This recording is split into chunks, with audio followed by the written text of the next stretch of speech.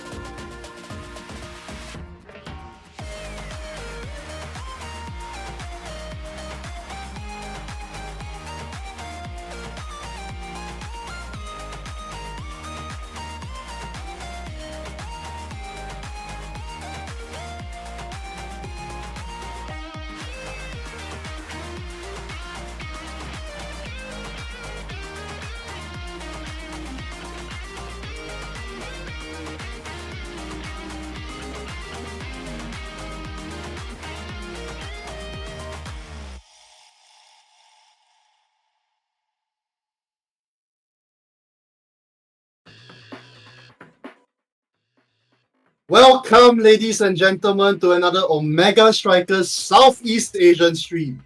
My name is Xylofer, and today I'm joined by. Eh?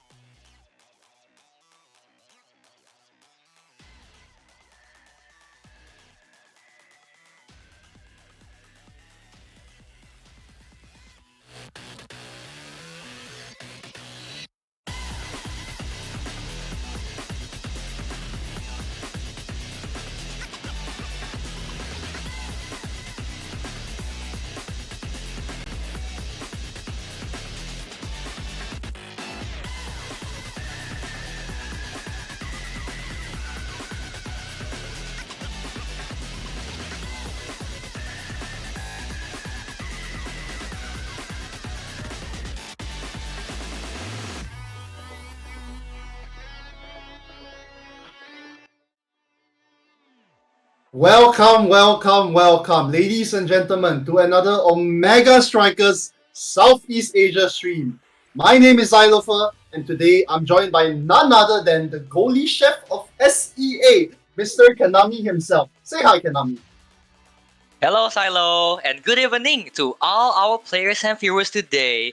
Man, I am so pumped today for what the players and what the Omega Strikers Southeast Asia staff has planned for us today.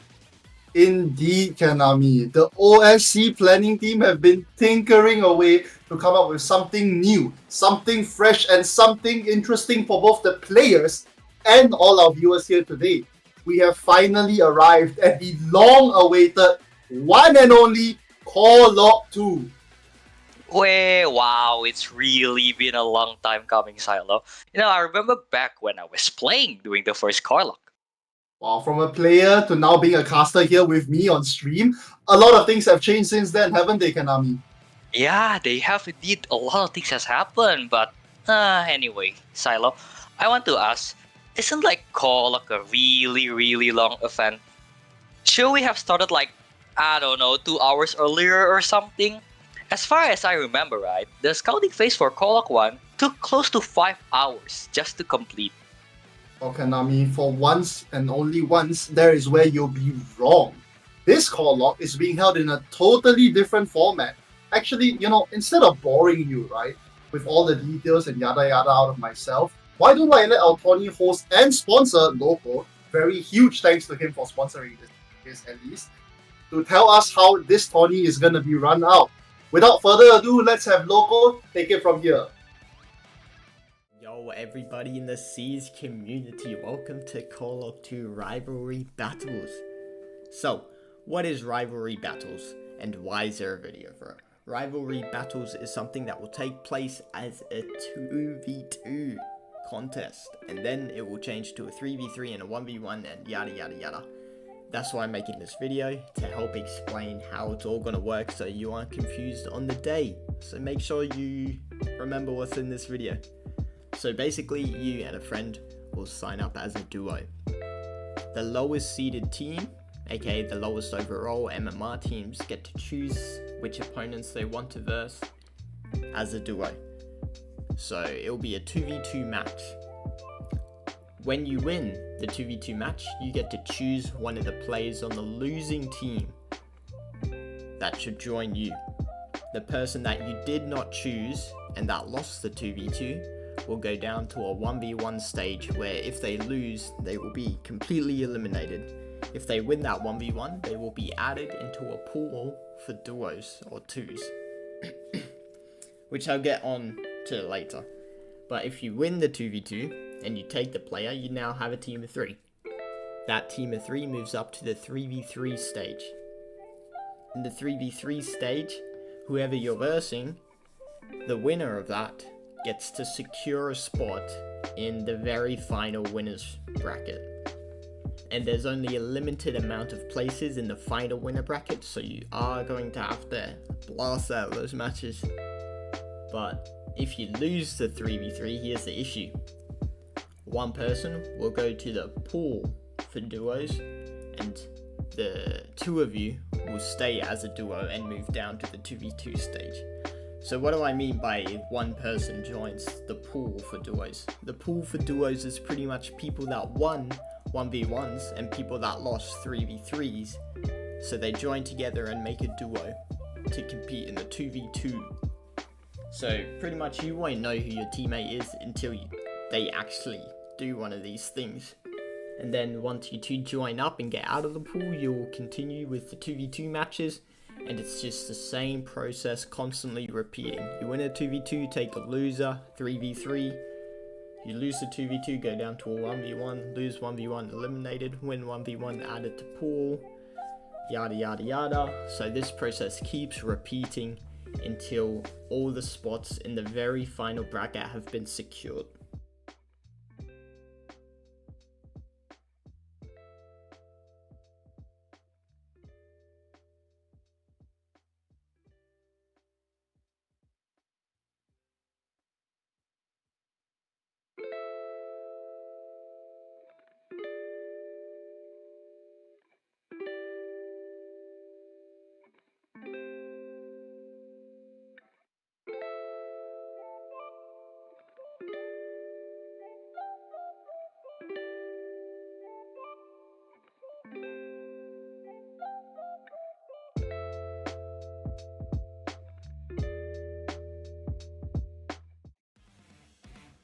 Well, thank you, Loco, for the really wonderful video. Now, everyone should have a general sense of how today's event will play out. Well, just to re-elaborate a little for anyone that's currently just joining us, Corelock is split into 2 phases. Our participants have signed up today in teams of 2, and during the first phase, they will be battling out in tea time tussle to steal players from each other to form complete 3 stacks. However, for the losing duos, once the winning team has picked up one of their players, the other guy will be thrown down to fight a 1v1. Well, if you lose your 1v1, I'm sorry to say, but you have been eliminated from the tournament. However, if you win your 1v1, you'll be joined with someone that has lost their 3v3 match to form a duo again. And try your best to form your own team of 3 to secure yourself a spot in phase 2. That's right, Silo. We do, however, only have a limited amount of slots for phase 2. Only 12 teams will be playing in phase 2. So, it's a first come, first serve basis. Once we have entered phase 2, it will be the same old tourney style that we are all used to. Yep, single elimination, standard maps, best of 3 for semi-finals and finals, and best of 1 for the rest. Everything that you guys are all used to with previous tourneys that we have held. Anyways, I'm definitely looking forward to it, because it's been a really long time ever since the last Corelock, Enemy. Do you remember those days still? Of course, I remember it just like yesterday. It's a really hype and fun event.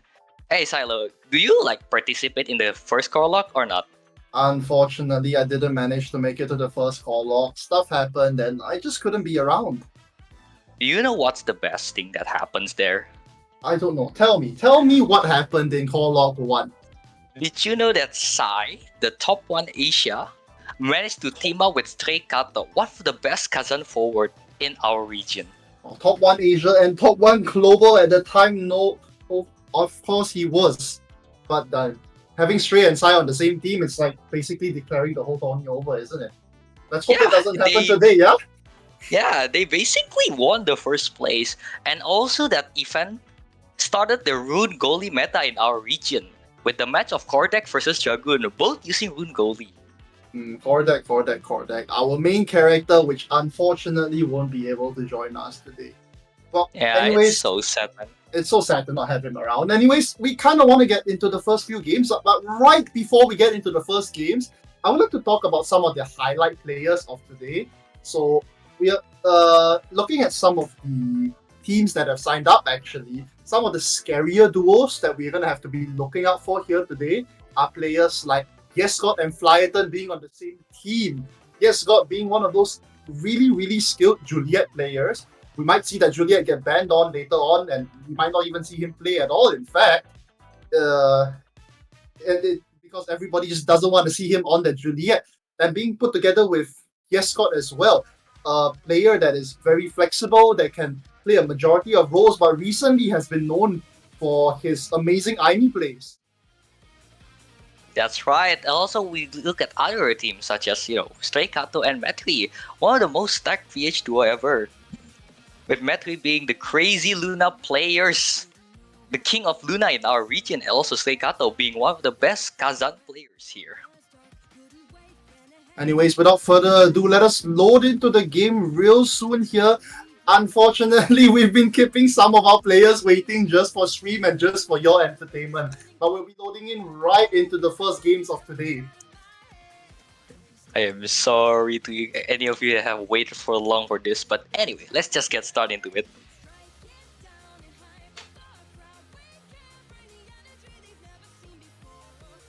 Alright, is anybody ready?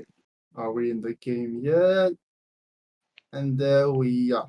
Now we'll be starting. First game of today will be Kaiti and Overthinking versus Senoway and Wahe. We are here on Tea Time Tussle in the map Corner Pocket, and we'll see what they have to cook up for us. Man, I wonder will the awakening sets will affect how they play the characters they're gonna play, It will indeed, Kanami. We're looking at Kaiti and OT, two very, very strong players from the beta all the way to now, actually.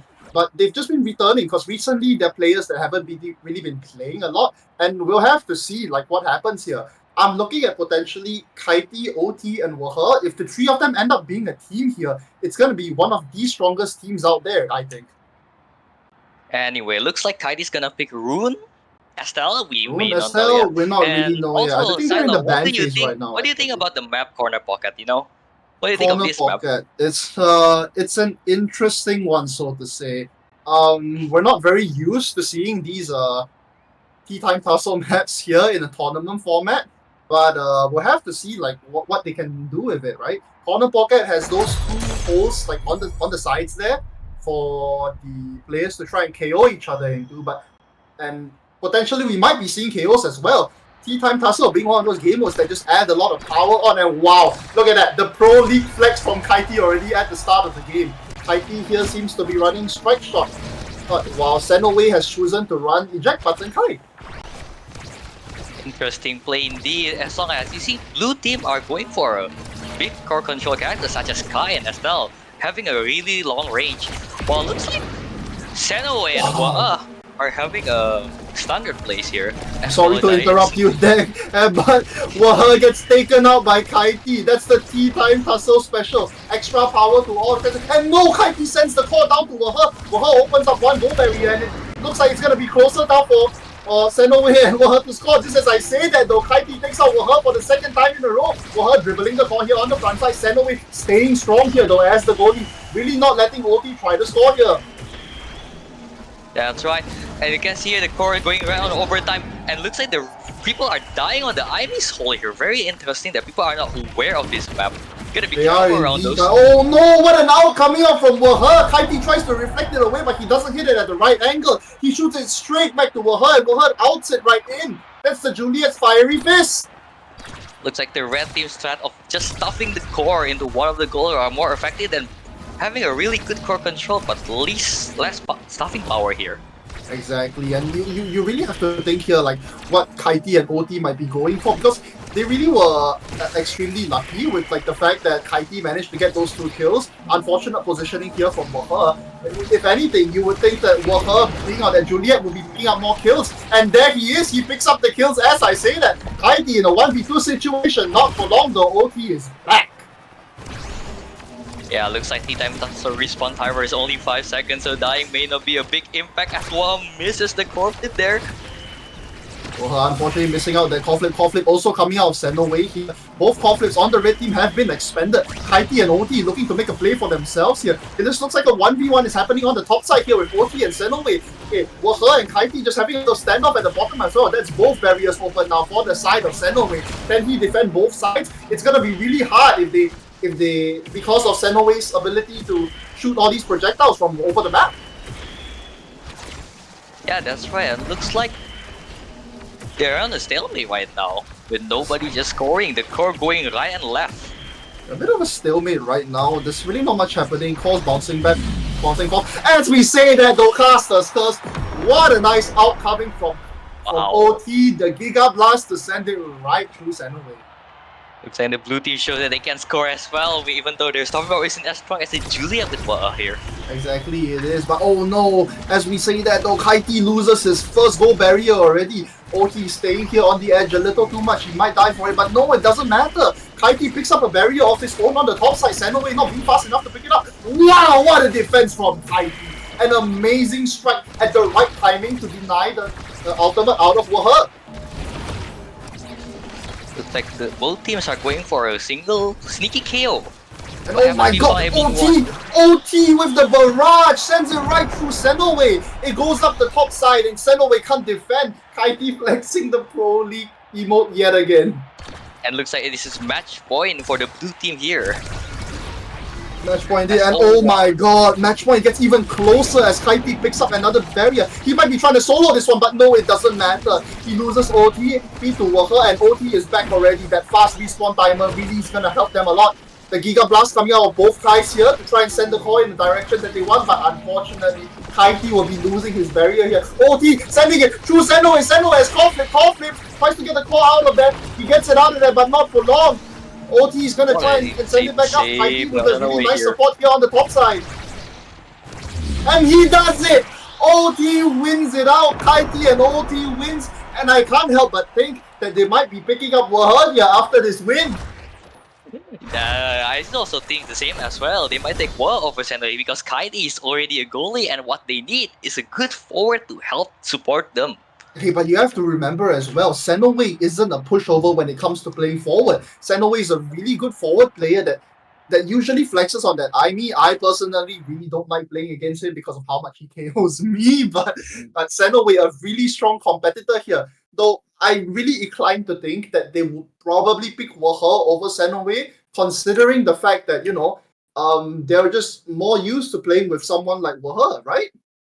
Yeah, that's right. And also, like, if you look at the stats here, interesting that even though in the early games that the blue team managed to kill Waha a lot because of Waha carelessness, but Waha managed to bounce it back by getting more KOs than the entire blue team, But that's what you do as the Juliet. Waha picks up those kills that were also important for the red team, but it just doesn't matter. A lot more scoring power.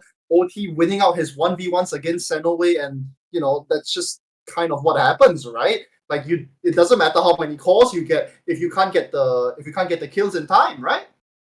Yeah, it shows that overthinking, even though hasn't played the game in a really, really long time, still show these newer players that they can still play it, even though Xenoway has been known in this community for a long, long time, Exactly, old dogs, but they still got new tricks. Kaiti, OT, and Waha potentially gonna be forming a really, really strong three-man that we might have to be really looking out here. Uh-huh. I would.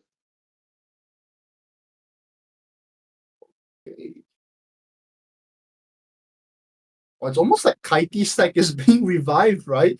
The only difference here is that instead of what's his name? My bad. Instead of someone like TJ, we have Waha here, right? Yeah. Okay, anyways, let's jump on over to the replays. We have a couple replays here for this match. No way, no way. A lot of people in chat are saying no way. Poor Xenoway. Xenoway says no way, but it just doesn't matter. Just look at the scoring potential. Yeah, Waha really like using that stuffing power of Juliet here to try and push the core in. Kaiti really not being able to do much, but there was that one really amazing save as well out of Kaiti where he manages to like strike perfectly straight through like straight through the Juliet out, and Waha just couldn't do much. It shows that Kaiti is still an insane goalie. He managed to defend like an almost confirmed like Juliet Test match. But Kaiti, a really, really crazy goalie. That, in fact, I'm actually quite surprised that we saw Kaiti go on to the fact that he was playing Estelle, actually, considering that here in the SEA region, we actually know Kaiti to do a lot more of those Atlas plays, yeah, Kaiti is known as one of the best Atlas goalie in Southeast Asia. One of the best Atlas goalies and one of the But looks very like few Atlas maybe goalies. yeah, but maybe it looks like that in the map like that corner pocket probably the better choice is to Astel. Best she has more range compared to an Atlas who has a really limited range, but maybe has He an has more advice. range, and having the map be extremely small as well just makes it really, really easy for them to what's it called? For them to makes it really easy for Kaiti to be able to put a lot more support, right, for someone like OT on the front, which just means more core control. It doesn't matter that Waha got more kills, because at the end of the day, the core just went in constantly, and you just don't win by killing people in this game.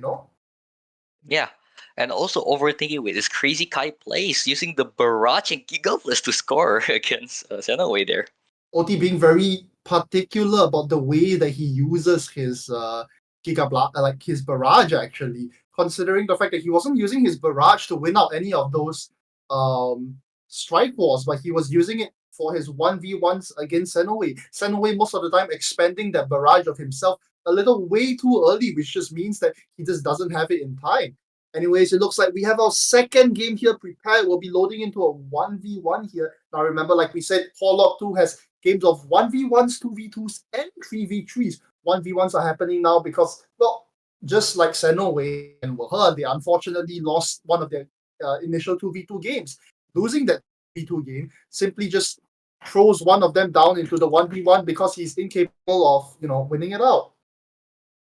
It's like a betrayal to your own teammate. I wonder what will happen to the state of this community after this event is over. Will people take it personally, or will it just be haha fun and laugh, like on another day? I mean, hopefully we have people just staying here as friends still either ways, right? Like that's Yeah, not what we really want. We really don't want people to I fight don't think I over don't the think we fact want that to we're start here on any the drama tournament. here, right? We Yeah. don't want. Hey, but just a little bit of drama here in OS might be a little interesting, right? A little bit of challenge, do something about Mm-hmm. it. It will be indeed. Yeah. I'm actually loading into the next game here. Give me 1 second, and I'll get us right into it. All right.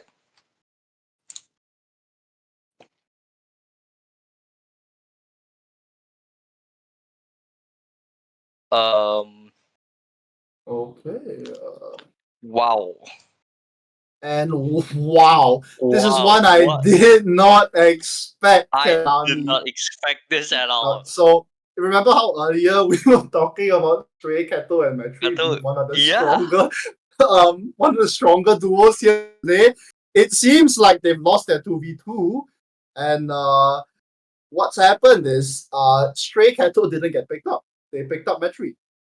They pick up Mete over Kato, or maybe Mete didn't show up on time, so Kato is forced to 1v1. We don't know, but it is very unlikely to Kato and Mete lost. This is an Well, upset. it really is, considering how strong that duo is. Yeah, this is very, very unexpected in this today's hectic event. Anyways, let's look at Wow. what these players are capable of in this 1v1 R Motion and Stray Kato. Actually, you know quite a bit about R Motion, Kanami, considering you That's were one right. of the main few players that played with someone like R Motion from his start till now. Yeah, if you guys didn't know, right, I used to play this game with R Motion a lot, right? And in season 1, he's known as one of the best Juno players in Southeast Asia, showing off what Juno can possibly do in the midfield department because he's specialized in that position. One of the best Juno because he's one of the only Juno in SCA. We have very, very little players, unfortunately. Now let's switch on over to the game and let's get this 1v1 started. Earlier when we were on corner pocket, actually, but this time, a little slightly differently, we'll be on the map called Map Flip. Now the maps all change constantly as we go through these games. The 2v2s will be held in corner pocket, the 1v1s will be held in map flip. Let's get this game started and right as we go in. Let's go. And speaking of which, I think so. I guess that our motion and Silent Suzuka, his other duo, lost, and they Oh took Silent yes, Suzuka they into the our did. motion, They took forcing Silent him to skin 1v1. Suzuka. That's That's, right. that's One of the really, really prominent Estel unfortunate. mains in this region. Very unfortunate that that Silent Suzuka and our motion lost altogether. But hey, maybe that might be a little bit better for Silent Suzuka. You know, like he got picked up by the other team. Maybe it might be a stronger team with Silent Suzuka in that team. Yeah. It's gonna see a Anyways, 1v1. Maybe not a lot of 1v1 picks here. here. Wall Street Cattle going straight to that Kazan. They're using their one tricks here. They're using This their is what one they're trick known straight for. Cattle with that Kazan. Juno on our motion. This is a game to And be looks seen like indeed. it's a full energy build with Catalyst, Egoist, and Fire Up. It is indeed. And There's a Stray lot of Kato big actually core opting here. for that powerhouse quadrants, giving him that size that Kazan needs, you know. As we say that, though, very nice slide out from Stray Kato, unfortunately missing the hook there, but it does not matter. He gets his goal barrier and our motion doesn't get one. And oh no, no, as soon as I say that, Stray Kato seems to have lost the goal barrier on his own. Our motion not really being able to do much. Actually, he picked up the eject button here, but I don't see him using it much, like right off the bat. All he's really been doing is like throwing the slimes around. It's just, I mean, like, was I the only one that saw this coming, Kanami? When I thought about the 1v1s that were gonna happen here, it's just gonna be someone dribbling the core again and again until they find an opening, just like what Stray Kato has done. He dribbles the core, he keeps the core control really well on himself, not letting our motion send it any way he wants, and he gets the goal barrier and then he builds up his core flip just in time to get that goal as well. Oh no, looks like our motion misses his host. Looks like our motion is oh no, Stray Kato just sent it straight into his own goal barrier. It doesn't matter though, he picks up the other barrier on the other side. Right, our motion has full core control right now, but with a goal wide open, you really don't want to be dribbling way too much on the front side here. Our motion should do some jumping here, but I haven't seen any secondary use offensively at all in this match. Exactly. With that eject button, he really should be trying to go for like crazy plays here with that, but apparently he just doesn't think it's a safe option for some reason. Though, like I don't think it's really gonna help him much when it's gonna give the core to Stray Kato and he gets his core flip like that. Wow, Stray Kato with some insane dribbling. Do you see the amount of core control that he had there? Yeah, looks his like by him was so precise. Looks like by him dribbling, right, he collects some energy to prepare for a core flip attack, and it is an energy awakening that we haven't seen in a while. Then there he goes. And like we honestly might just end up seeing this look like an absolute one-way slam here from the side of Stray Kato. Like, unless our motion starts using his jump offensively like he did right there, I doubt he's gonna get much value out of having that eject button. Wow, it looks like he's just, oh my god, he's trying to cook something up, but oh no, he's given the core control back to Stray. Stray's gonna dribble around on the bottom here. He's gonna dribble around. Exactly, he's just gonna dribble around, just like the same thing that he's done all along. Find win the goal barrier, dribble around, get his core flip, and then score. Will he use his core flip here for getting the barrier, or will he use his core flip here to be saved for the goal? We'll have to see. Stray Kato, oh no, you don't want to hook the core that way, but no, it doesn't matter. A very, very nice dash into an open umbrella to keep the core away from his own goal barrier. Stray Kato has the core flip here though. You really don't want to give it to him, and no, our motion unfortunately sends the core over to Stray. Stray sends it right past our motion. There's nothing he can do. And I'm sorry, our motion, but there goes your Tawny run. I respect your motion, but looks like Juno cannot do much about defending. When it comes to defensive, this can only offer on offensive side, but our motion hasn't shown any offensive value on that eject button. He doesn't do a lot of jumps. The only time he ever goes forward, right, is when he has core flip and he just walks up. He doesn't use the secondary offensively, which is really interesting from an eject button, Juno. It is. It's very unfortunate, even though that he did run that eject button, he didn't get to use it much. Jump in the game actually being one of the more prominent and stronger abilities, you know, considering how you can cover a big amount of field and being able to just, you know, have a large area of influence there. But unfortunately, if you know Juno's special, right, it counts how many targets in the radius. So in a 1v1, of course, gonna be more or less than a 3v3. So yeah, maybe the special doesn't offer a lot of value in those 1v1 scenario. Maybe Juno is just a not really good pick in this map, in this D-time tussle. Exactly. Unfortunately, he just doesn't really have the ability to get a lot of value out of that out. Now, anyways, we've been done with like the 1v1s and the 2v2s, but and let's be honest here, Konami. Omega Strikers being the game that it is and being the game that it's made to be, this game was really not made for 1v1s and 2v2s. What we really want to be seeing are those three men battling it out with each other. Yeah, we want to see a 3v3 match, a long match, awakening like a normal competitive match. A But normal competitive match, right? But like, I just don't have much of that right now. Anyways, let's hope we can get the 3v3s. as we are waiting We're for gonna the have to wait for it next. a while, but let's roll on over to our replays. Yeah. But I think it's mostly, we just tweak out or having the energy burst just go right through it, right? Exactly. A 3-0 slam from Stray Cat though. Being able to control the core way better than our motion. I mean, that's what these 1v1s really go down to, right? Okay. These 1v1s just end up in just end up on who knows how to control the core better.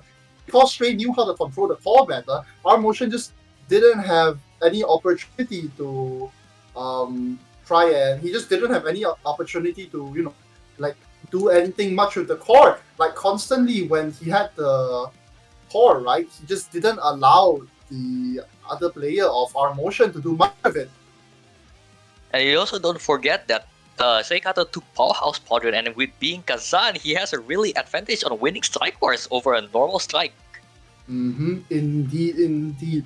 And now actually we're loading into our next game, Sai here together with Hasamide and Asami. can we say that on stream, Konami? I'm not sure about it. I'm Let's not just sure say about Big that. Daddy. Yeah, let's just call Big her Big Daddy. Daddy. Yeah. I think that's Yeah. Yeah, sure. You know what? Let's roll with that. Actually, yeah. Let's Big roll. Daddy Yeah. indeed. Okay. So Sai here together with Hasamide and Big Daddy, they formed the 3-man, and they'll be our first 3v3 of the stream. Actually, Really interesting team here, and Sai being the goalie here. I mean, Sai we is ever just well seen known. this? Yeah, we have though. Sai is just a really crazy good goalie player here, right? Sai being that player that can play flex, he can go forward, he can go goalie. Actually, one of those players known for being the first ever like number one global. Sai, our number one global, one of our best players in the whole of Omega Strikers, actually. Yeah, we were able to see his Octavia goalie. Have you seen him play actually Octavia goalie in your matches? Octavia goalie in my matches, personally, not really, but I mean, we'll have to see what he pulls out, right? I mean, Sai is just one of those guys that just likes to have a good time, play dumb shit, but like still somehow making his way to like one of the top and one of the best for some reason. It just show how good Sai is as a fundamentals. His fundamentals really crazy to even play the weirdest type of role, but still manage to win against some of our best player here. Indeed. And Hasamide being one of those very well-known Kazan forward players. Unfortunately, not being at the same level of someone like Stray Kato, but definitely still being a relatively strong Kazan player here on the front lines. And looks like we got a newcomer here by the name of Big Daddy. She hasn't been here for a long time, in this server, but we have seen her recently being active here and plays a lot of more midfield type playstyle. Midfield era player, trying to follow in the footsteps of Sharpie. God bless, we don't know where he is, but he ain't here today. Unfortunately, Sharpie isn't here today. Unfortunately. But we'll just see what's going to happen in this team. This is a really interesting team. Do you think another team could defeat this team? I mean, this 3-stack, if I'm being honest, right, okay, the strongest link here in this 3-stack is someone like Sai, right? I mean that goes to say when you're number one global for a certain amount of time. Sai being that really strong player, Sai being that guy that can almost actually just 1v3 any games. A majority of the time when I have Sai in my games, it just feels like it's a free win because, like he's just able to control the core like no one else. Like, who do you think can go like toe to toe with Sai? What kind of team comp that could defeat this juggernaut right now? That is Sai and his teammates. I mean, the thing about Sai, right, compared to like other players, is that he goes for very like standard stuff. He doesn't go for very flashy stuff that you would see other players like Cosmic, that you would see other players like Mhm. Petri, like.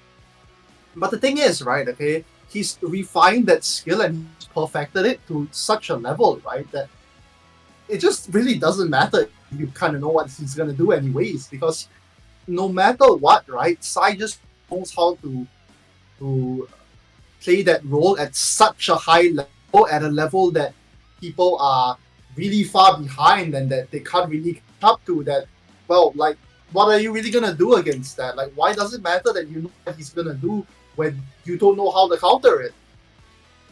All right. Anyway, let's see what team are they going to fight again. Is there like anyone already on queue, or do we have to still wait a Um, really really long time here?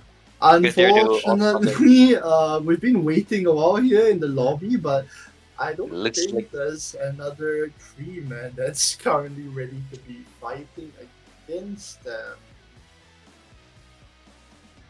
maybe do we have to, I don't know, Oh talk no, about more of man. these players, or do you want to talk about some players that I don't know join the 3v3 teams as well? Okay, I mean, anyways, we're gonna be back with you guys real quick. We're gonna slide on over to a break real fast as we wait for the other team to be ready to fight this tree man, and well, we'll see who secures a spot in the finals. See you guys.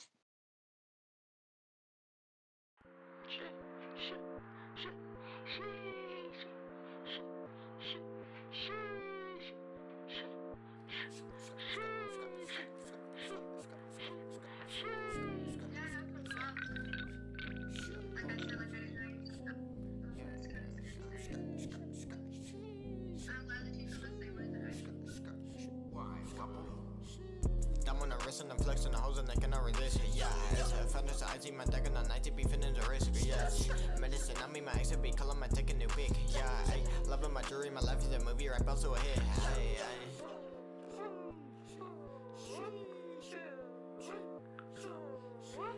Power up to the level biceps and the metal gonna super saiyan. Yeah, bitch, fucking diminish it, gonna diminish it if you tweaking need a name. Yeah, I that drink it.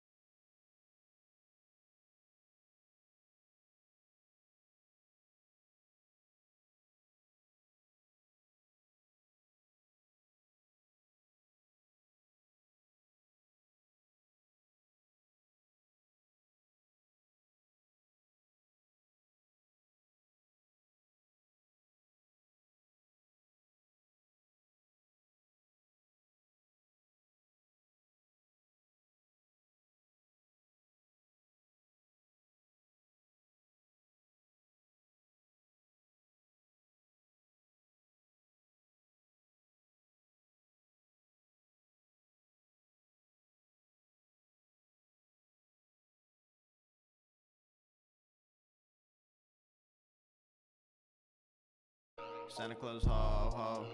But I say no, no, say no, bro. No, no. When the bitch want a photo. Santa Claus, ho, ho. But I say no, no, say no, bro. No, no. When the bitch want a photo. Santa Claus, ho, ho. But I say no, no, say no, bro. No, no, no, no, no, no, no, no, no, no, no, no, no, no, no, no, no. Fine.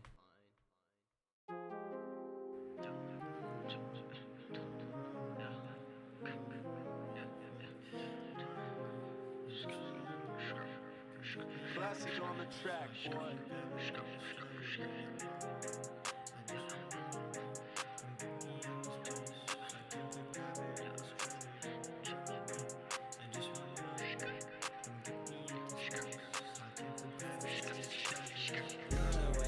I just wanna run away.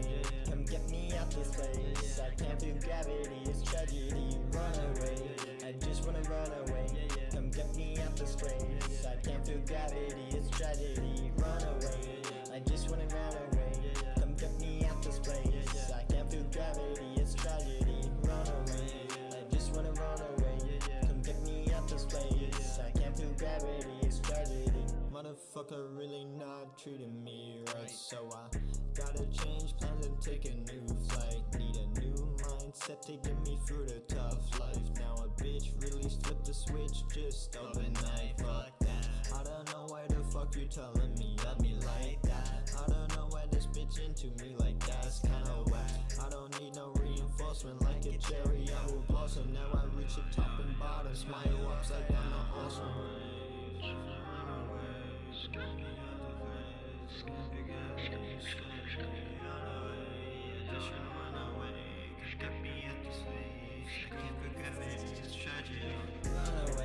I just wanna run away. Come get me out this place. I can't feel gravity, it's tragedy. Run away. I just wanna run away. Come get me out this place. I can't feel gravity, it's tragedy. Run away. I just wanna run away. Come get me out this place. I can't feel gravity, it's tragedy. Run away. I just wanna run away. Come get me out this place. I can't feel gravity, it's tragedy. Getting burnt out from always doing this shit. She telling me if I'm happy, but I'm not feeling it. Now I'm coughing and coughing, probably got COVID since I'm sick. Now the last time I messaged her was on the April 6th. Oh no, why the fuck this always happening when I'm at my peak? Bitches constantly try to make me trip over my feet. I'm asking if she good, say the verse like you should. Make it hit, I wish I could still remember how she stood. Come get me out this place. I can't feel gravity, it's tragedy. Just run away. Come get me out this place. I can't feel gravity, it's tragedy. Run away. I just wanna run away. Come get me out this place. I can't feel gravity, it's tragedy. Run away. I just wanna run away. Come get me out this place. I can't feel gravity, it's tragedy. Run away. I just wanna run away. Come get me out this place. I can't feel gravity, it's tragedy. Run away. I just wanna run away. Come get me out this place. I can't feel gravity, it's tragedy.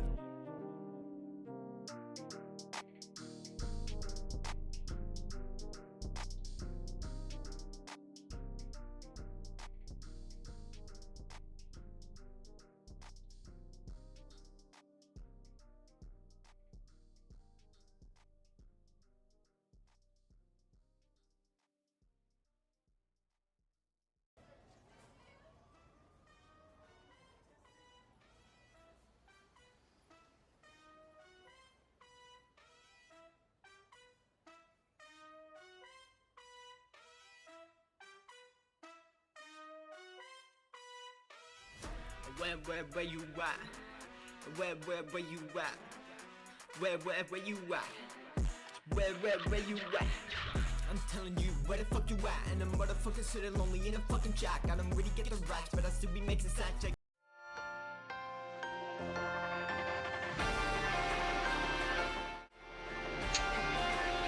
And we are back, Kanami, and we got a little bit of information here for the stream that anyone that's watching.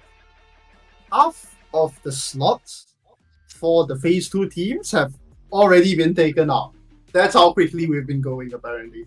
6 already halfway? No way. That's 6 already, 6 teams. Like, let's look at some of the teams. We have Scott Flyton and a name that I don't really know. His name is You Already Won. A little bit of a play on name there to. Isn't that Out Kogi?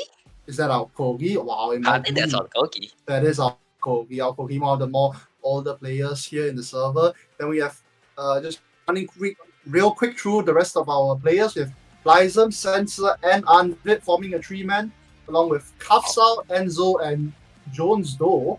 Action, Dragoon, and TTV Saidito. Not to be mistaken for the real Saidito, which would be that would be Aka actually on TTV Saidito. We have Vulcan, Yoha, and Kawai, along with Slash of Gun, Crows, and PGX. Some really, really strong players here all being thrown together. Anyways, let's actually talk about some of our current current game that we're in here actually. Okay, so looking at some of the players here in the current game, we have Sai, Big Daddy, and Hasamide. Earlier already talked about them versus Senoway, Stray Kato, and Kinafi. Looks like Senoway and Stray Kato managed to win their 1v1s, and I think I'm gonna have to assume that both Senoway and Stray Kato team up to take Kinafi away. Probably they did. I mean, Kinafi was one of those players that actually signed up solo, so they actually didn't manage to start off in the 2v2s, putting him at more of a disadvantage to try and get his way up to this like 3-man stack. But having these players here all together being able to form this 3-man, we'll just have to see how they cook. Will they be strong enough to beat Sai? That is the question. Anyways, let us load right into the game. This quick play. Alright. Yeah, we're now currently in quick play. We're currently in quick play, which means the maps here are actually going to be your standard maps, the maps that you are more used to. The standard 3v3 maps, and we can see here. Anyway, I have an interesting thing Big Daddy for and the Hasamide red team versus here. Senoway, Stray Kato, Red Team. What do you think about that? Let me know. I'm pretty sure both Stray Kato and Kinafi are more of a forward players, right? So we have to see what would happen in this comp. They are indeed. I'm gonna guess Kinafi is probably gonna lean a lot more towards that X that he's also used to. While let's see if Stray Kato will be willing to play that Kazan together with that. Because like if he does, right, they're losing out on the potential for a lot of core control. And core control they will really need. We're here on Athens City, a big map. A map that we don't know if they'll be able to do very well and if they don't have enough core control. It's a map where core control is a must. You have to get a really good core control. Or maybe you can just KO them to make sure they never live in the stage. Oh my god, I'm actually realizing something right now, Kanami. We have Hasamide and Stray Kato on opposing teams. Both Kazan players in SEA against each other in a full proper game. We have that X coming out of Kinafi as we would be used to. And Estelle and Kai, actually, we're not going to see the Kazan 1v1. That's really unfortunate. And also Sai pulling out the Luna goalie, one of his older picks compared to nowadays. One of his older picks indeed. And now we see why he pulls out the Luna goalie. There's missile propulsion and Deadeye on the board. Sai's going to look to kill them. How can you win if you're dead? The course already wrapped from a single primary, but unfortunately Sai is lagging here. Oh no, Sai is lagging. Very nice dribbling happening here in between Kinafi and Stray Kato. Senoway walking up to try and support the aggressive play on the front side here. Stray in a 1v1 against Hasamide. Sai trying to go for a little player, but no! Oh no, Sai! You can't do that! He flies right past Kinafi, right down lane, and unfortunately goes a little too far from his goal barrier. Eject button not being enough to help him save it. Looks like the red team are putting their full trust on Senoway to clear against these two forwards, and they push against Sai. They are indeed, but just look at like the way that they're playing. Oh no, Sai is lagging. Sai can't do much. He gets his conflict, goes back on the eject button. Stray Kato and Kinafi have the control of core here. Sai barely lets it in, almost lets it in actually. Manages to use his core to kick it away. Hey, Hasami being able to pick it up, and no, it doesn't matter though. Even though they get the goal barrier, Kinafi scores against Sai with a little bit of support from Senoway. Looks like the red team has found their win condition to let Kinofi, as once again, just hugs the enemy goalie until they manage to score. Kinafi just hugs the enemy goalie until they die or until he scores. As we say that though, Stray Cattle and Kinafi together, they manage to get a kill, and Hasamide on the other end gets a kill of his own. That's two players off the board. It's a 2v2, what we saw from earlier, and wow, Senoway unfortunately loses his goal barrier to Sai. The goalies in a 1v1 of their own. Say, Silo, what do you think the blue team needs to do here to manage to strike Kenobi as Kenobi just harass Sai all the way? I mean, Securing honestly, another I goal. think here it's more of an issue of the forward game here for the side of the blue team just not being like as prominent as it is on the other side. Right, you know, like Sai's providing a lot of support here for like the blue team to get cores, right? But it just doesn't matter because Stray Cattle and Kinafi just have the ability to keep core controlled like a lot better, you know? Yeah. Unfortunately, a Luna goalie can only defend so much.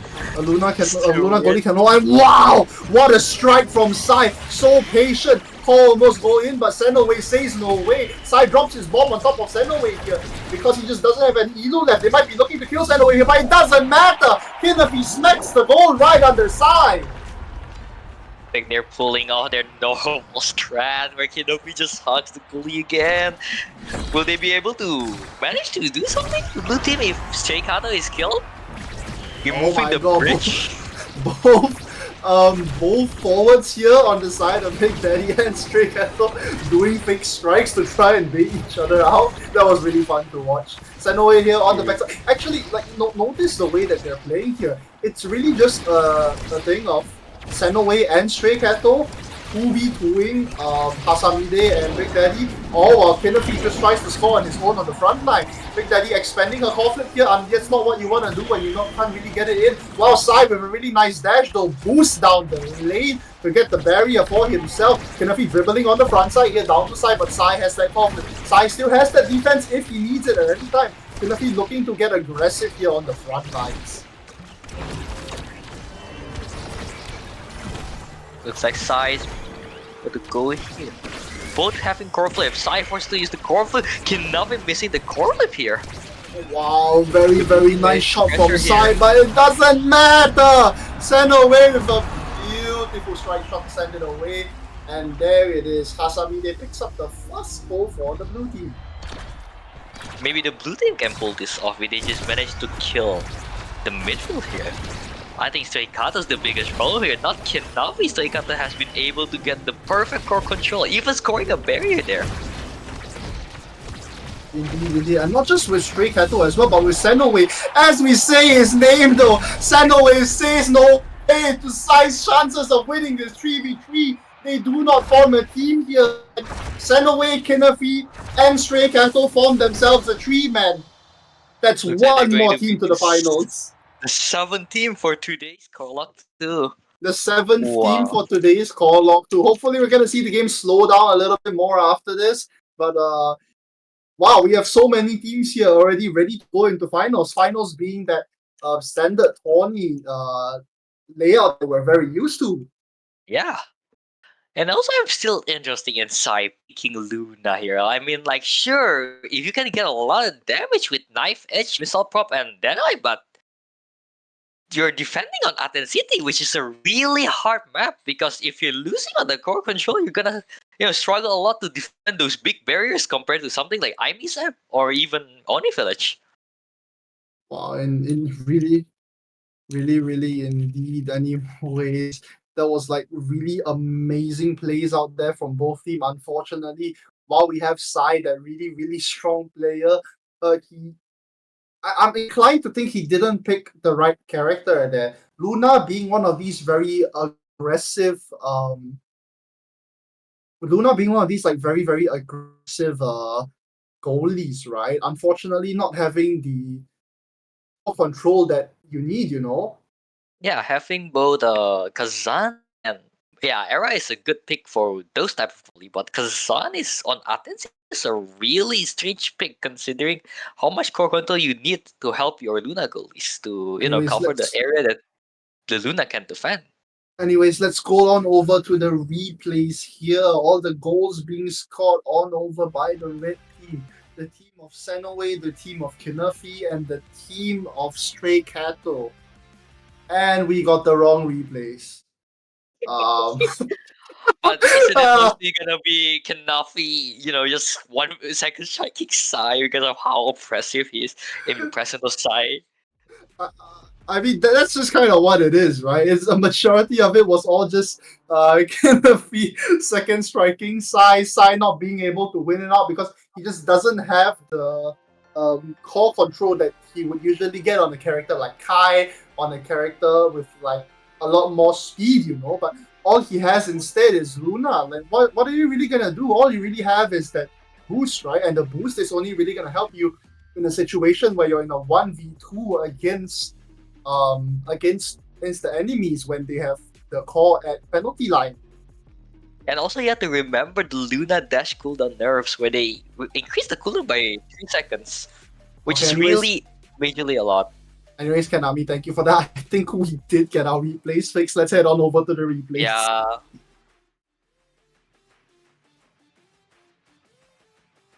There it is. Really nice plays coming out here from Sai to own goal on himself. Of course. Poor Classic. Sai, poor Sai. And this This is just a uh, side things, guys. This is, nothing very strange here, just side things. just side things. I mean, like what do you honestly do in this situation here? As Sai, you don't have enough tools to really win out that 1v1s against Kinafi. And after you do, right, it's not a guarantee that someone like Hasamide or like Big Daddy is like in the right position to be able to receive the core. Yeah, that's right. As you can see, Sai stops a lot, and also it doesn't help that he is also lagging a lot in this, which is like been a recently problem to him. Yeah, Because it seems like Sai has been lagging quite a bit this game, and look at that. The support coming out of Senoway as well from the backside to absolutely demolish Sai's defense. Like, what are you gonna do at that point, right? You already don't have enough to deal with X in your face. How are you ever gonna have enough to deal with the Kai walking Stella up as primary. well? Yeah, the Estelle Kai primary, the walking Kai up. walking up. Like, what are you gonna do against that? Yeah, Estelle and Kai having a really threatening move to just stuff against a Luna, which basically doesn't have any anti-stuff or even a multi-hit. Yeah, it's gonna be hard for a Luna goalie here. Indeed, it is. And let's load on over to our second 3v3 of the stream current. No, sorry, our third 3v3 of the stream 3v3. currently. Exactly. We're gonna have Kaiti, Lil TJ, and OT. Oh, Wow! It's the Kaiti stack. How The did Kaiti this stack is back. happen? How did this happen? It's the whole Kaiti stack, This is the man. lock-off team. If you didn't know, guys, one of the best Southeast Asia teams back in season 1 when tournaments are still around. But wow, all these players stack up. How is this even possible, Silo? I don't know, man. What if they intentionally lost to drop her? I don't think that's what happened. But wow, the fact that they got TJ of all people, Kaiti, OT, and TJ being the three of them all together again, just is crazy. It's crazy, really. I genuinely wouldn't be surprised if they won the entire. I wouldn't be surprised How did now. this team get formed? I What happened, mean, guys? now Loco, Thousand, and Hakui needs to break this team apart. If they don't break this team apart, it's over. It's over, but can Loco? I know Loco and Falls has been a really prominent duo, one of the newer duo, but can they work along with Hakui? Yes, Loco and Fauzan being one of the better duos, being one of the more well-known duos as of late, ever since the fall off of all our season 1 players. Loco and Yeah. Fauzan being that duo that's stuck together for quite a while through season 2 as well. Two players that we see quite a lot. Fauzan on that Luna that he's also known for, and Loco on that Kai. I mean, Loco has been playing a lot, a lot of times, more than Kai. He plays now, he plays Estelle, he plays a lot of goalies nowadays. He's more of the flashy one. He reminds me of myself actually back in my days where I just play any goalie that can score itself. Really interesting play style from Loco here. Exactly. Loco being one of those like players that just like to really support the aggressive play from for his team. Like he's hit Charlie actually on two different accounts playing with Fauza, and he's just that really aggressive goalie. One of those goalies that we haven't seen in a really, really long time, in fact. And actually, I would like to bring a bit more like attention over to someone like Hakui. Hakui is one of those players that just hasn't been playing for quite a while recently, but one of those really, really, really strong players back from season 1. Hakui being that one-trick Aini player that we know so much of, but recently he's been expanding that character pool. Yeah, he's been taking a break on those IBs and play a lot more now and Maiko nowadays that he told me. But wow, this is still a crazy team. What I'm seeing here right now, right, it's a challenger team fighting against an Omega team here. Can you see? It really does look like that, man. 3 really strong challengers, but we don't know if they can fight. They can fight this because Kaiti, Lil TJ, and OT being one of the strongest teams of all time, being a 3-man that has cemented themselves in the game in the Southeast Asian region for the long time now. Yeah, anyway, let's just get into it. Just see how this match went out. Maybe the blue team can make an upset, or maybe red team is just gonna demolish the blue team. Let's get into the game indeed. No more waiting for you guys. Let us see if Loco, Fauzan, and Hakui can knock out Kaiti, Lil TJ, and OT. Wow. That's just the game is starting. Now, what do you think of the red team now? Are they ready to play at their peak, or are they still considered washed? That most of them don't play a lot. I mean, there are 3 players that are generally that were known to be really good and be really up there on the higher levels, and one of the scarier teams to come across whenever you see them stacked. However, we don't know if they can perform to that standard anymore.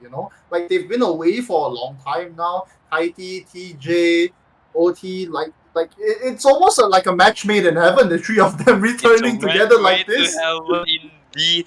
Looks like Hakui's going back to the Ivy here, and Maybe Loco taking Makogoli and Fountain taking Luna here. Maybe he just sees the fact that they're up against these giants, they're up against these people that look so scary to beat. So maybe he just wants to return to what he's so familiar with. What an interesting awakening sense here. Spark of Strength, Tribe Type, Missile Drop, and Build. Oh my god, the first kill already for the blue team. Maybe we see them get knocked here. Fauzan and Hakui works together to get a kill here on the forward side. That's what's it called? That's TJ off the board already, and oh my god, Fauzan sends it down lane to lane. He's getting killed off the side here. OT looking for a kill on Fauzan, but Fauzan flies to the front here, tries to make a play on the call, but really doesn't manage to get it in time. Kaiti sends the call up, and OT finally picks up the kill that he's been looking for a while. We're gonna look at a very KO heavy game here with Hakui being the only player so far that's looked like he's picked up a gear that just isn't very KO focused. Yeah. I think the blue team are going for more assassination type KO, while the red team are going to pure stagger here, as Hakui's already staggered. Then, oh my god, Fauzan in a 1v3 situation, power play here coming out for TJ and OT. Little TJ sends it up to overthinking, he sends it right past Fauzan. Even though the blue team showed dominance in the first part, but the red team still managed to score this round anyway. Exactly. How impressive their killing power is. I feel like the difference here in between both the teams aren't really potentially an issue of skill, because I think all these players they're really strong players no matter what, if you think about it, right? But I think what's gonna be the determining factor here on who wins and who loses is the fact that OT, Kaiti, and TJ have just playing together for such a long time. They know each other, It's it's really hard to get past that difficulty of having to play with people that are newer or people that you're not so used to. So you're gonna have to adjust really it's gonna be harder to adjust, right? Compared to the way that OT, TJ, and Kaiti already know each other. a kill from Hakui here. What a crazy kill. But see, it's almost stalemate right now as we... Looks like Fosun is running away. Oh wow, what a play from DJ. Stunning Loco on time just to score in there. What a crazy Stunning play for hit the with red the team. rocket and scoring with his boost. Amazing score here coming out TJ. We notice how Fosun is level 3. Amazing. Thousand is level 3. Very unfortunate. Here. I mean, Thousand died really early on here in the game, so there's really not much that he could have done about it. Loco trying his best to hold on here, but it just doesn't matter. His whole team is dead anyways, you know. OT on that Drekka, just constantly shotgunning everyone. TJ on that Luna, just sending nukes down lane. Like, what are you really gonna do against Hakui coming out of a flip here in front of Kaiti after Kaiti's own profit? Wow, he manages to pick it up, and amazing cyber swipe coming out of Hakui. Hakui managed to do that solo plays, holding the core by himself, winning the 1v1 against Kaiti, while Loco almost dying there. Very amazing nice game, play out of Hakui. He essentially soloed that. He soloed that goal. Hakui is showing that he is still the player that people feared him for, man. With his crazy ivy face.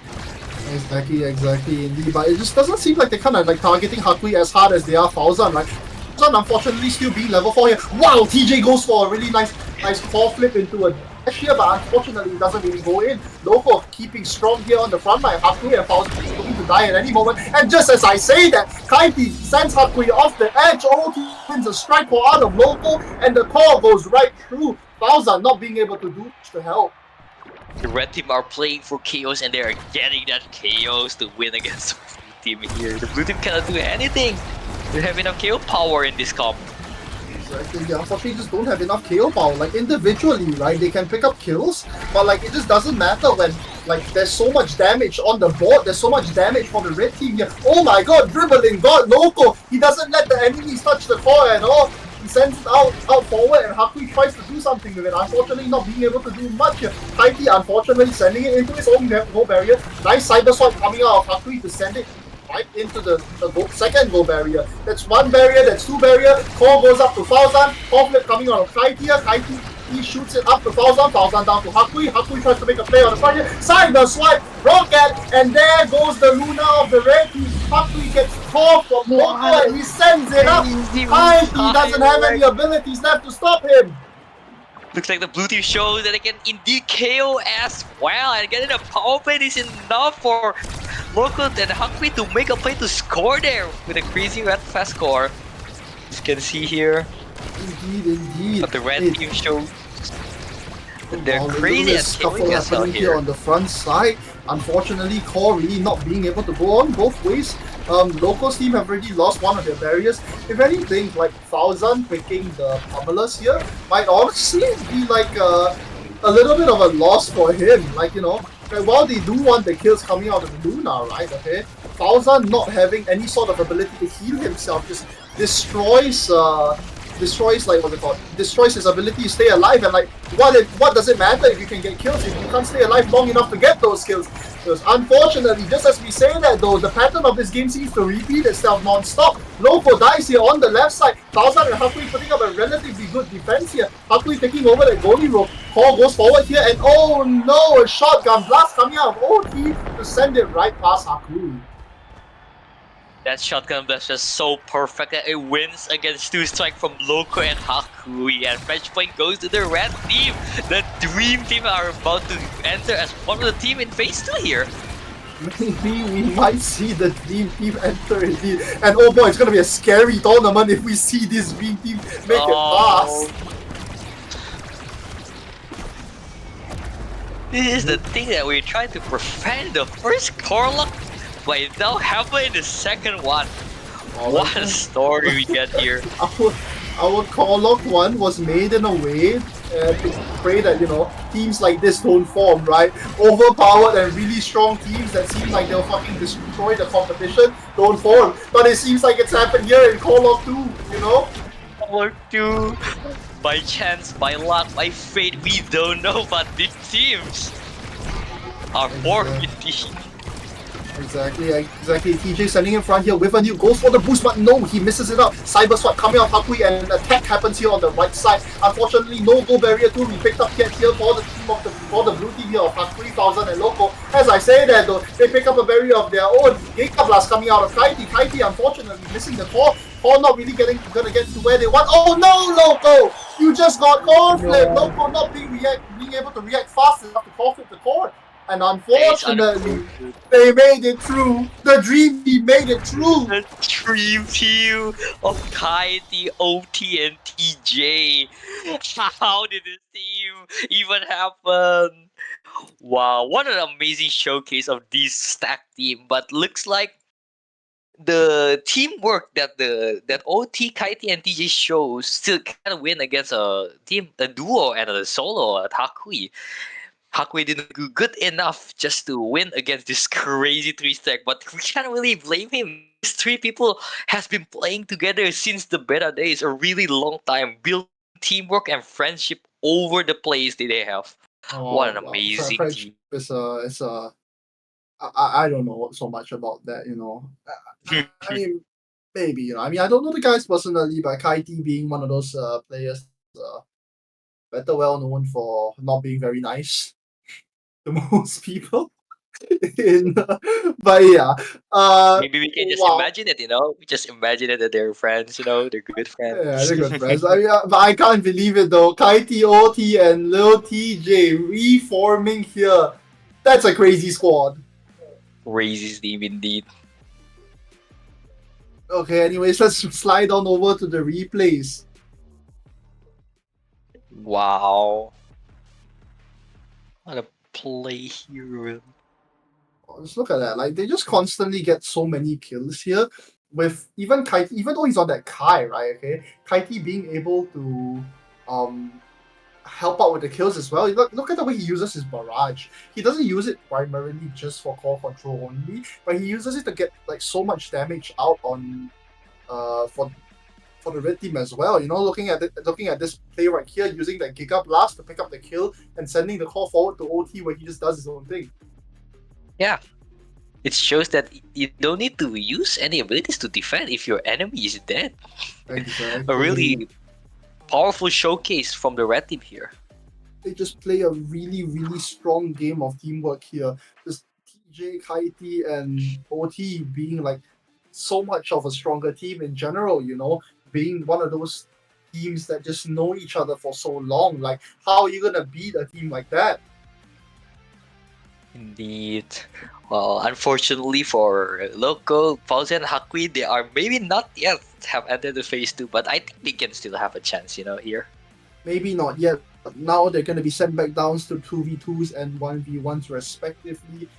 See if they can get themselves into a team and get themselves into a game. Alright. Anyway, looks like we just got an update from the staff here that we're just gonna limit it to 10 teams instead of 12. And Silo, how many teams do we have right now?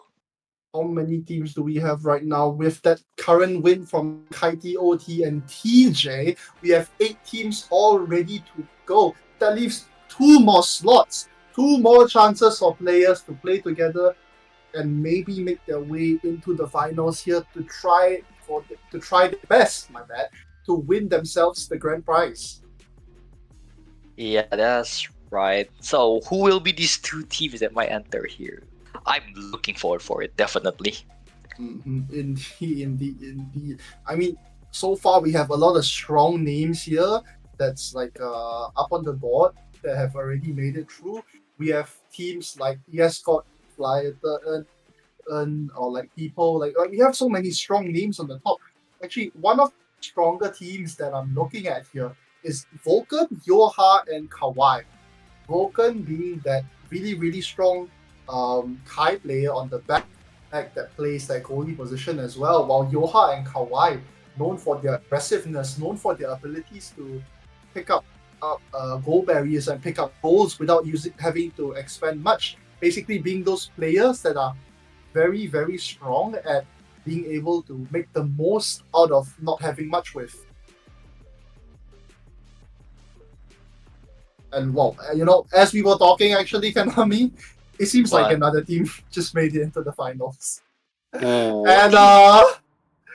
oh, this is an interesting one, Kanami. So we Wow, have I J-Leo with Waha, which unsurprising on their own, but we have one of our friends over here on the NA side that made it in. looks like Killers. the NA. Looks The like the NA. NA are indeed one of the final teams. Wow, we somehow managed to sneak an NA player into the finals. Let's see what our visitors can do in this tournament. Can they even? Do you think they can win? This looks like a really I mean, interesting it's team.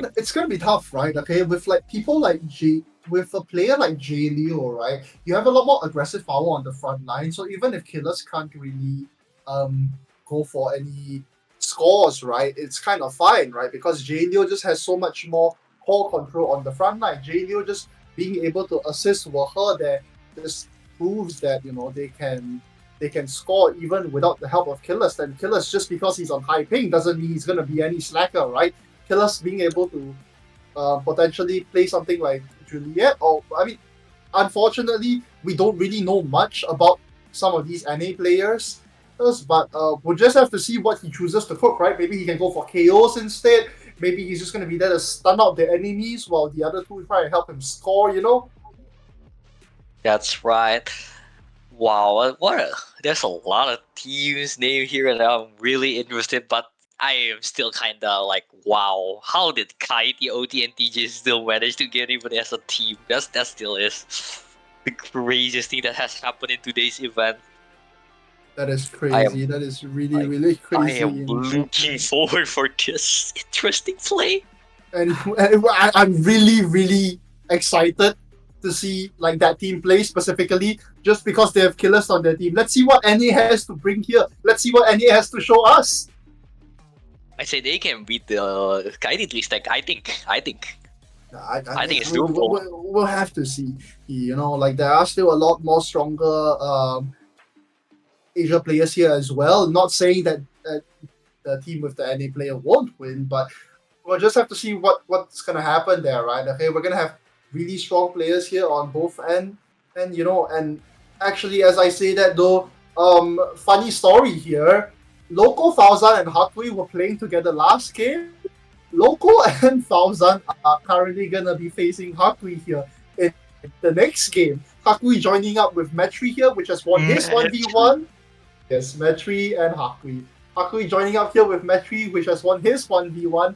Now they're potentially looking to steal one player from the local Fauzan duo, or it's gonna work out the other way and they're gonna maybe steal Hakui back, or who knows, what if they steal Metri instead? I think Matthew I think if they choose Matthew, Fawcett has to play his other choice rather than Luna, right? That's the Indeed. interesting thing. But I I mean, know Fauzan Fawcett. has to go to his second pick, but I don't think they want that because Fauzan is like very comfortable on that Luna. I personally haven't seen Fauzan on anything else, but I would like to think that he's flexible enough to be able to help play a different character if Metri's on that Luna. Because you want Metri on that Luna, you want Metri with that KO power, and if anything, what if picking up Metri just means Luna gets banned? What are you gonna do then? Yeah, it could be bad, but I know Matthew has a lot of other picks. Remember the other tournament has been participating, so maybe the Luna ban really isn't going to be that bad. But anyway, we have to see this. This match is really interesting. Yes, Metri Hakui is like one of the best players that we know in Omega Chris, but they don't have a goalie here. Exactly. None of our goalie mains. I mean, they're both not goalie mains, but it's actually like how should I say this? They're both not goalie mains, but Hakui actually has a decent ability to flex quite a bit. Like Hakui can actually kind of play that goalie role a little bit, Metri not being very strong right there, but it's just kind of unfortunate that he's not, but we'll just have to see, right? We'll just have to see like what happens here, whether Hakui and Metri are strong enough to defeat Loco and Fauzan even though they have a dedicated goalie player. Like, who knows? Yeah. What if Hakui and Metri win? They're just going to pick up Loco, and it's just going to be a Yeah. really, really strong team on the front line, as well as having Loco on that back line being able to support as well. Loco being one of that really, really flashy player. That's right. Like we're going to go to the game. Is there a lobby ready right now, or do we have to wait a little bit? The lobby is ready. Give me Oh, one the lobby is second. ready. And Yeah. actually, let's just go straight into the game, Kanami. Wow.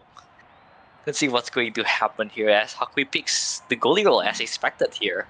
Hakui picks up the goalie here as expected for the side of Metri and Hakui versus Loco and Fauzan.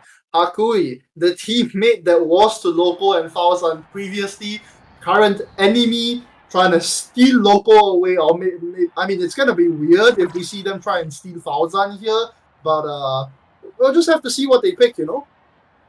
Yeah. As we have been seeing a lot of 3v3 match, but it looks like we're back in corner pocket and the T-time tussle for the 2v here. Looks like the camera angle is gonna be weird again. Okay, it's gonna be really weird again. We're back to tea time tussle. We're back to corner pocket. God, I'm so happy that this game isn't. I'm so happy that this game isn't like like this map isn't like in the normal pools. You know what I mean? Yeah, I'm glad as well. It's just a fun map, but in terms of competitiveness, this is not the map we're looking for.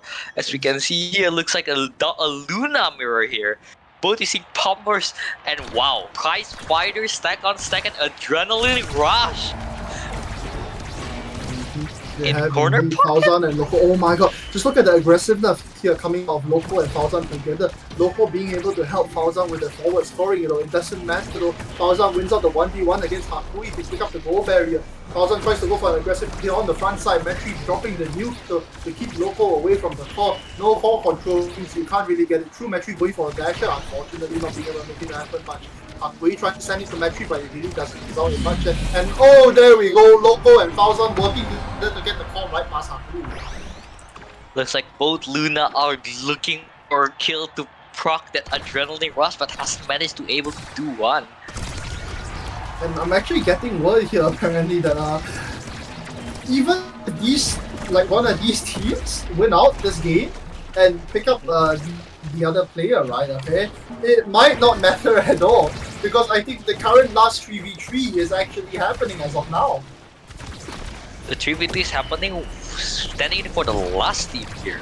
The 3v3 for the last spot is currently happening apparently. It's Sai versus Senoway. Oh, sorry, my bad. Sai versus Silent Suzuka. Sai versus Silent Suzuka. Unfortunately, we didn't manage to catch that game. But we just have to see what. It's really unfortunate that these players, no matter how hard they work here, they really don't have a chance to make it through. But I mean, we're here now. Let's enjoy some Omega Strikers, right? Omega Strikers, yes, and looks like Fauzan having the same pattern again with level 3, being the lowest level again.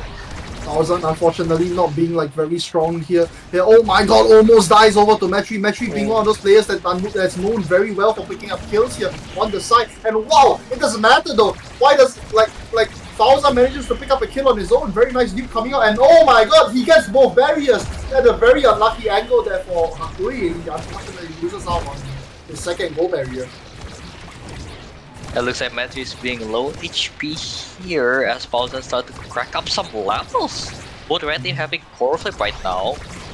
Both red teams have core flip, but at the same time, both of them also are have lost both their barriers. What are they really gonna do about that as well?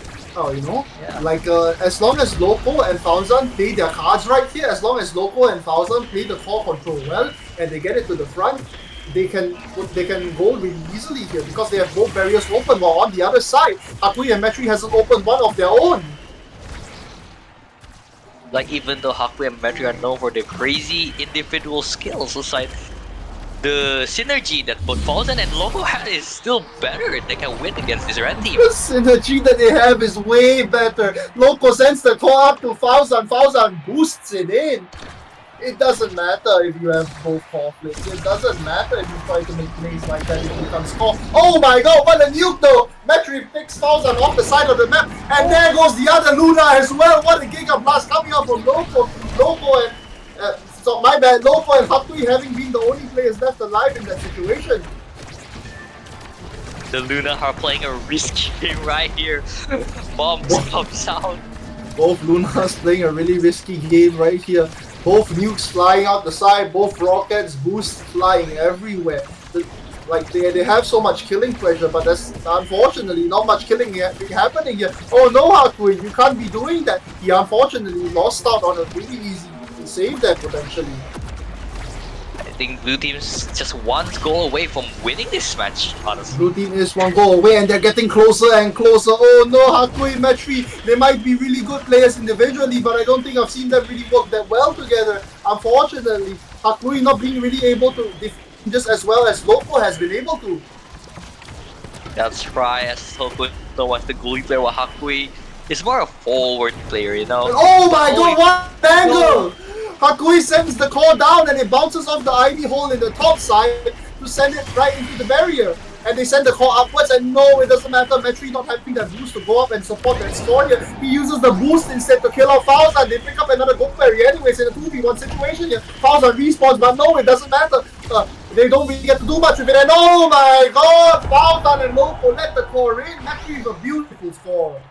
What a crazy juke there by hitting the core and then striking it at the last moment to redact the core in the play where Loco didn't expect it at all. Exactly, he really just didn't know what to do about that. Though I still feel like Loco and Fauzan might be the winners here. As I say that though, a little bit of a caster's curse. Metri and Hakui managed to pick up their own goal barrier. Metri has conflict looking for a play and oh, he goes for an angle, a Zunyame I would say, but no, it doesn't in time, unfortunately. Metri here on the defense on the top side and it sends it away. Fauzan trying to make a play here on the front side, but it does not matter. No cooldowns, no play to be made. Hakui and Metri holding strong here. Wow, what an amazing play here. I'm still surprised that Metri somehow found a crazy angle pull up in this type of map. I mean, he's Metri, right? He's known for that. Like, that's what he does, you know? Finds any non-circular object like, yep, I'm gonna use that as a bounce pad. Oh my god, the core almost bounced him, but it wasn't at the right angle. The power here from T-Time Tussle just sending the red cores everywhere. Oh my god, Hakui unfortunately wasting his secondary. There goes Metri. Hakui conflicts and oh my god! Oh no. Loco almost lets it in, but it doesn't matter. Conflict coming out of Loco to try and save it. Metri picks up the second goal barrier on the bottom. Fauzan tries to make a play of his own, but he doesn't manage to make it. Metri himself trying to reverse the cards here. Luna players are planning something that we might not even know. Oh my god, what are they bounce gonna it do? in. Who's gonna win this one? I mean, there it is! Fauzan stuns out Hakui. Hakui just isn't there in time to defend it, and this is really unfortunate, but he wins it out. What a crazy play. The Luna just boosts it in and tries to surprise the enemy goalie, and looks like Fauzan managed to outplay Hakui more than Metri managed to do in Loco. So looks like Exactly. And actually, I'm getting word now. We have our 10 teams. We have our every single 10 team that's gonna be participating in the finals. In the standard tourney format, everyone is used to. wow, 10 teams already formed, and it's been only like an hour and a half, right? It's been an hour and a half. Yeah, it's been an hour and a half, and 10 teams have already formed. We have Hasamide, we have Hasamide, Mr. Gaming, otherwise well known as Mr. Griefing, and Sai, together with Killers, Waha, J. Leo, Yes Scott Flyerton, and you already won. Senoway, Stray Cattle, Kinafi, Kafsao, Enzo, Jones, Doe, Slash of Gun, Crows, TGX, against Vulcan, Yoha, and Kawai, Prism, Sensor, Anvip, Action, Dragoon, TTV, Saidito, yet again not to be mistaken for the normal Saidito, and finally the Dream Team, the scary big three boys, Kaiti, Overthinking, and Little TJ. I'm still bewildered that they managed to I make am it still together. bewildered. They managed to get in as a team, even though this is a first sign up. The people That will is split. crazy. That is crazy. That it's just really unfortunate, right? It's We really managed to unfortunate. duo signed up on this tournament, and somehow that team still managed to form. It's like the only teams that are existing back in season one. The rest are like a new form, mostly new form teams, right? Exactly. Like a majority of these are more new form teams and all that, but like we'll just have to see if the new boys can beat the old dogs. You know, they might be old dogs, but they got new tricks, right? Do tricks up their sleeve, the different meta comparing season one to season two, which is vastly different in this region, particularly. Anyways, let's see. Let's just roll back those replays right before we go on to a quick break before taking you guys over to phase two. Wow, what amazing play there! Honestly, the Luna's just cooking something to do something against the goalie, and yeah, even though Exactly, Metri dude. is a better Luna in terms of stats, but however, Fauzen wins. Fauzen Loco wins because of how Loco are able to defend better against Metri here. Just look at the way that just look at the angle that Metri sent down there. You know, Yeah, it's such a such a crazy angle that he looked for here. You know, but it just doesn't matter. Loco's the better defender here. Loco actually being able to put a lot of pressure here on the front line that he can with Kai, unlike Hakui, that's on unlike Hakui on that Marco. You know, just doesn't really yeah. matter. Doesn't really help much that Hakui didn't manage to do much for the offense. So it essentially became a 2v1 a majority of the time on Hakui's side, but it just became, you know, a 1v1 on Loco's side, where Loco could win out that 1v1 easier than Hakui can against two people. Once again, I think it's more of a striker thing where Kai can really just use a barrage to just block off while Hakui. Best option is probably his ult. And his primary sometimes, which is not really good compared to her other abilities, and also the secondary that is weak against a red core coming fast straight at you as your gravity push can just not work and the core just goes behind you. Which has Anyways, happened right in that game, if you yes, notice. they did indeed. But like on top of that, the fact that they were on T-time tussle meant the call got sent really, really fast all around. Anyways, we'll be heading off for our break really, really soon, and we hope to see you guys back here later for phase two. Alright, see you guys. Looks like the people are dying on the Ivy's hole here. Very interesting that people are not aware of this map. Gotta be They are careful around indeed. those. Oh no! What an out coming up from Wahut! Now, with nobody just scoring, the core going right and left. A bit of a stalemate right now. There's really not much happening. Calls bouncing back, bouncing forth. As we say that, though. Looks like both teams are going for a single sneaky KO. And oh my god, OT with the not for long. OT is gonna try and send it back up.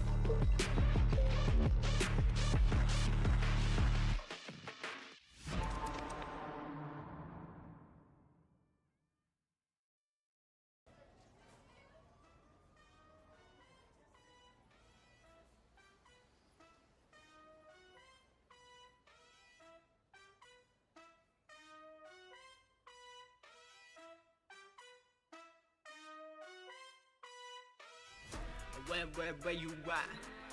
Where you at? Where you at?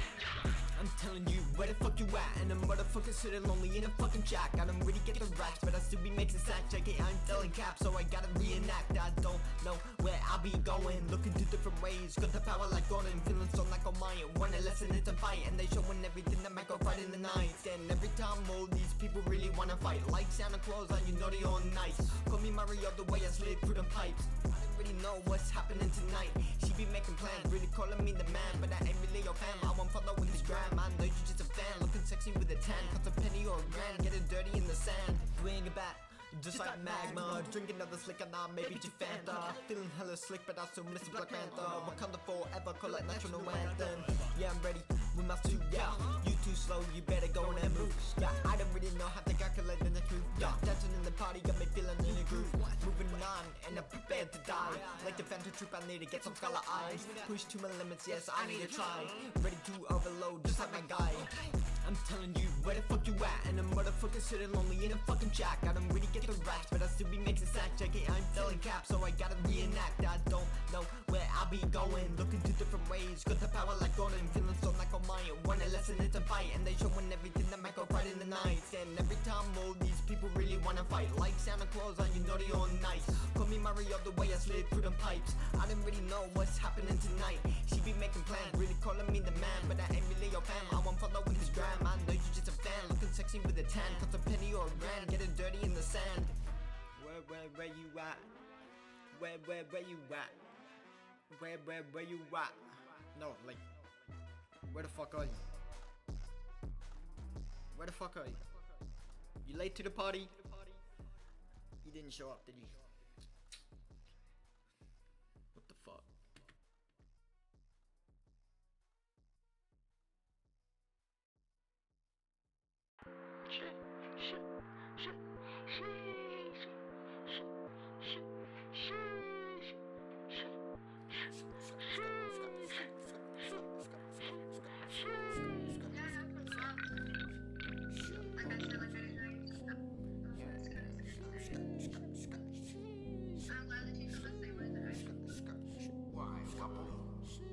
I'm on the wrist and I'm flexing the hoes and they cannot resist it. Yeah, it's a fantasy. I see my deck and the night to be finna the risk. Yeah, medicine. I mean my ex be calling my take a new pick. Yeah, ay, loving my jewelry. My life is a movie right bounce to a hit. Ay, ay.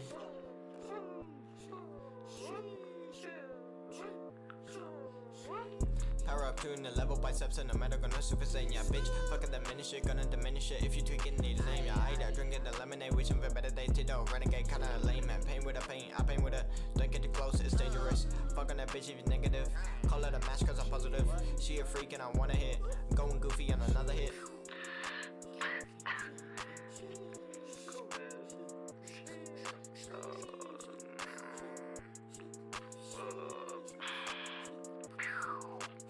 Falling the size of my making a wish. Why the bitch talks that I'm feeling so shit. Fucking that soft shit, I need new drip. Fucking the thirsty, my ticket is sip. People judge on whatever I did. Don't be lying, I can tell when you fib. If we continue, I call it a risk. Don't want COVID, gotta take it a whiff.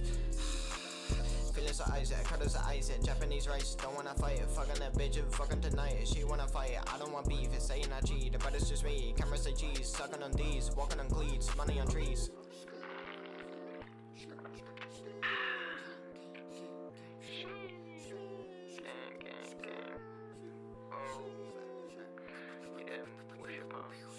End of the song and I'm wrapping it up. We getting the guap and I'm sucking them up. Checking the time, I'm on the watch. Price is time, spending on top. Am I so rich? No, really not. She wanna pick, I pick of a thought. Pennywise it, gotta go what? Stinky like fish, be gonna stop.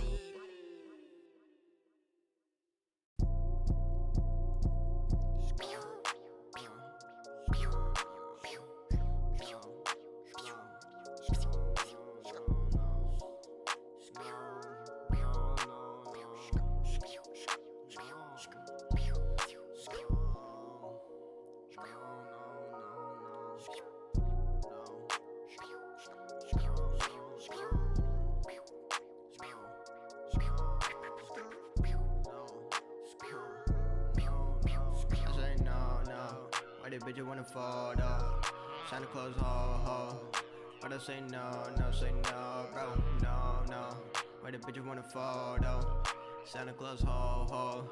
But I say no, no, say no, bro, no, no.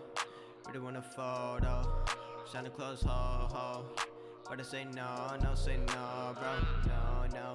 White bitch want a photo? Santa Claus, ho, ho. But I say no, no, say no, bro. When I say no, I gotta go. Take a plan B, and when we'll see. See her, oh please, seen her on weeks. Out on the beach, feeling so free. Giving her flowers and we taking pics. Shawty get me covered, feeling so sick. It's not a winter, just ice on my wrist. Shawty is perfect, I can't resist. Baby, I just wanna hold ya. Hold ya like a controller. Feeling shit cause I sold ya. Just forget what I told ya. Mental strong like a soldier. I really need to know her. Pick her up on my shoulders. She heavy like a boulder. No, no. Why the bitch want a photo? Santa Claus, ho, ho. But I say no, no, say no, bro. No, no. Why the bitch want a photo? Santa Claus, ho, ho. But I say no, no, say no, bro. No, no. Why the bitch want a photo? Santa Claus, ho, ho. But I say no, no, say no, bro. No, no. Why the bitch want a photo? Santa Claus, ho, ho. But I say no, no, say no, bro. No, no, no, no, no, no, no, no, no, no, no, no, no, no, no, no, no, no. Fine.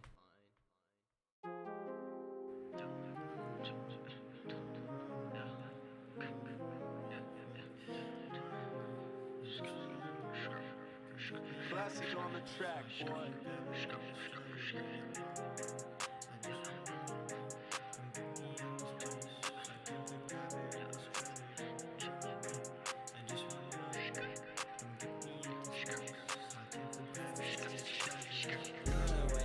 I just wanna run away. Come get me out this place. I can't feel gravity, it's tragedy. Run away. I just wanna run away. Come get me out this place. I can't feel gravity, it's tragedy. Run away. I just wanna run away. Come get me out this place. I can't feel gravity, it's tragedy. Run away. I just wanna run away. Come get me out this place. I can't feel gravity, it's tragedy.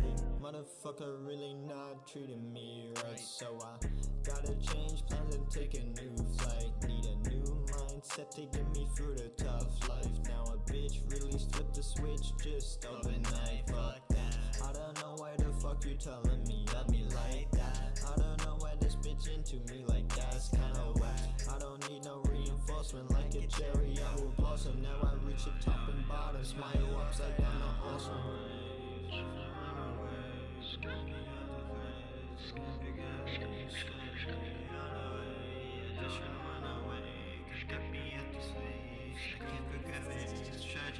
Run away, I just wanna run away. Come get me out this place. I can't feel gravity, it's tragedy. Run away, I just wanna run away. Come get me out this place. I can't feel gravity, it's tragedy. Run away, I just wanna run away. Come get me out this place. I can't feel gravity, it's tragedy. Run away, I just wanna run away. Come get me out this place. I can't feel gravity, it's tragedy.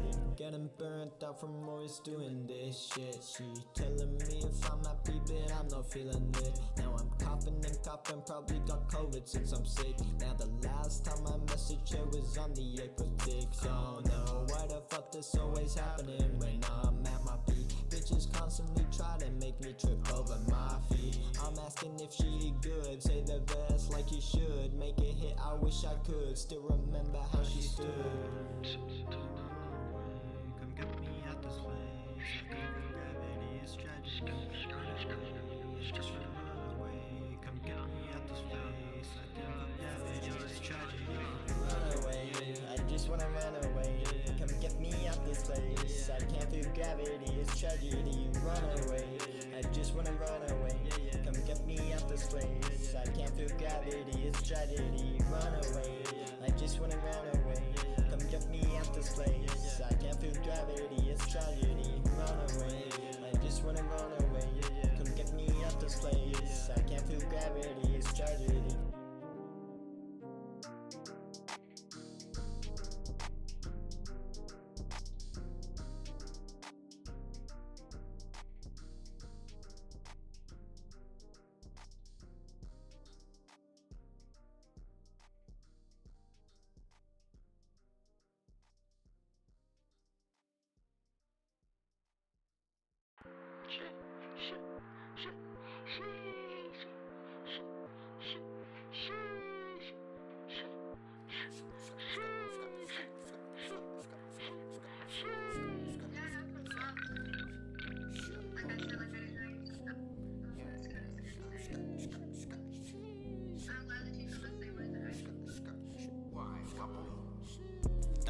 stressing and flexing the hoes and they cannot resist it. Yeah, it's a fantasy. I see my deck and I night to be finishing the risk. Yeah, medicine. I mean my ex be calling my take a new pick. Yeah, ay, loving my jewelry. My life is a movie. Right, bounce to a hit. Ay, ay.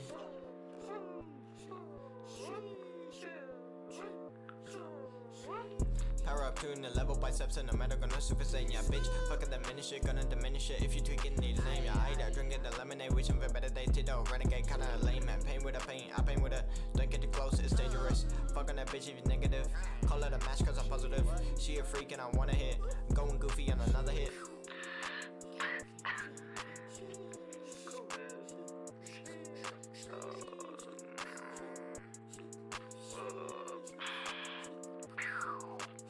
Falling the size of my making a wish. Why the bitch talks that I'm feeling so shit? Fucking that stuff shit, I need new drip. Fucking the thirsty, my ticket is sip. People judge on whatever I did. Don't be lying, I can tell when you fib. If we continue, I call it a risk. Don't want COVID, gotta take it a whiff.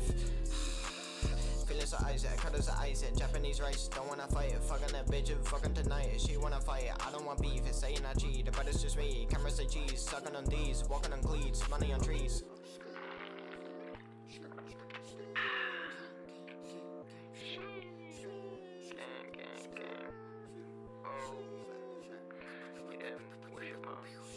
End the song and I'm wrapping it up. We getting the guap and I'm sucking them up. Checking the time, I'm on the watch. Price is time, spending on top. MS a rich, no really not. She want a big, I pick of a dot. Pennywise it, gotta go what? Stinky like fish, be gonna stop.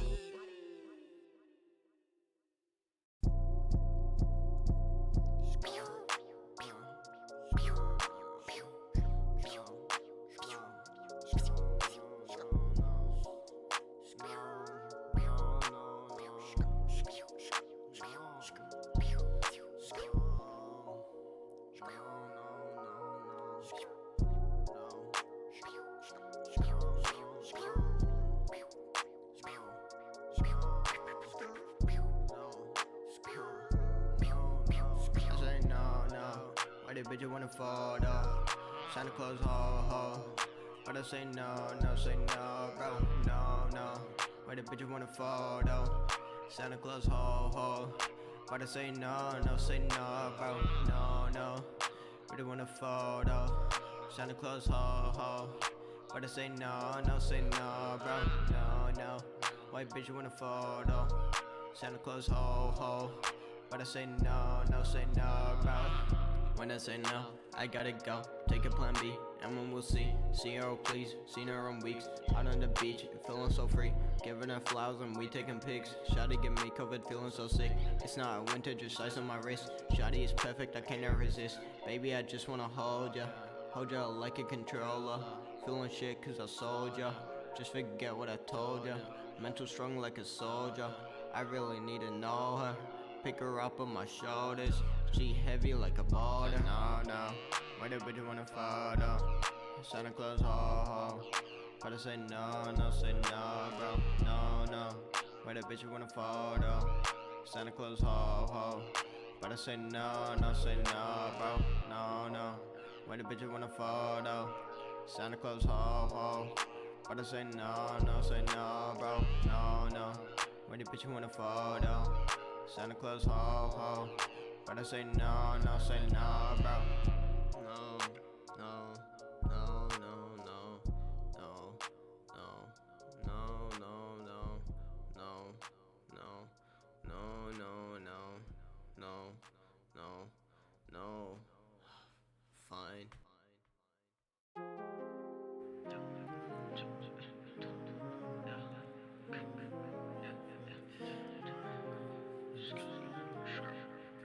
Classic on the track, boy.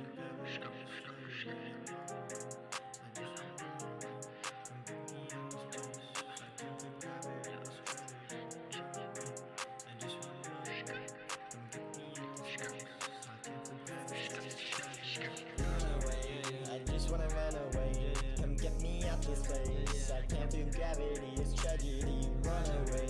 I just wanna run away. Come get me out this place. I can't feel gravity, it's tragedy. Run away. I just wanna run away. Come get me out this place. I can't feel gravity, it's tragedy. Run away. I just wanna run away. Come get me out this place. I can't feel gravity, it's tragedy. Motherfucker. motherfucker really not treating me right. So I gotta change plans and take a new flight. Need a new mindset to get me through the tough life. Now a bitch really flipped the switch just overnight. Fuck that. I don't know why the fuck you telling me love me like that. I don't know why this bitch into me like that's kinda whack. I don't need no reinforcement like a cherry apple blossom. Now I reach the top and bottom, smile upside down, I'm awesome.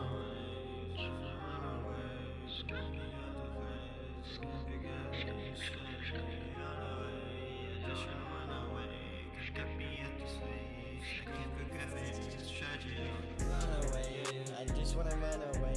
Come get me out this place. I can't feel gravity, it's tragedy. Run away, I just wanna run away. Come get me out this place. I can't feel gravity, it's tragedy. Run away, I just wanna run away.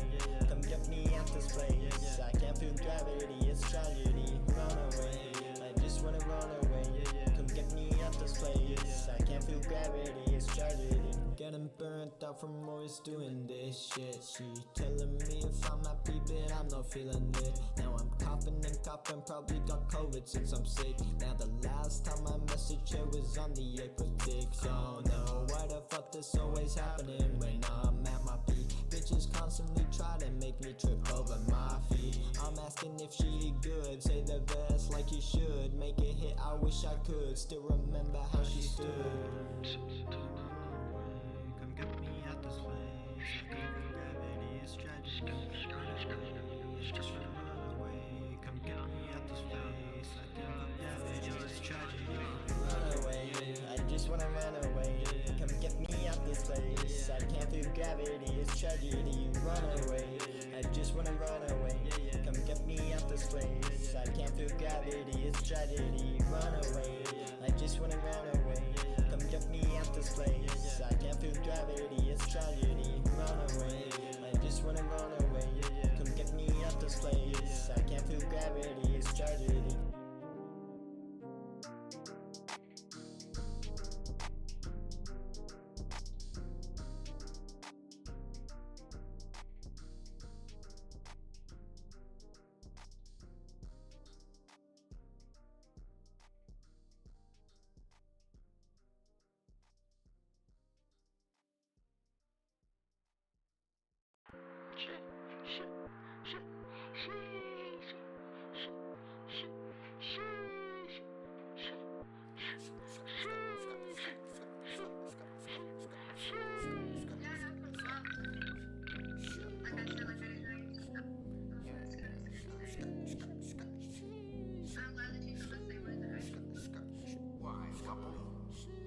I'm on the wrist and I'm flexing the hoes and they cannot resist. Yeah, it's a fantasy. I see my deck and I be finna the risk. Yeah, medicine. I mean my ex be calling my take a new pick. Yeah, ay, loving my jewelry. My life is a movie right bounce to a hit. Ay, ay.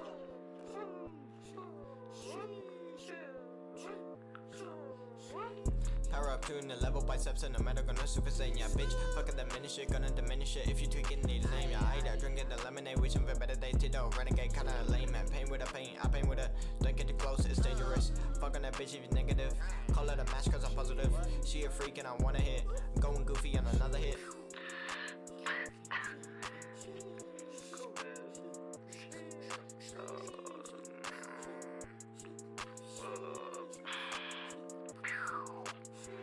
Stars, am I making a wish? Why the bitch toxic? I'm feeling so shit. Fucking that stuff, shit, I need new drip. Fucking the thirsty, my ticket is sip. People judge on whatever I did. Don't be lying, I can tell when you fib. If we get into, I call it a risk. Don't want COVID, gotta take it a whiff.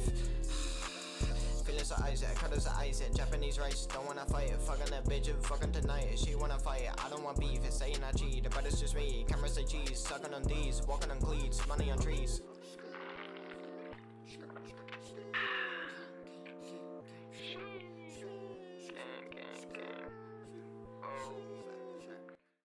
And we are back with we are back here to watch phase 2 now. Actually, we're gonna see how it runs out here. First teams that are gonna be out is gonna be the one and only RIP for Miz. RIP for Miz, consisting of Kaiti, consisting of TJ, consisting of OT. The three crazy E3-man team that's going on here. Truly rip from this. R.I.P. Let's have a from this moment indeed. of silence for Fumis.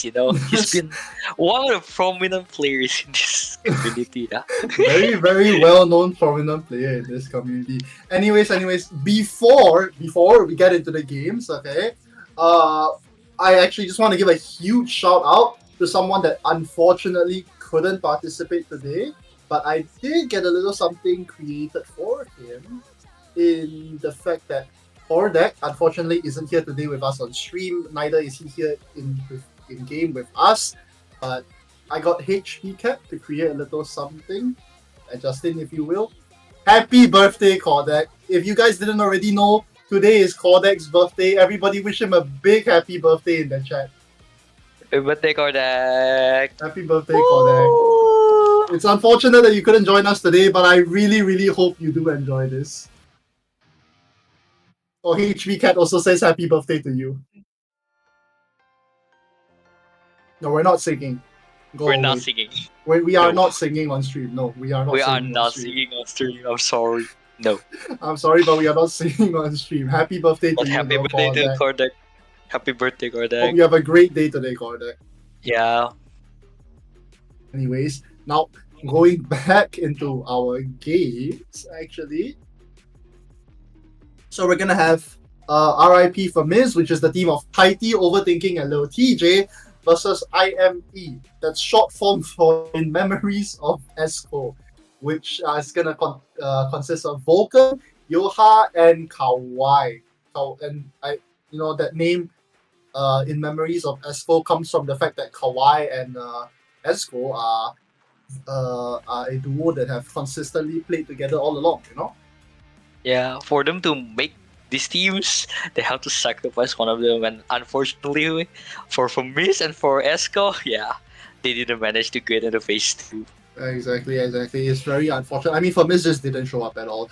He signed up for the tourney. Everybody was everybody on the staff team that knew about it was extremely excited to see him around, actually.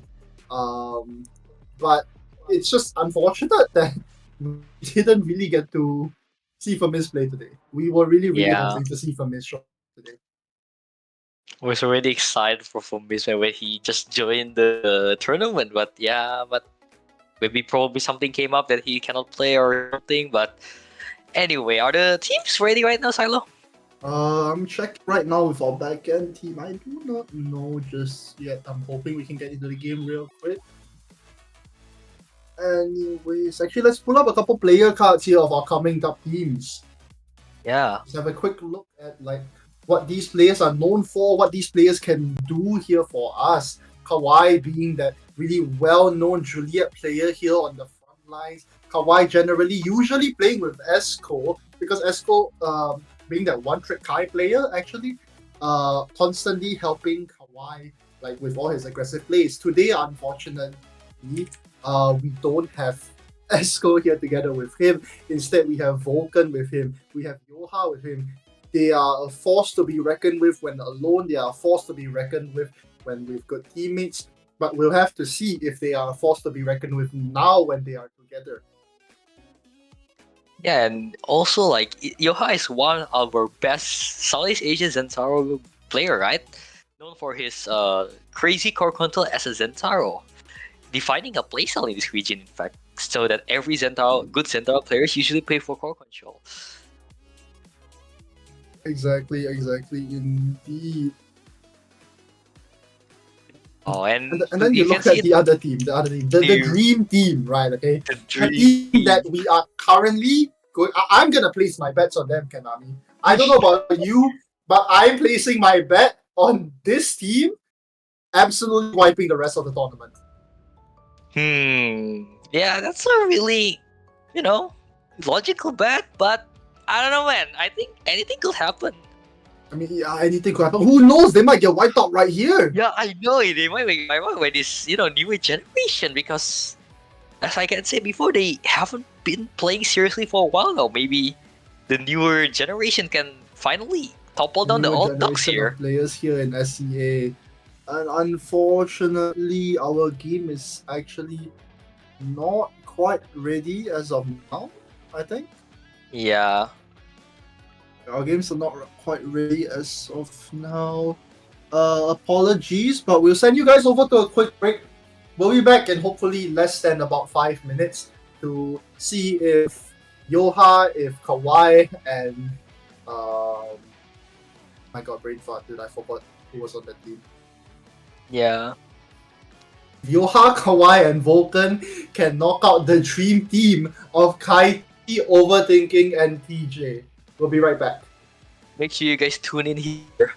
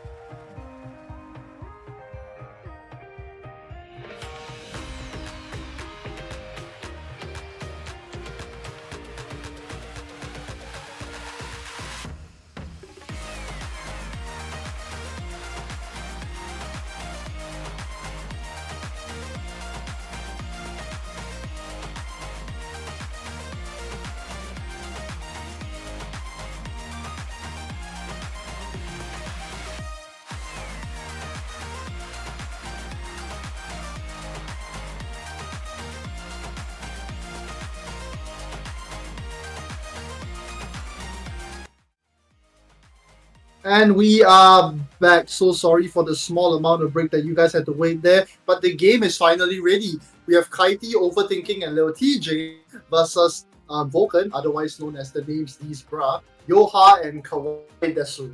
Let's get the game started. I am very much looking forward for this. Wow.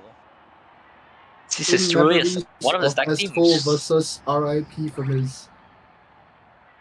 Both are respecting their fallen teammates here. Indeed. But Both are only respecting one. their fallen teammates, but Famiz didn't show up to begin with. Very Only one unfortunate we can didn't bring get to the see hope. Famiz. And here we are loading into Athens City. Looking on the side of the left side here, Overthinking, Kaiti, and TJ. Overthinking going for that Juliet pick potentially here. Wow, TJ going back to the Luna that we saw earlier over at Demon Dice. I think they're looking for another KO team here. It looks like Mhm. they're banning Rune. They're banning Rune and Estelle. I mean, it really makes sense in Athens City, right? Where Estelle really has a really good core control, big range. So it really makes sense that they ban Estelle here. But I don't see any of these team that actually use Estelle on OT side here. It looks Exactly. like We they're don't going see a lot of these very players here on the left side that are like very well versed in using it. So OT Kaiti and TJ Kaiti obviously going for that Kai pick rather than Atlas pick that we know him more of. We got Rasmus, we got Zentaro here on the right side, and potentially our third one is gonna be Kai as well. Kai, I'm gonna guess that Kai is gonna be Vulcan here with yeah Yoha on the Zentaro. I mean, we know yeah. Yoha for the Zentaro, you know? Reason Taro, yes, of course. It's Wow, surprising never that not. mind. Never mind. Never He, mind. he went for the Rasmus goalie. He gave the Kai over to Kawhi, which is playing forward for him. Wow. It looks like the Awakenings are extra special and Among Titans. That's quite special and among Titans. Well, I'm surprised that the team on the blue side here of RIP Famiz didn't choose to take all of Among Titans. Among Titans being one of those awakenings that if all of you pick it up, right, it's just gonna make it extra strong because everybody just gets a 15% increase in speed for free. Yeah. But it looks like the extra special value is better And in their oh judgment no, here. Death's Touch from Vulcan here, unfortunately sending the call into himself, not being able to clear it away from OT means OT just slaps it right into him. Call flip coming out of OT, trying to play A on the front side here, but not really getting much for now. Little TJ damages Kawhi. Kawhi looking a little worse for wear here on the bottom side. Kaiti trying to look for the kill, but no, never mind. Barrage gets sent off to the front and Kawhi almost sends it past Kaiti, but Kaiti being in the right spot just in time to be able to send the call away. Oh no, TJ, you can't do that. TJ misses a boost and lets the call go right through. Kawhi gets the call and barrages it straight through Kaiti. How I managed to confirm that Barrage to make sure Kaiti cannot do anything in that position. And looks like blue team's strategy of trying to KO them has been successful in KOing, but cannot manage to convert at all. At least for the time being.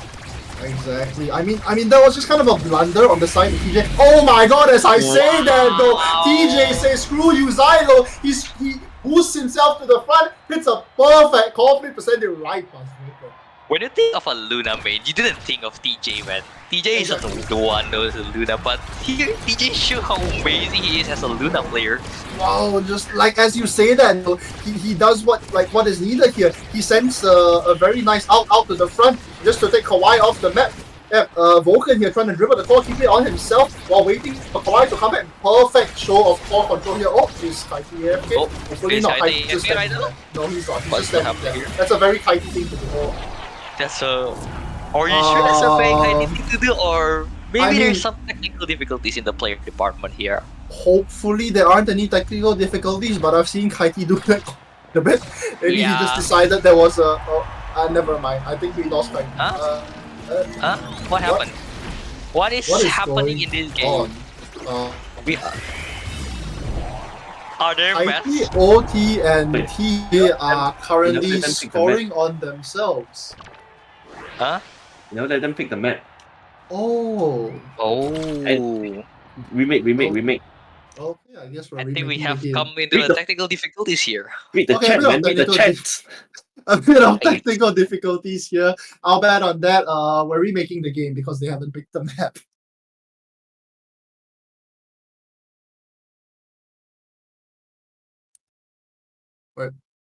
All right.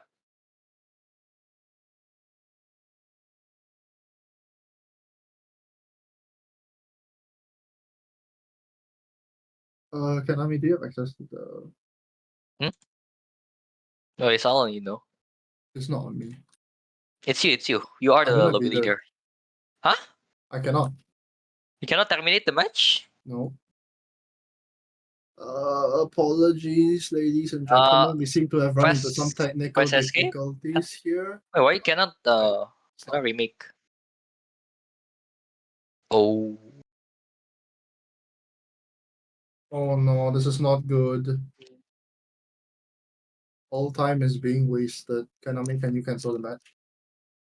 Yeah, please Yeah, do just that. go. Yeah, we're gonna be right back right here. And we're Sorry for gonna the be technical right back, difficulty. guys. Sorry for the technical difficulties on our end.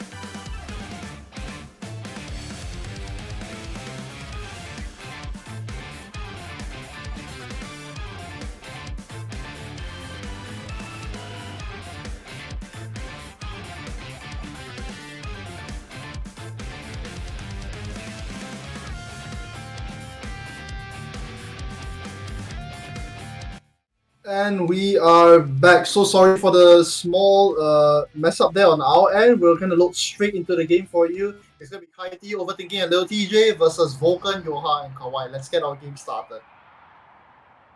And also, wow, it doesn't matter. It's Athens Yeah, City again. it doesn't matter. At the end of the day, after the map bans, we ended up back in Athens City. We are back at the standard Athens City here. We are indeed, but hey, maybe it's gonna be A different awakenings. like different awakenings now, yeah. Different awakenings. Maybe that just means a different character picks as well. I mean, it's kind of on us for not having confirmed that, but hey, let's just see how this plays out, right? Yeah, I'm gonna guess Kaiti is still gonna play the Kai most likely, wanting to play the Kai on the front side. Oh my god! Wow. We're looking at a Zentaro ban on the left side here. They want to get rid of. They want to get rid of Yoha from the game. And there it is. The Zentaro ban and the Estelle ban on both sides. Wow. The target ban Yoha specifically, but I know Yoha isn't a one trick anymore, right? He has other picks. Not a one trick. He can play Octavia, he can play Asher Goli as well, he can play Rasmus. Yeah, Yoha is like a lot more flexible than he was Yoha back in like the days of diverse season 1. himself, even though he plays on his Smurf, you know, but yeah. Don't say that, man. He doesn't like that word. He doesn't like that word? Okay. Yoha doesn't like to be called a Smurf, man. It's an alt account, according to him. It's an alt account. Okay. Yes, it's an alternate account. Anyways, little bit of a change up here in the team comps. Yoha has decided to go on over to Vice now. So we're just gonna have to see how it plays out. Looking at the first starting awakenings, wow, we have quick strike and we have specialized training here. Yoha actually going for a very, very interesting gear here for the start. He has chosen to go for Magnetized Soul, something that's not really seen very often in this level of play. Not even in this meta. Have you seen someone with Magnetized Soul? Like barely at all, man. But clearly the Magnetized Soul proves him well. Yoha dashes to the front with the core and gets the barrier, all to set up for Kawaii to solo 1v1 against Kaiti and wins it out. I get the idea for the blue team to find some sneaky chaos and play on a power play. Oh wow, did you see that? Oh my god, the play out there from DJ. He dashed up and he struck the core down at the same time in like 2 different angles.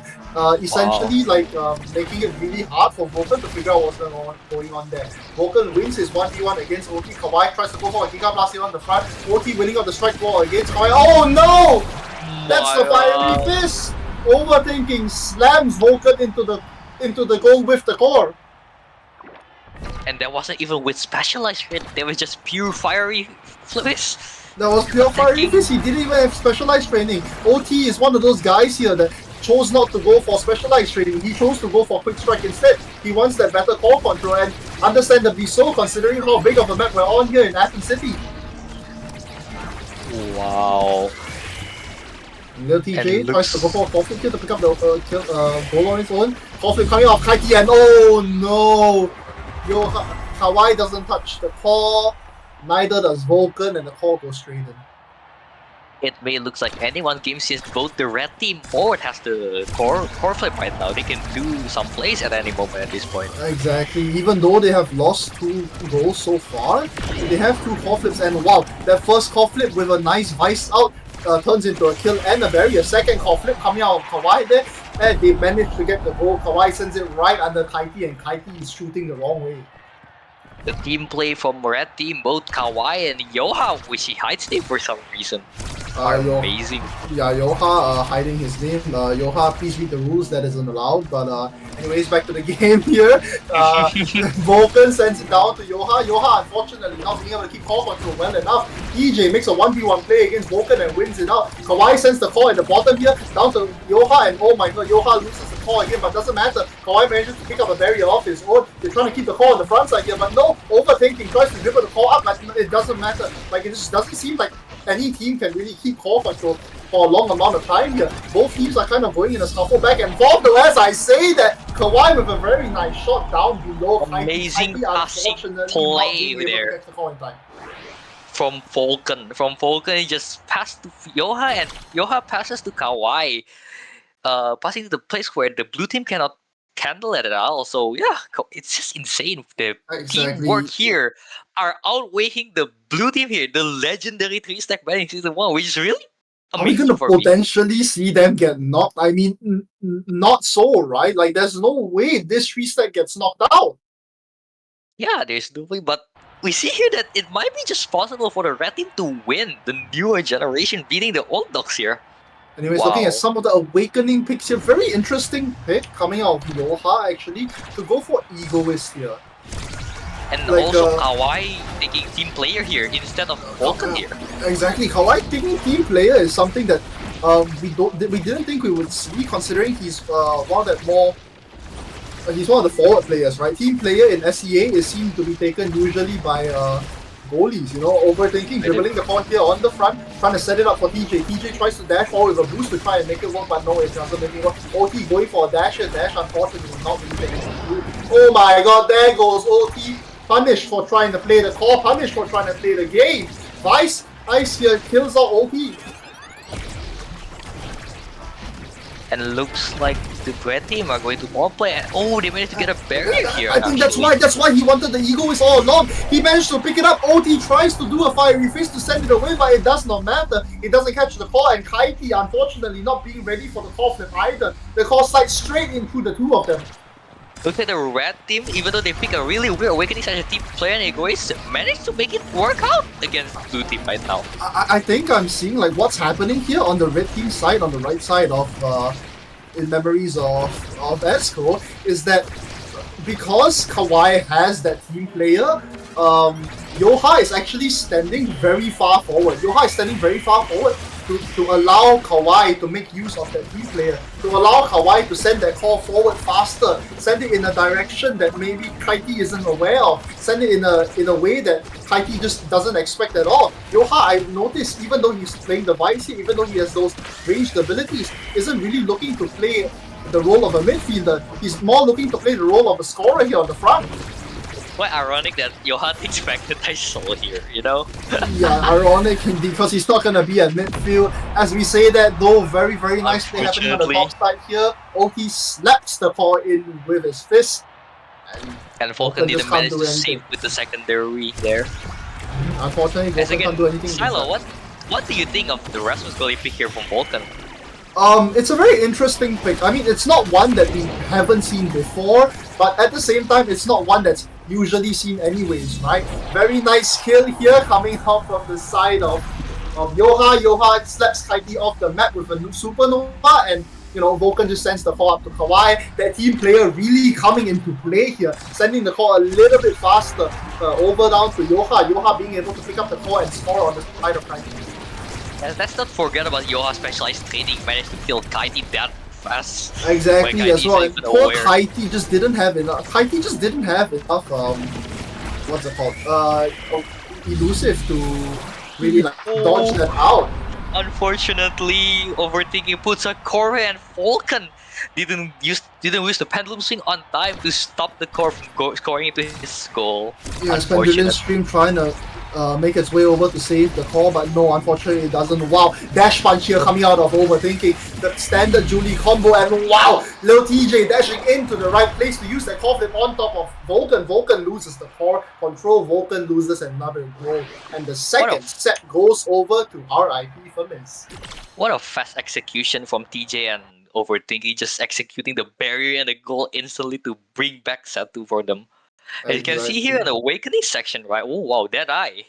Yeah, and you know what? That's actually what I was looking at for overthinking here. Overthinking with that fight or flight just means he has so much more core control on a character like Julie. Juliet is a character that you don't really think to be the very core control heavy character, the character that gets to do a lot when it comes to the core, right? Juliet is usually seen as your forward stuffer, as your guy is getting a lot of kills, but overthinking is going for what I personally would call a blue Juliet build here. A build that allows him to control the core really well and like utilize that dash punch of his to get the goals easier.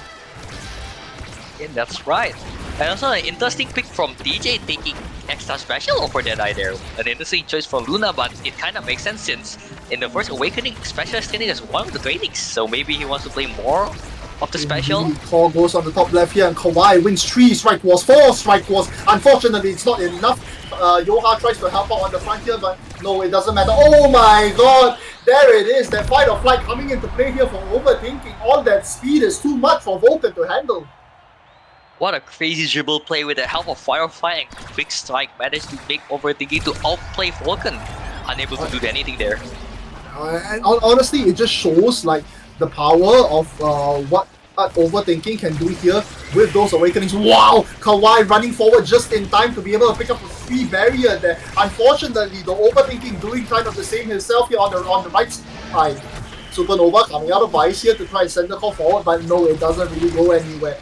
Core flip coming up here for Yoha very soon. Yoha walking up with the core here on the front side. Kawhi on the top, bit of support. Unfortunately, losing on the 1v1 against overthinking. Core flip coming out, and oh my god, Yoha! Wrong angle. Yoha barely makes the call in, but unfortunately, it just didn't go in like the way he wanted to. Little scuffle happening here on the top left side. Core goes down to overthinking. Overthinking almost gets a core flip on himself, but no, it cancels out from the fact that he had to use his elusive. There's like the play's just going on for so long, but both teams just can't seem to find an angle to score. Oh my god, as I say that, oh no! Overthinking and Vulcan hits the core flips together, but Vulcan hits the core the wrong way. Vulcan winning the initial core flip, managed to go for it, but unfortunately he strikes to the direction of overthinking, which overthinking managed to capitalize on. Just getting managed to capitalize away from that. And oh my god, we're looking at a play here from Kawhi on the top side. Trying to use now his barrage. He doesn't have anything to defend with anymore. But oh no, Vulcan! That's not what you want to do! Oh my god, there's a dash punch coming out from the Juliet, the fiery fist, and it sends Vulcan to the Shadow Realm. Maybe I was wrong. Maybe this is the dream team we've been looking for. It looks like overthinking and Little DJ has pop off here. Wow, what an amazing place. Does Firefly Awakening being one of the most massive pick from overthinking there. I mean, we kind of expected it all along, you know, that like this dream team here is gonna absolutely dominate this tourney, and it seems like they might. Oh my god, wait, that's an interesting one. Kaiti here choosing to go for the rapid fire rather than something like chrono boost or aerials. And what the hell is this? Yoha picking up the aerials. That's not something that you see very often on something like Vice. That's indeed still a good pick, as I think Overthinking is going all in for that Blue Juliet build you said earlier, you know? Overthinking going in for all that Blue Juliet build. He has the peak performance here being played on the front side just to give him a bit more speed, a bit more health potentially if they choose to kill him instead. And oh my god, in a 1v1 situation here, Overthinking just seems to be better. He absolutely destroys the red team all by himself. Overthinking controlling the core on the red team side and force Yoha to just goes against Vulcan, not ready for that chain lightning. The Yoha just couldn't help out much there. Like, it honestly just seems like what's happening here is it's a lot of like Kaiti and TJ are just trying their best to keep like the defensive side above, obviously with their roles, right? But like TJ just feeds the core to OT, and OT with all that speed, right, can just go by himself. Like, he doesn't need the help of TJ to be able to pick up a goal, you know? Yeah.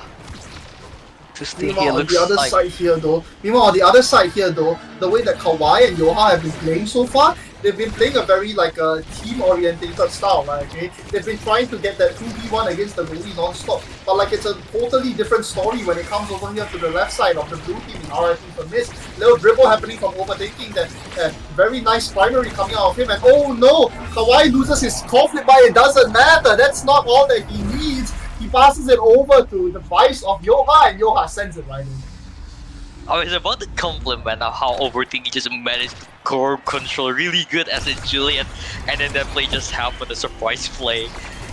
Wow. Exactly. Oh my god, as we say that though, don't cast us curse them just yet. Just because Overthinking heard you, and Overthinking doesn't like that. Overthinking absolutely destroys Vulcan on the front line. Vulcan can't defend against him at all. He's spamming use energy first. Oh no, Vulcan is getting absolutely pained right now by the three of them. What a kill coming out from there. What a kill. DJ. That's really unfortunate. Oh no, though!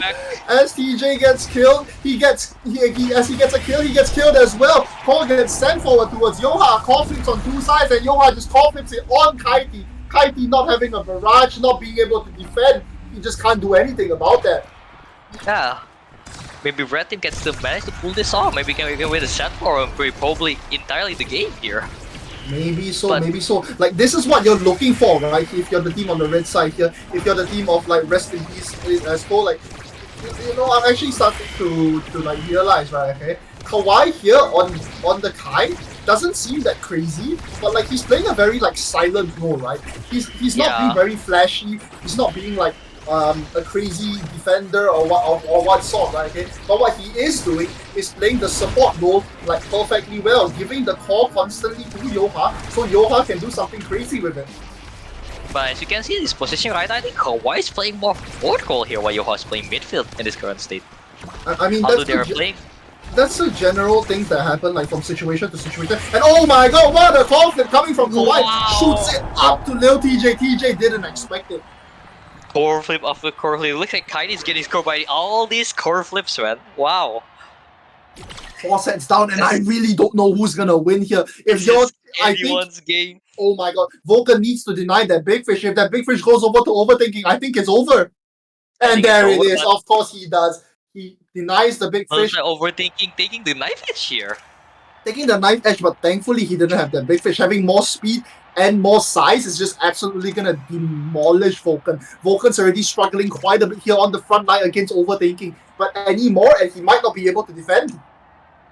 Looks like the blue team managed to get some crazy awakenings as Castellas for Kaiti and 1-2 punch from TJ, but unfortunately the red team awakening doesn't sound as good, you know, with Spark of Agility and Reverb here from Yoha. Exactly. Actually, interesting thing, in fact, is I realized even though TJ has had that prize fighter for a long time coming now, I haven't seen many kills coming out of TJ personally. Yeah. Like TJ is The red team definitely are- the killer here on the red team of RT Miz, but it seems like they're constantly always going for more of a core control kind of style of game.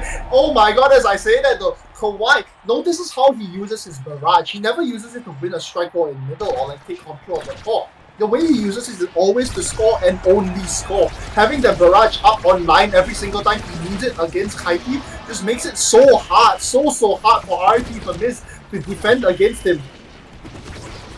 I think this is one of the advantage of playing mobile controls. With a Kai barrage, you can just line up that barrage to whenever direction you want, unlike WASD where it's just limited to 8 direction. Oh my god, you are actually absolutely right. I forgot to say that Kawhi actually being one of those very few rare players in OS as a whole that chooses to use WASD controls instead of mobile controls. Very unfortunate supernova coming out of supernova Yoha from to Yoha. send Kaiti into space with his core flip. He just core flip against Vulcan here. I mean, what are you gonna Evening do out there as points. Vulcan, right? It's just a 50-50. Like, you don't know where he's gonna send it.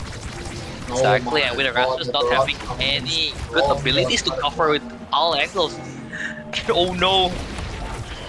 Honestly, Looks like it looks like the Rasmus pick might be absolutely demolishing Vulcan's Yeah, it looks like- ability to defend here. the Erasmus pick might be detrimental to them as overthinking just scoring a war crime angle right there. Wow! Wow.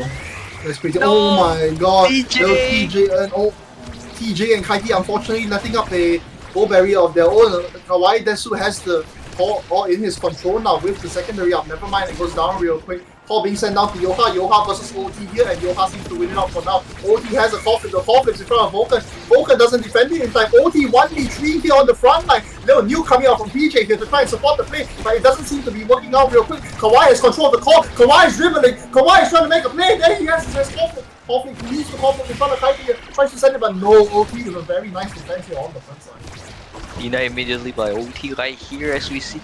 The core is on the red side at the current moment. Look at the blue team are going to retaliate with their own push. Push out Oh Supernova. my god! Oh, what a Use play your from call Kawhi. flip, Kaiti! You can't be letting that go in! Kaiti fell off to the simple setup from Kawhi with the strike to barrage. It looks like it's anyone's game. One goal away from anyone's victory here. Kaiti is still holding his core flip. the games, So you're gonna use it right the now? scores earlier on in the match constantly had like a pattern where Yoha was the one that was scoring, right? Okay, but it seems like recently they've changed to a more different strategy where Yoha becomes the midfield player here. Yoha sends it to Kawhi, and Kawhi simply just uses that barrage to absolutely demolish Kaiti. Kawhi winning out all the strike balls that he wants to. Supernova, and there it is! That's a perfect supernova to finish the game! As Volkan pulls out the Omega emote, toppling down the Ultos. Wow, Oh this is my a magic. god! The tree stand, the dream team, they've been destroyed! By the new team. The navies, bruh, Yoha and Kawhi showing that they can play as well as the old dogs. So Silo, about that betting, how do you feel now? Not that bad. I kind of lost that bet now, didn't I? OT, Kaiti, and TJ somehow lost it out against the three of them. Wow, that was not expected at all. Looks like the Dream Team traditional playstyle of having a dedicated goalie midfield forward loses against the newer generation where they use double forward as a And more double forward. That's yeah crazy double forward. gameplay style here on the front side. Like as I said, I repeated it again and again, but I'm gonna say it again now. The way that Kawhi uses his barrage, right, is in such a way that you don't expect out of a majority of Kais that play in midfield, right? Because all he's Yeah. doing is he's just saving that barrage for scoring. He's saving that secondary for scoring. He doesn't want to use it on you for midfield. He's just gonna rely on Yoha to do all of that, you know? Yeah, Johan midfield presence is actually amazing due to the supernova he has to just control space to prevent any players to just stand in their supernova without getting a heavy damage or using their resources to elusive. I know crazy plays from Yoha here. Being able to send the call forward over to being able to send the call forward over to Kawhi, and once Kawhi gets that call, Kawhi just has so much control. Kawhi just has so many abilities. Like, what are you gonna do in that situation as Kaiti? You can't defend against all of that. He has Giga Blast, he has his secondary for more core control, and he has that barrage to absolutely stuff you in your face as well. That's right, and also really interesting play from Volkensteel playing Rasus goalie. Even though he didn't show many, impressive save, but still he did his job well enough for both Yoha and Kawhi to win against this tag teams.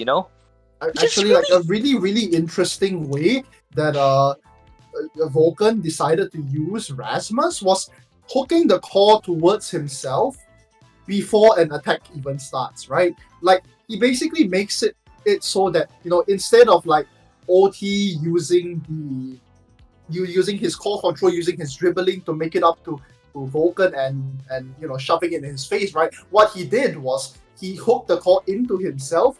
He allowed them to walk up, like he allowed the core to get closer to himself, so he has the control, so he has better ability, right? Okay, to send the core straight back forward anyways, like in a big open map, especially like Athens City.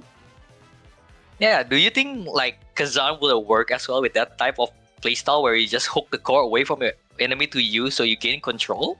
I mean, I think it's a little bit different because, like, you see the way that Vulcan was using that secondary, right? Vulcan decided to hook the core when it was really far out. When it was still in OT's hand, he's basically saying, "Hey, give that to me. That's not yours anymore." Like, I want control of that core, and I will have control of that core. Unfortunately, though, because he was playing that kind of playstyle with the Rasmus, he loses out on a lot of ability to defend and really well against like the front side when overthinking is in his face. It's essentially the same thing of when you play something like a Kai goalie, right? Where once the Julie gets to your face, you are screwed. I mean, that's why you're playing Kai goalie to begin with, right? Just to not let him get there. But once he gets there, like, what are you gonna do?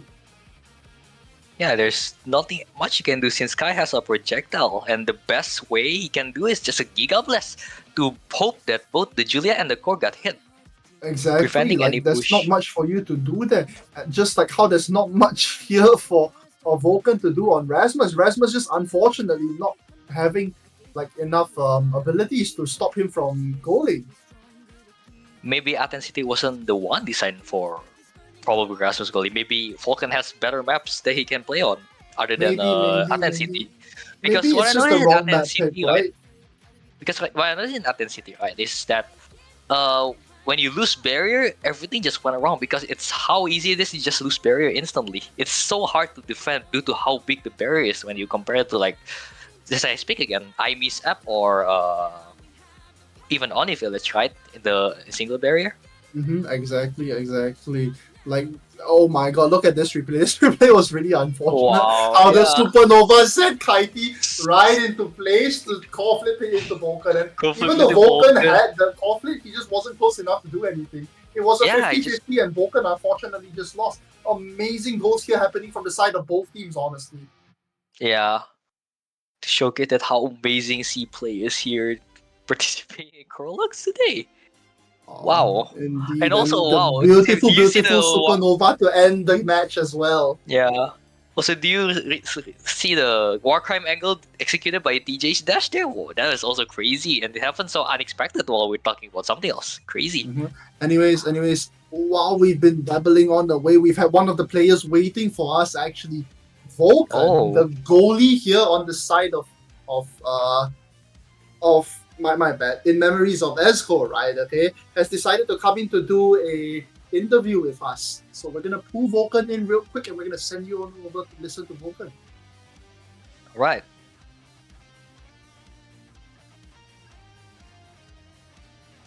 Okay.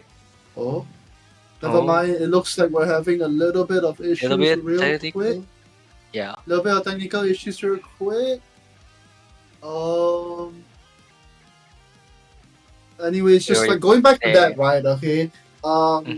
Think about like the way that they decided to play there, right? It was a very much of a game where it's like support Kawhi, right? Like that's just how they decided to play it out. Kawhi just using all his abilities and to score and only score. Like he couldn't do anything else but score. You know, like, but that's what matters, right? Okay, like the core control coming out from the midfield here, from Vulcan. Like I think that's why Vulcan actually lost out on a lot of goals. Is the fact that he decided to walk up quite a lot to add on more core control here on the midfield for the team on the for the red team, right?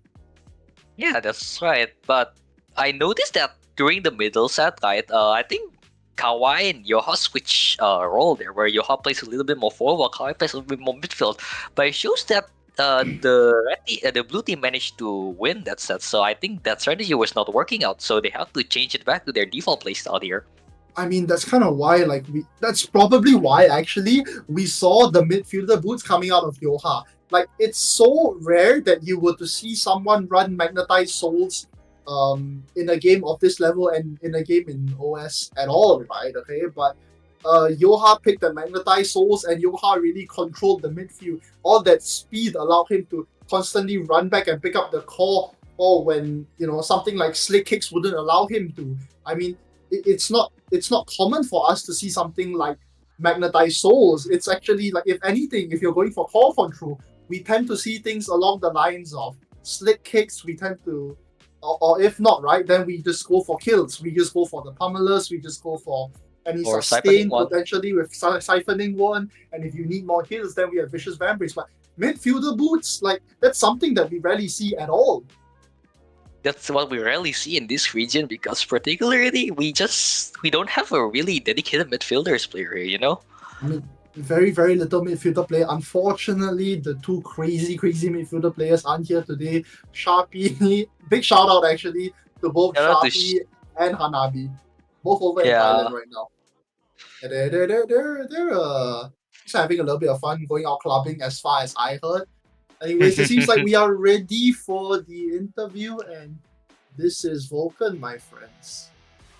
Hello, Vulcan. How are you? How are you feeling about that win, Vulcan? Vulcan?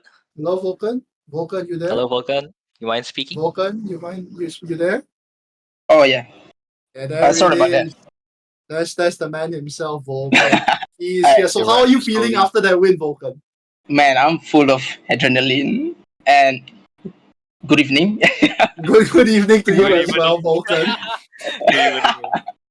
Oh my god, you know, I just realized something as well, Kanami. Us doing this interview essentially just revealed Vulcan's voice out to everybody. Oh yeah, Wow, true. so yeah. Because So say hello to not many Vulcan, people. everyone. Hey guys, it's me.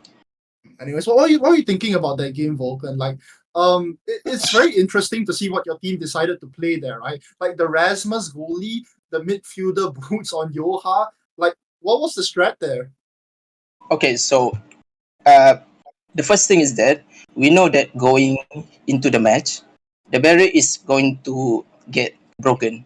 It's at 10. So it doesn't matter what goalie I pick, it's going to get destroyed no matter what. And then when I saw on the second awakening, which is specialized, the first thing on my mind is I should use this as a chance to pull someone so that they can stop being near my teammates, and that's what I did. Mostly onto Juliet, I think. And We did see the a lot of that. the Zentaro band actually messed us quite a bit because we thought it's going to be the same band, but turns out they they switch it out. So Yoha was like, "Oh shit, what do I do now?" Yeah, that's But really I think you were a unfortunate. little bit lucky, no, because the Awakenings are specialized training and quick strike, which is like kind of unfavorable for Yoha to pull out his fights. I feel like the first map before the restart was the better awakening because Yeah, with extra special and Monk Titans, uh, right? Among Titans, yes, if I among remember, yes. Titans, the fact that I can give them speed and size, and then I get to choose pauldrons is more value than specialized.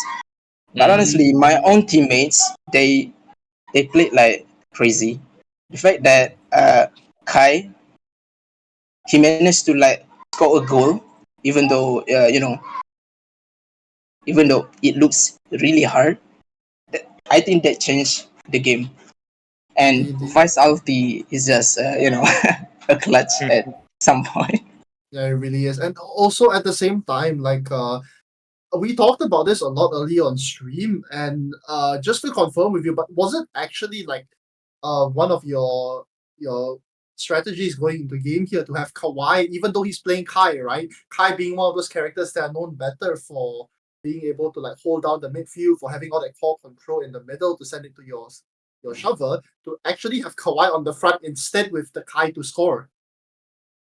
Um, at first, I was going to play Kai, but then I decided to let him play Kai because I feel like he can cook, right? So we should let him cook. And then for for Yoha, as bad as it is that you know Zentaro, right? I feel Yeah, like unfortunately, he Sentaro got banned out. he stepped up when it truly matters. Honestly, I feel like they play like crazy, and I did some some fumblings over here and there, but it is what it is. At the end of the day, it's still enough for you to win, you know? Although I wish I get to kill someone because specialized, right? But Yeah. they did Indeed it. Yeah. specialized, but like the way that OT and TJ were playing, they really didn't give you guys the option to do that, did they? Oh no, they didn't. Anyways, It thank you wasn't very hard. much, Vulcan, for that interview. Everybody that's been Vulcan. Thank you Uh, for having me as well. thank you very much for hopping Thank you here very on this much, Vulcan. stream, Vulcan. You're welcome, bro. I So think I'm gonna leave now, now, right? yeah, yes, you can leave, Vulcan. You may Thank you leave very now much. anyway. Thank you Okay. very much. Anyways, let's roll on over and look at the replays real quick. Yeah. But it looks like we have technical difficulties right here Oh, since actually, wait. I am I'm a little bit of a clown. I'm pretty sure we did replays already. Okay. Anyways, people, we will be back really soon with the next game, hopefully. all right.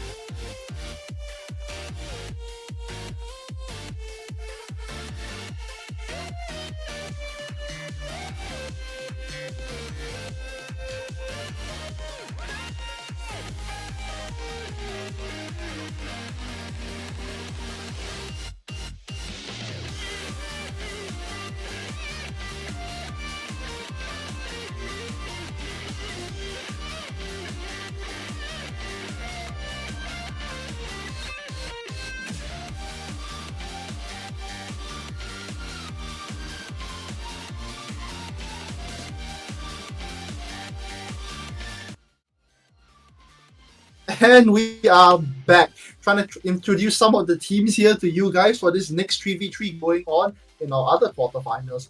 We have Sai, Hasamide, and Mr. Griefing versus Anvit, Plism, and Sensor here. Wow, looks like this time Sai is teaming up with a different person this time with Hasamide and Zuzu here. Hasamide and Zuzu, indeed, pretty interesting setup here actually. Yeah. It's kind of perplexed me that Mr. Gaming has decided to go forward here. I know recently he's been trying to learn how to play forward, and he's not bad. He's not bad at it at all by any means. But it's just having Sai on that forward position actually just makes a lot more sense in my opinion. You know.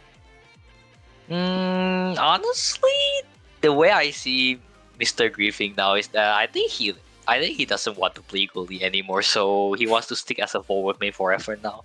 Maybe he just doesn't want to play goalie anymore. Yeah. He's left that goalie box. He's left his goalie box, and now he just doesn't want to be a part of that anymore. You know what I mean? Yeah. And also on the red team, we see Anfit, Plasm, and Sensor here. If I recall correctly, Plasm is a goalie player too, right? They are Tyson currently is a residing in goalie Japan. player as well. I think he actually plays quite a bit of Juliet forward as well, though I might be wrong personally. And also Sensor and Insane ties and Sao forward. And of course, the one, the only, our Kazan goalie here, Anfit. And the Kazan goalie, the guy that actually the Kazan goalie, the guy that originated Kazan goalie that brought over to Yankate. Peace be with him, the fact that he's not here with us in Asia anymore. But he has brought Kazan goalie over to EU as well. So essentially what that means is Anvip has absolutely created a meta that has screwed over both Asia and EU. Do you know that Yankate hit top 5 EU as a Kazan goalie? No way. Really Top 5? crazy. That's Top crazy. 5 EU. Yeah, top 5 EU as a Kazan goalie. And now everyone knows him as the Kazan goalie. Big shout out to you, by the way, Yankate, Yeah, the fact big that shout you're out to here in Yankate. call with us. Anyways, let's look at some stats actually. I'm here that both teams are ready, and let's just look at some like what they're really known for. I mean, recently we have players like Mr. Gaming is actually like one of the newer players here in general, you know what I mean? And all that. Yeah. Also Sai here. The top 1 Asia, or is now Marcus has overtaken him now due to this? I think Marcus is currently top 1 Asia, with Sai being the second in Asia as of now. Unfortunately, things hasn't gone so well since his PC broke, and he has to switch to laptop for a while now. At this point. Oh my god! I think we got the wrong sensor player card here on screen. That is a different sensor. It seems like that is a different sensor. There's a different sensor. Our sensor's a lot better. Just a quick shout out there, yeah. Yeah, Sensor is a Kaizen Tower forward player. I think he reached mid diamond, high diamond, right? Almost challenger at this point. A really strong high player, in fact, actually. Yeah, really strong. He used to play a lot of Zentaro. In fact, actually, I used to know him back when he was a mobile player as well. Like, it's crazy. Yeah. I was having a conversation with him about MOBA versus WASD, right? Sorry, my bad. MOBA versus WASD.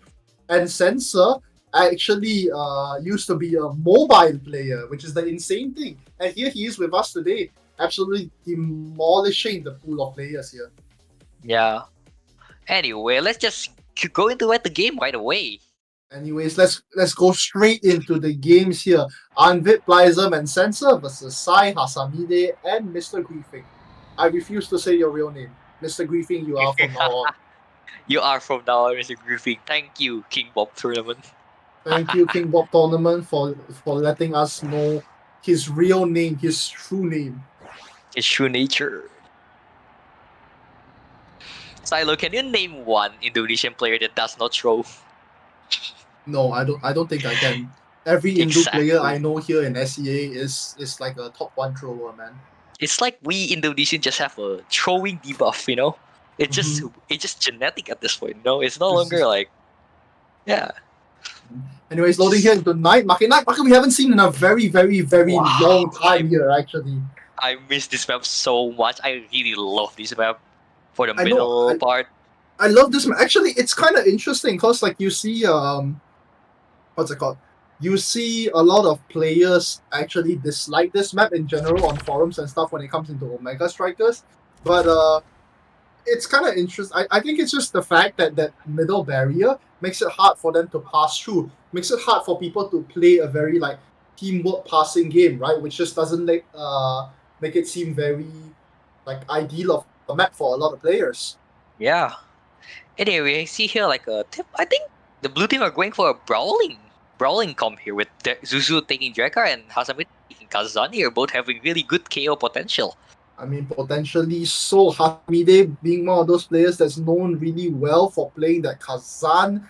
Zuzu here picking out the Drekar. Interesting pick, actually. Yeah. If anything, I've usually seen him play something more like Era forward. And looks like we can see an enemy team Anfi pulling out the Kazan goalie for Hospoden. And Wow! if you see the Awakenings here, it's 1-2 punch and Demolition is. Wait, Wow. this is crazy, Plyzum picked up Vicious Vambrace Atlas forward. What a pick!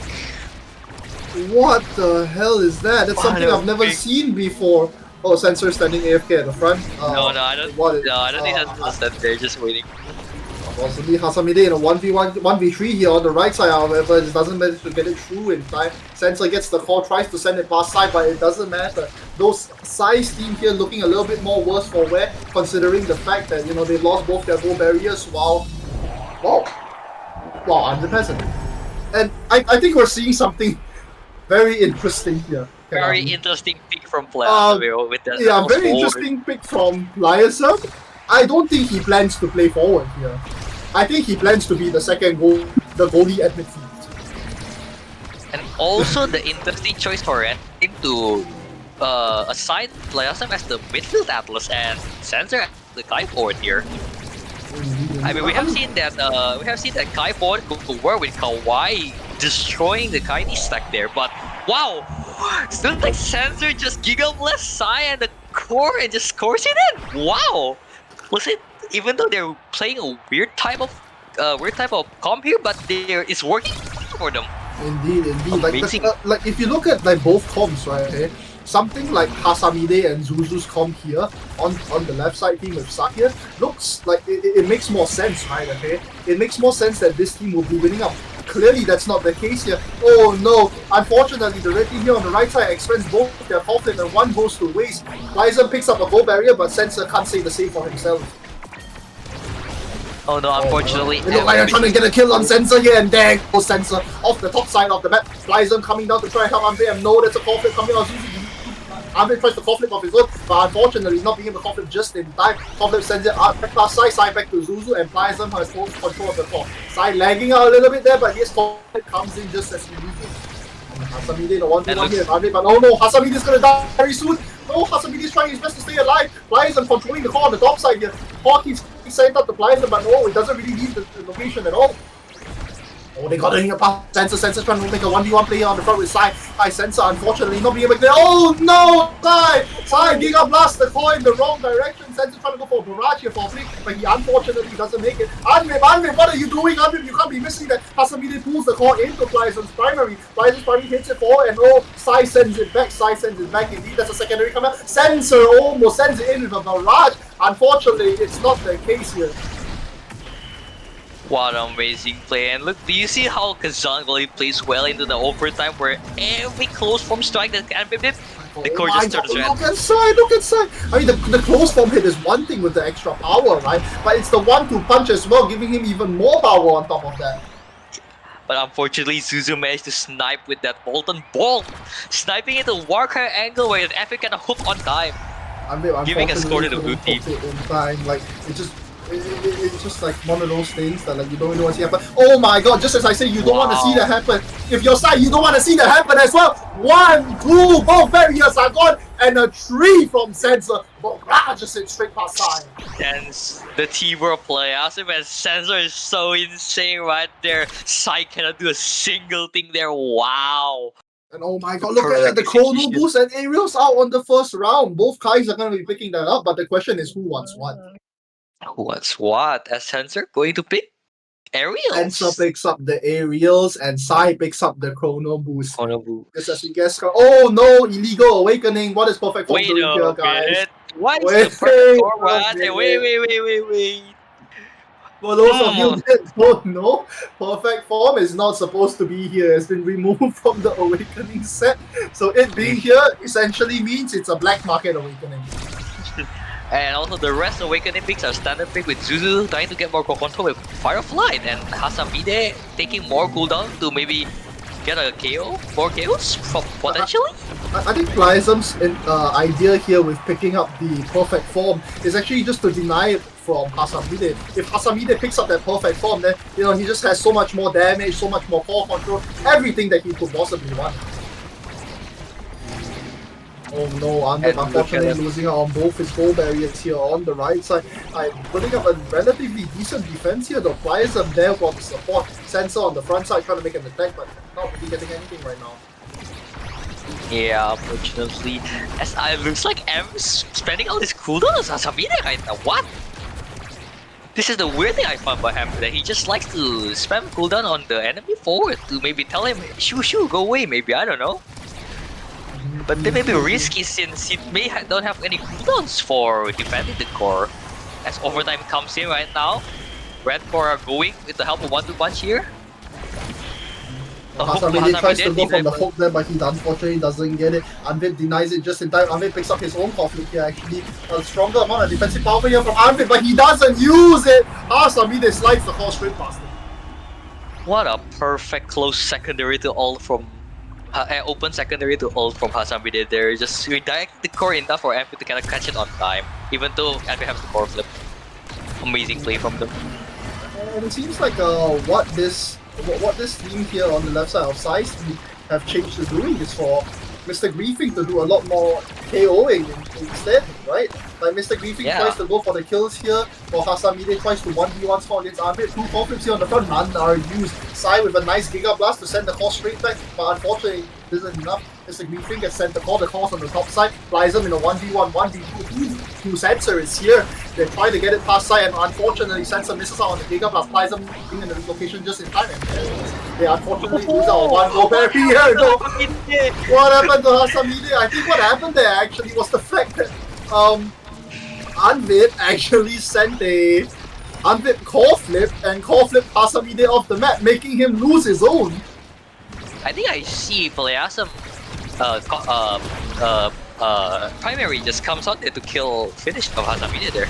Maybe so a bit indeed. Just look at the strength of something like Kazan Goli, right? Okay, like this is why Anvit is so successful with that Kazan Goli. It's just the ability to have that red core. Like every other strike, he has that red core, but like what are you gonna do again about it? Sensor looking a little too worse for wear for a little too long. Zuzu picks up a kill of his own. Call gets sent from side to Zuzu. Zuzu down to Hasamide. Hasamide tries to make the play. Unfortunately, sends it back to Mr. Griefing. Mr. Griefing breathes really hard and loses control of the core. But no, he makes up for it. Mr. Griefing says, "Screw you, Xylo. That's not my name." Mr. Griefing sends the call in. Because Mr. Griefing utilized the middle bar right there to bounce it off to outplay Anvit there. Wow. A very beautiful angle, a very scary angle actually coming out of Mr. Griefing the side, going for a little dribble here on the front side. Oh my god, Plasm is already. Where is your oh what a save! What a perfect Yeah, projected by Mary. Cosmic intervention, I think it was. Cosmic intervention. Yeah, yes, you are right. And a perfect cosmic intervention out of Plasm. Celestial intervention. Yeah, he saves himself, but not for long. They get another kill on him anyways. I'm sorry, Sensor here on the front side. Like Sensor's trying to do the same thing that Kawhi was doing previously, you know? Like he's standing at the front, he's just trying to score, and he's letting Plasm do all that midfield work. They're not playing a very teamwork they're not playing a very teamwork style of play, right? Okay, they're doing more of a midfielder, more of a forward style of play where they just send the call to Sensor and Sensor shoves it past side. That's right, and unfortunately, Anvit loses the second strike against Mr. Griefing there. And now the blue team secure a set, tying it out in 1-1 here. And you can see his awakenings are more damage based here, you know? Can you see it? But I think Sai might be going for the twin drive here potentially, and he does Oh, indeed. yeah. Having that twin drive allows him more ability to defend the goal. More speed means he gets to be faster for longer. And looks like Kazamide picking Sparkle Focus has paid off because he gets Sparkle Strength. He has 2 sparks right now, and I think only 1 remains, Agility, right? I'm So pretty if sure Kazamide it can is. get 3 of them, it could be very valuable for him. If Hasamide manages to get that, then it'll be amazing for him. Sai, oh no. No, Sai. Sai? You done? That's not what you want to be doing, Sai. Sensor has the core on the front here, Barrages unfortunately not being able to win the conflict. The strike ball here, my man. Inside, though, Plyzon would like to take the test of his load. Hasamide off killing people. Never mind, Plyzon off killing people. Plyzon absolutely demolishes Mr. Griefing and sends him off the side. No, What a primary coming out from Plyzon to kill Sai. The amount of gold pressure that the red team gets out, that makes Sai unaware of his position, really vulnerable for Astral Projecting. Just hit him in the face, and bam, he's dead. And Sai cannot do anything because he's already my dead god, there. did you see that? Did you see what Anvid did that? He did an absolute he did like a really beautiful show of like why Hazan Goli is so good because of the ability to mix up your enemies just like that. Oh my god, it doesn't matter. He sends it to the front and oh, what a kill coming out from Zuzu, but it doesn't matter. Plyzon, a perfect Celestial intervention to save your 4 sensor. It doesn't last long before Hasamide gets the kill anyway. Oh no! Hasamide sent the core away from the goal with that slam. Unfortunately, wasting out on his core flip here. Sends the core up to Plyzon. Plyzon not being able to clear it out. Sai in the 1v1 sensor. Sai wins out the 1v1. Sends it up to Zuzu. Zuzu tries to win out against Plyzon, but he doesn't unfortunately do it. A little bit of a scuffle here happening at the bottom, and there it is. Hasamide finally manages to pick up the second goal berry here on the right side. Plyzon needs to be walking out with the core here. He keeps walking back, which means they just doesn't have as much goal pressure here on the front side. Right. You say a barrage battle just happened. Oh my god, what was that angle? That angle was so close to going in! But Sai showing his perfect skill as a goalie to save that Spanish too. Oh no, Anvid, oh my god! Anvid, what a hook! No! Plyzon, that's not where you want to put your... That's not where you want to put your second goal, Plyzon. I respect the effort though for Plyzon to try to help Envy defend, but Envy was not ready to the Cosmic expands to disappear yet. He thought it's already disappeared, but no, it's still there. So he actually own goals there instead. Giga Blast coming out here from Sensor to try and pick it up, but no, it doesn't matter. Zuzu, on the other hand, though, making a better play than Sensor did, picking up a goal berry of his own, picking up a goal berry and then picking up a kill right after. Unfortunately, the out from Plyzon not being there in time. Plyzon, however, being able to make a really good effort here on getting the core pass. Unfortunately, it's not good enough. Hasamide picks up a second barrier here. Core gets sent forward again and again, and there's just nothing that Plyzon can do with a teammate down. It just seems like the strategy here is just to kill off Sensor, because one Sensor dies, there goes all your goal pressure, there goes all your core control. As I say that though, Sensor proving me absolutely right, absolutely destroying the front line in a 1v2 situation. Wow. Sensor so crazy, just maintaining core control and setting it up with a perfect second strike, winning against Sai, one of the best players here. Wow. He just strikes it way too fast for Sai to even react there. Sai could not react at all. Mr. Griefing here going for the kill as always, but it doesn't matter, you're playing against an Atlas, and Atlas just doesn't allow you to do that. Sensor with that, actually notice with that nice edge, Sensor gets so much core control here on the sides of the map. I mean, that's what the Awakening does. Plyzon tries to go for a little play on his own, but doesn't matter. Sai barrages it out of the way. Plyzon not being able to get the play done, and Sensor not being there to defend the Awakening. They go pick up for anti here. Alright, as you can see, looks like the brawling's condition is a stalemate where both red team and blue team are trying to brawl each other out. Oh, what a perfect Celeste intervention from oh my god, Sai, the goalie that scores goals and the goalie that loses goals. He loses out his goal barrier to pick up a goal barrier of his own. Was it worth it? I'm saying not, because he had to waste a conflict for it, but we'll have to see. A kill gets put out here on the side of Sensor. Sensor, fortunately, being able to come back in time. No goal being scored here by Mr. Griefing and Hasamide together. Anvid showing why that Kazan goalie is so strong. The red course that he can send out with that close primary, this is amazing. Oh no, Sai! Sai, Where are you cannot do it. going, Sai? He teleported away from the core. He tries to read sensor to strike in a position where Sai is not ready, but unfortunately sensor just strikes straight to Sai. And Oh Sai was my not ready at God. all for that. Very Do- unfortunate. But what an amazing outplay by sensor though.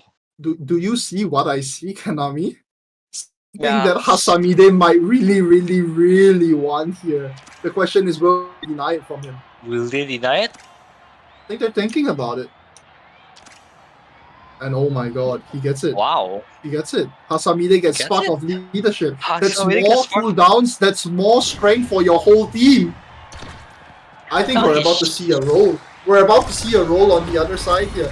With that spark of leadership, if Hasamide manages to get spark of speed here, it's gonna be impossible to stop the blue team now. As I say that, oh never mind! Caster's curse! Sensor proves me wrong! Sensor's the goat man, he just does everything against Sai, and Sai cannot do anything.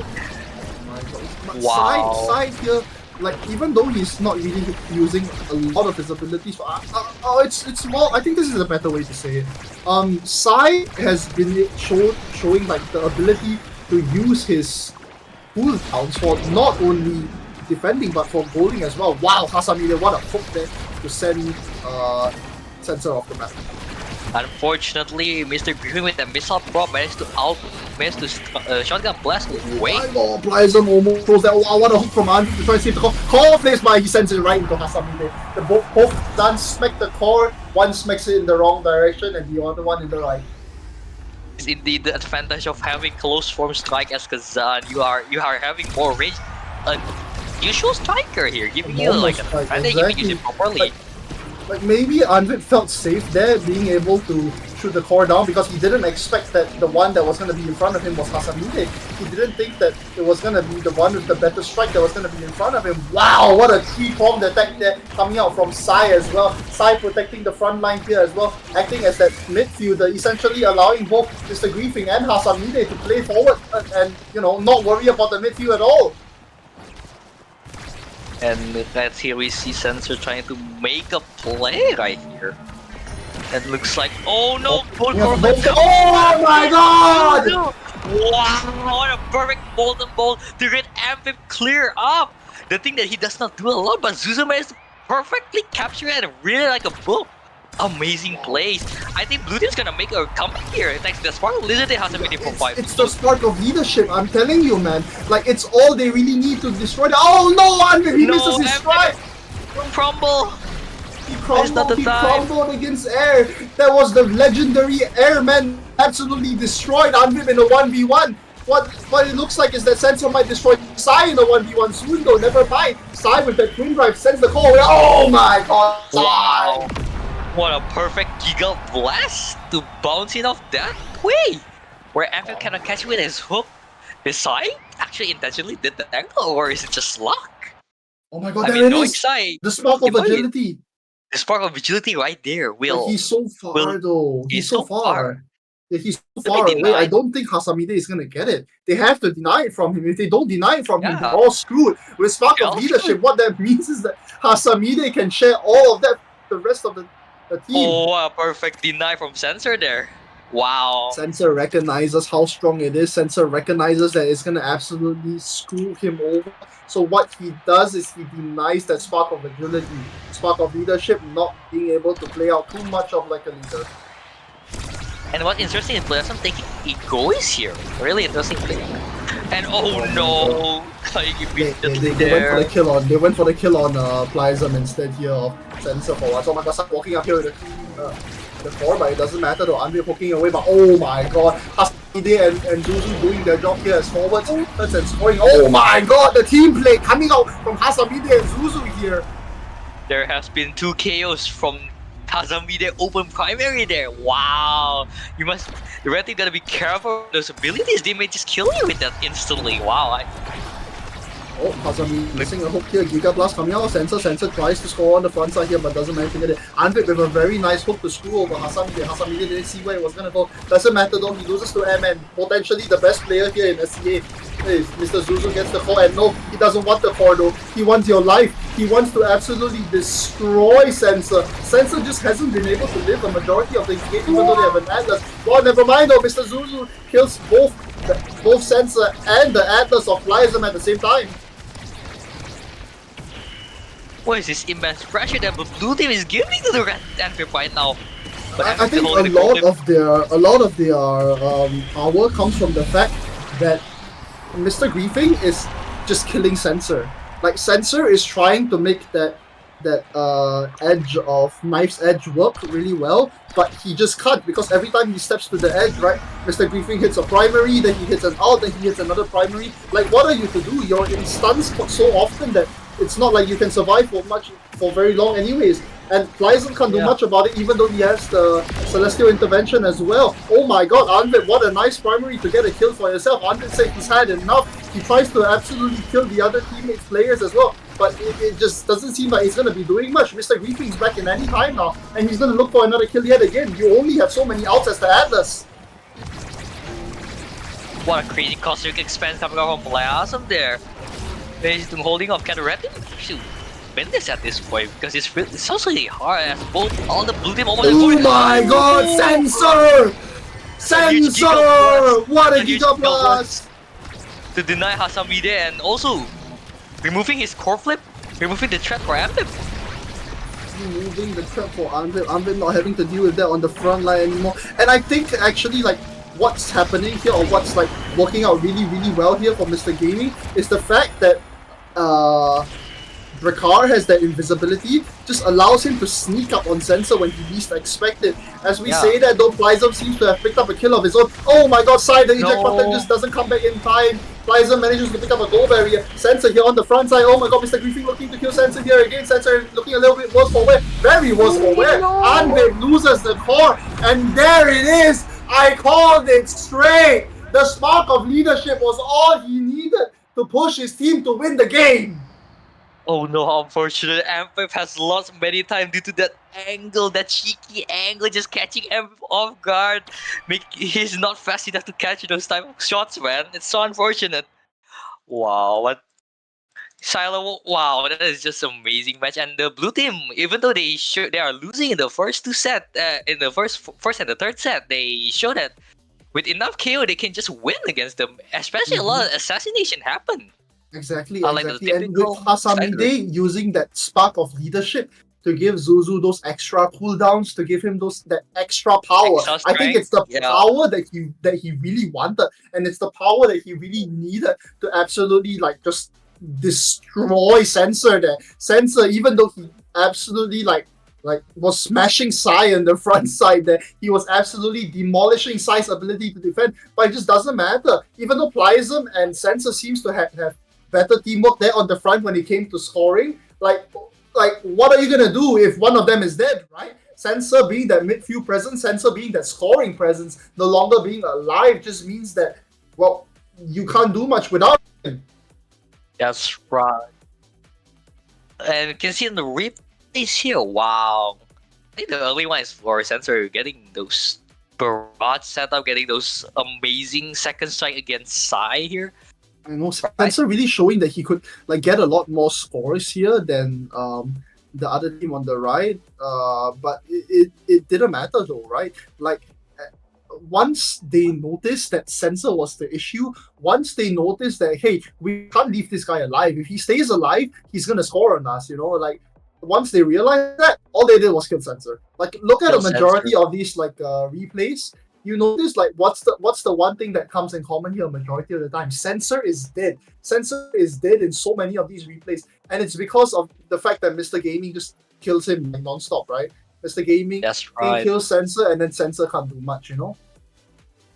Sensor really proving that he was the carry here of the red team. Unfortunately, the blue team managed to capitalize the knife edge, and you know, with Zuzu being helped with missile prop, 1-2 punch, and also spark of leadership from Hasamide, having enough power to just straight up kill Sensor knife edge here. I think that spark of leadership was honestly like what was the game changing awakening here. What was the game changing like thing here for them? You know, like that spark of leadership just absolutely destroyed their ability to um like do anything. You know, like once Zuzu had that extra cooldowns, once Zuzu had those extra power, all he needed to do was kill. All he needed to do was just stick with the plan. You know, and just Yeah, him having so much more cooldowns just gives him the ability to mess up. Honestly, like if he screws up, right, it's fine because why? If he screws up, he just has more cooldowns. You know. yeah, that's right. Also, wow, for all these replays, man, I think a lot of score are because of the core being red, right? Usually. Yeah, I noticed that a lot with the help of one two punch. A lot of goalies are just not ready for the core just pew, go red, go fast. Indeed, And indeed. also And and look at that actually, angle! Look at the angle for the finishing Sai using War Crime angle! It's actually, really crazy how Sai knows exactly where to click and just set it up perfectly for Amphib to be not able to catch it on time. exactly, And indeed. Like, and then, I think now we're gonna go with here, our interview section with who's our guest, Silo? our guest here is Oh, Hasamide, though we have a bit of technical things happening on in the background, so we're just gonna talk a little bit more on that game, okay? Like, just yeah, notice, like, uh, I mean, like, it was really clear, like, what the win con for both teams were, right? Okay, the win con yeah, for the team for the red team was to let Sensor do his job. The win con for the win con for the blue team is to kill Sensor, right? Like, what are you gonna do when you're dead, right? Like, so what? You can control the core better. So what? You can destroy our goalie by yourself. You don't need help. This and that. This and that. Even though like what's it called? We can just send you the core and you can do it all by yourself. So what, man? Like you're dead. You're dead. What are you gonna do about it? yeah. There's nothing much the red team cannot. The red team can do once Sensor is dead because their main scoring power is comes from Sensor. This is what I think noticed a lot of teams that are losing that they're trying to do a specifically assign someone as a scorer, but something the scorer just got targeted or maybe the double forward potentially is just way better so that even though they have really a strong single scorer, they cannot win. We have you noticed this kind of patterns on the Kaidi stack against Falcon stack and also this match recently right here. Indeed, indeed. Actually, if anything, Kaiti Stack, I think where they went wrong is when they didn't take out that scorer. They didn't take out Kawhi, while as Mr. Griefing's team here actually did a lot better in killing that scorer here of Sensor. Yeah, they're cleaning up the problem here being They're killing censored. up the problem which allowed them to win. Anyways, Allowed now them we're to gonna win. push over to the interview section. And we have with us here in the call Hasamide. Hasamide, say hi to the stream. Hello, hello. Thanks for having me. Hello, thank you for being here with us. Hasamide, tell us what you think about that win and run us through what your team was thinking in the background there. As you've probably mentioned already, we looked at the enemy team's win con, and as you've already explained earlier, Sensor was a key scorer in the enemy team, and he had a lot of pressure forward, and he had the confidence in play, he had the control, he had the micro. But at the end of the day, if they were the only one, if Sensor is the only one scoring, then the rest of the team can just pressure on and onto Anvip, who is a Kazan goalie, but at the end of the day, he does not have a lot of long range, clear tools, like, for example, a Kai or an Aimi.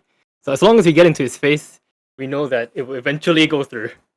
Indeed, and like, what are you thinking your team's strats here possibly might be for like the later on games? Like, what are you guys cooking up here potentially that we could get excited about? Just leak a little bit of stuff for us.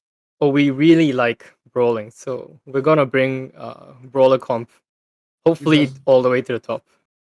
and like another thing that we mentioned earlier is the fact that you guys actually chose Sai to be your goalie instead of Mr. Gaming. Like I know he's generally like well known in the early days of season 2 to be that goalie player, right? To be that relatively good goalie player that manages to like push his way up. But like you guys chose Sai instead for the goalie and let Mr. Griefing do his thing on forward with you. Personally, that choice was kind of done at a whim.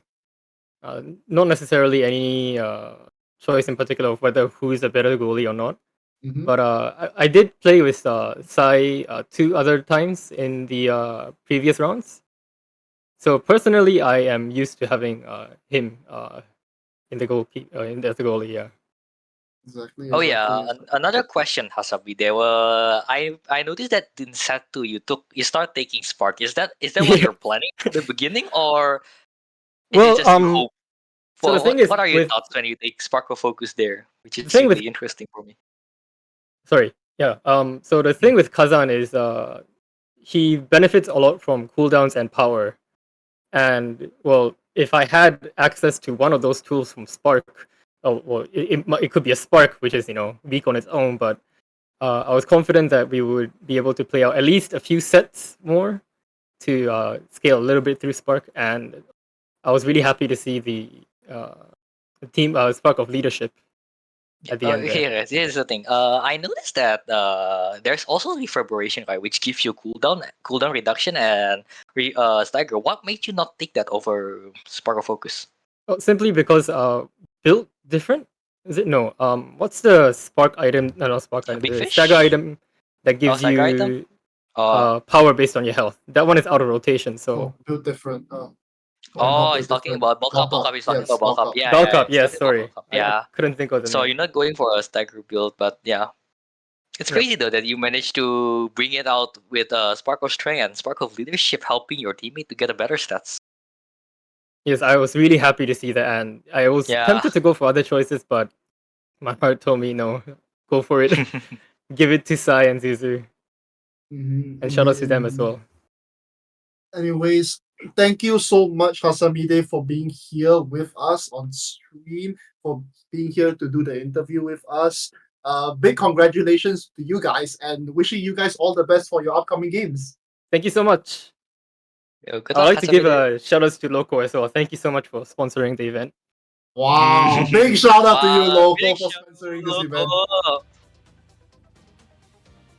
Amazing, amazing, amazing. Amazing. Anyways, for us now, we'll be heading for a very, very quick break while we prepare the next game for you guys. Hopefully, we'll be back sooner rather than later. We understand some of the waits have been a little long, but bear with us a little. We'll be back for the next game where we'll be casting our first best of 3 game. Oh, it's gonna be a long match here with semifinals coming It's up. gonna be a long, long match. We're in semi-finals. I can't wait to see who comes into finals. Actually, Yeah. me being wrong that the dream team didn't make into finals simply means that we don't know who's gonna go there now. If anything, another crazy thing I heard apparently was the crazy duo, like a crazy duo that we've been talking about throughout stream. Mhm. Yes, Scott and Flyton, they have been knocked. They have been knocked They from the have been tournament. knocked. Yes. Who they lost against? Wow. As far as I heard, it was Crows' team, which would have been Slash, Crows, and PGX. PGX being one of those very, very strong players when it comes Wow. to something like Strike Force, which is, well, it's actually crazy to think that Yescott and Flyton have already been eliminated like that. Everyone, you better watch out for those teams. Slash Mhm. Crows a PG. Trash Coach and Preachy, a team that in general you wouldn't really think about, but like as individuals, they're strong players. You don't really see them together a lot, but who knows what they could do, right? Slash pulling out their Luna, Pros that Kai player, potentially being the goalie. I'm guessing he's the goalie here, and Peachy being a very, very strong forward player with all the strike walls as well. PG being a really strong Estelle here, right? Indeed, indeed. Anyways, I would like to give one before we end this off. I would just like to give a shout out to the team name that Yes got picked. So like in the previous few tournaments, whatever team Yes God has been with has been something related to Chan Brothers. Like he's constantly pulled that up, right? So his current team name for this tournament has been Chan Brothers United Wing Chun Training Center trademark. Wow. That's a long ass name, dude. Should very we next interesting time name. make max characters because of how long that team name is? How are we supposed to I pronounce think that? we should do. We need to stop. We need to stop Yeah, your spot from going out of hand here. Marshall, take notes, take notes. We need to limit the character there. Okay. Uh, Anyways, we'll be back from a Anyway. short break very soon. Hopefully, going into the next game for you. Our first best of 3 for the night, and not our last for the night as well. See you guys.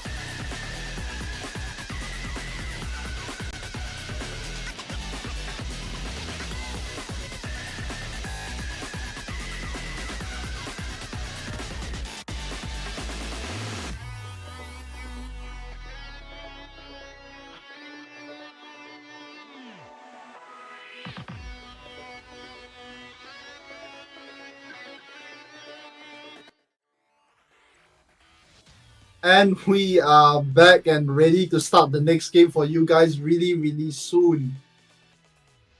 Wow, it's just been a long, long day, man. It has been around My game 4 hours. crashed! Oh no. Alright guys, we're gonna go in another be right back as we have another technical difficulties. See you guys in 3 minutes or maybe more. I don't know.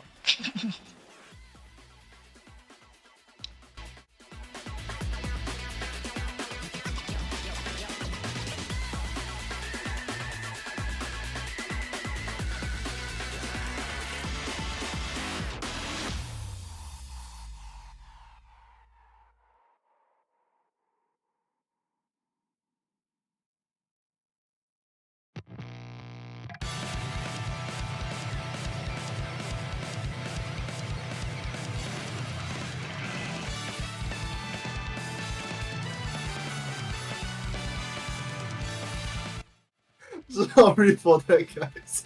My game decided to take an absolute shit on itself and decided to crash right before we started it, man. Is that a sign, Silo, or what? The sign that this has been going too long. This has been going way too long, Konami. But we are going to be here for a little while longer. Right now, we have the teams of In Memories of Esco. If you guys remember them, that will be Vulcan, Yoha, and Kawai versus a new team here on stream, Naomi's Fan Club. That will be Crows, Slash of Gun, and Peachy. Wow, what a... these people are actually crazy. Right before we get into the game, let's look at some stats real quick. Alright, we can see here. Say Vulcan, Yoha, Kawai. You may be more familiar with them since we have streamed their games against Kaiti, Overthinking, and DJ. But let's focus more on the red team. Crows, Sasuga, and PGX, the one we haven't seen in this team for a while, you know? What do you think? Being What do you think a of this really, team? really, really strong Kai player here. One of the few last-minute Shelly players back in season 1. Crows can play really well in flex. He plays really good forward. He plays really good goalies. But here we have him today playing goalie for us. Slash, on the other hand, being one of those like Luna players, one of very few rare Luna players here in SCA. Hey, Silo, have you seen Slash Striker Pie? Slash a striker It's by. balance on all strikers. Wow, you know what? I might be wrong then. Maybe nothing to do with Luna. Yeah, I guess I'm wrong. Slash is just the ultimate flex player, you know? The ultimate flex player. He plays the role both goalie and forward on an equal basis. He plays almost every character. He calls every character. So it shows that how many knowledge he has on this game, on each striker mastery here. And That's just also crazy. PGX. PGX being a Not very, for- very strong player. Like, she has such good second strikes. It's actually crazy the amount of pressure she has just off of clicking the core by itself. That's right. Anyway, what whip are we going for to this? The first round of best of 3 for today's Anyways, semi-final? The first round for best of 3 will be loading into Athens City. Without further ado, we'll be loading into the game right for you guys right now. Wait. I don't think... Oh, is it Athens City? Yeah, we are in Athens City. Oh, They yeah, decided to Athens play Athens City. Oh, my bad.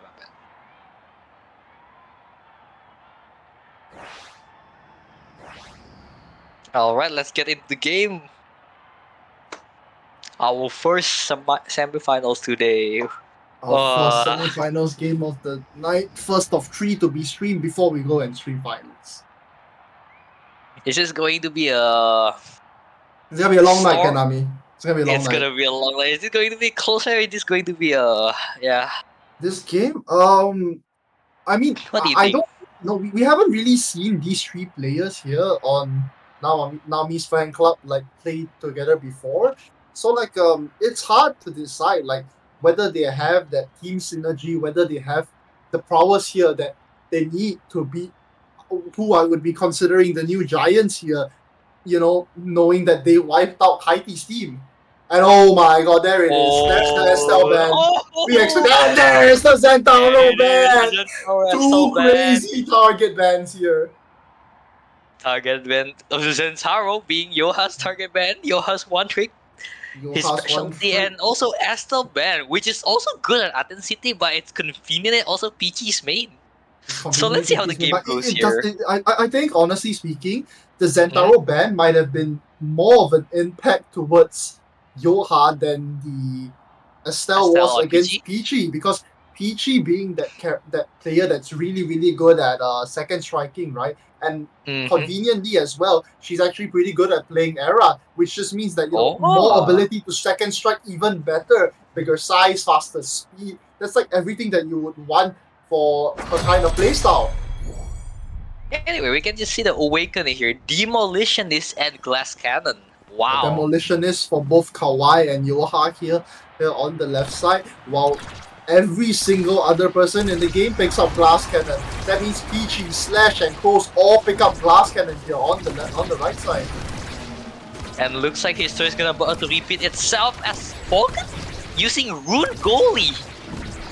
I mean, that's not something that we haven't really seen much from a player like Vulcan, right? Vulcan is actually really used to using the Rune Goalie, just as we say that, oh my god! The fight of Mirages, Kawhi versus Crows, but Kawhi wins out just in time. Unfortunately, Yoha has to die in the process there, but still, the blue team managed to Yoha died in score. the process there, but it's fine. They got the goal barrier. Like, we actually saw Vulcan deciding to walk up there on the front side to put up his pillars as well. Him putting those pillars on the front just allows for him to have like a lot more pressure for the blue team here on the left. Yeah, that's right. You can see here.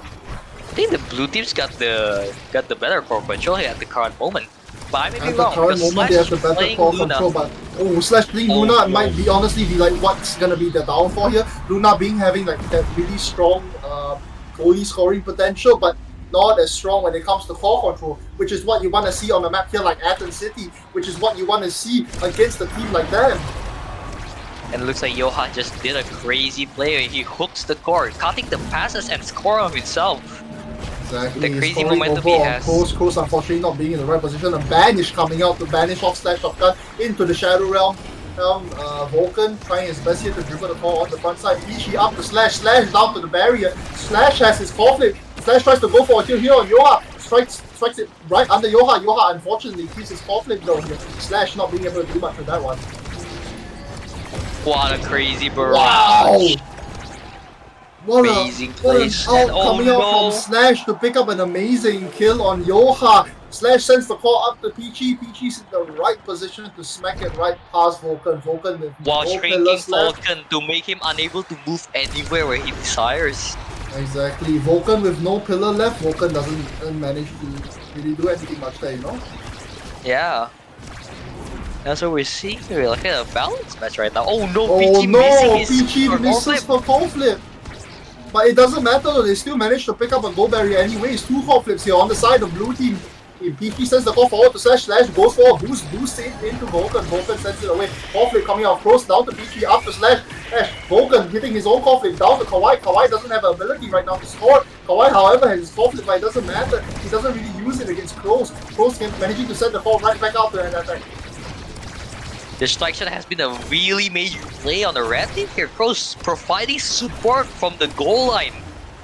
Exactly, And he has indeed. Oh keeping my the god. core on the blue side team most of the time. Oh no, Crow That's sends the core in the wrong direction. Core flip out of Kawhi, and there it is, right into the goal. First Crows set immediately picked getting up. punished. First What an set unfortunate picked up circumstance. by Yoha, Vulcan, and Kawhi. You can see the awakening faces here. Wow, monumental. Oh my god, Wow, timeless this is a- create. This is Good job. such a strong pick phase for Vulcan here. Timeless Yeah. Creator and Monumentalist. Unfortunately, not being able to have 2 of them in the game, but it's fine. He has 1, and that's what really matters. Crows, however, being able to pick up that chrono boost might Chrono honestly boost. just be what they need. Unfortunately, we don't have it here on Peachy on the front line, but it's fine. Peachy picks herself up a bit of a Monumentalist. Bigger A really tornadoes good means more kills here, potentially more core control, more pressure here on the front line, which might just be all that they need.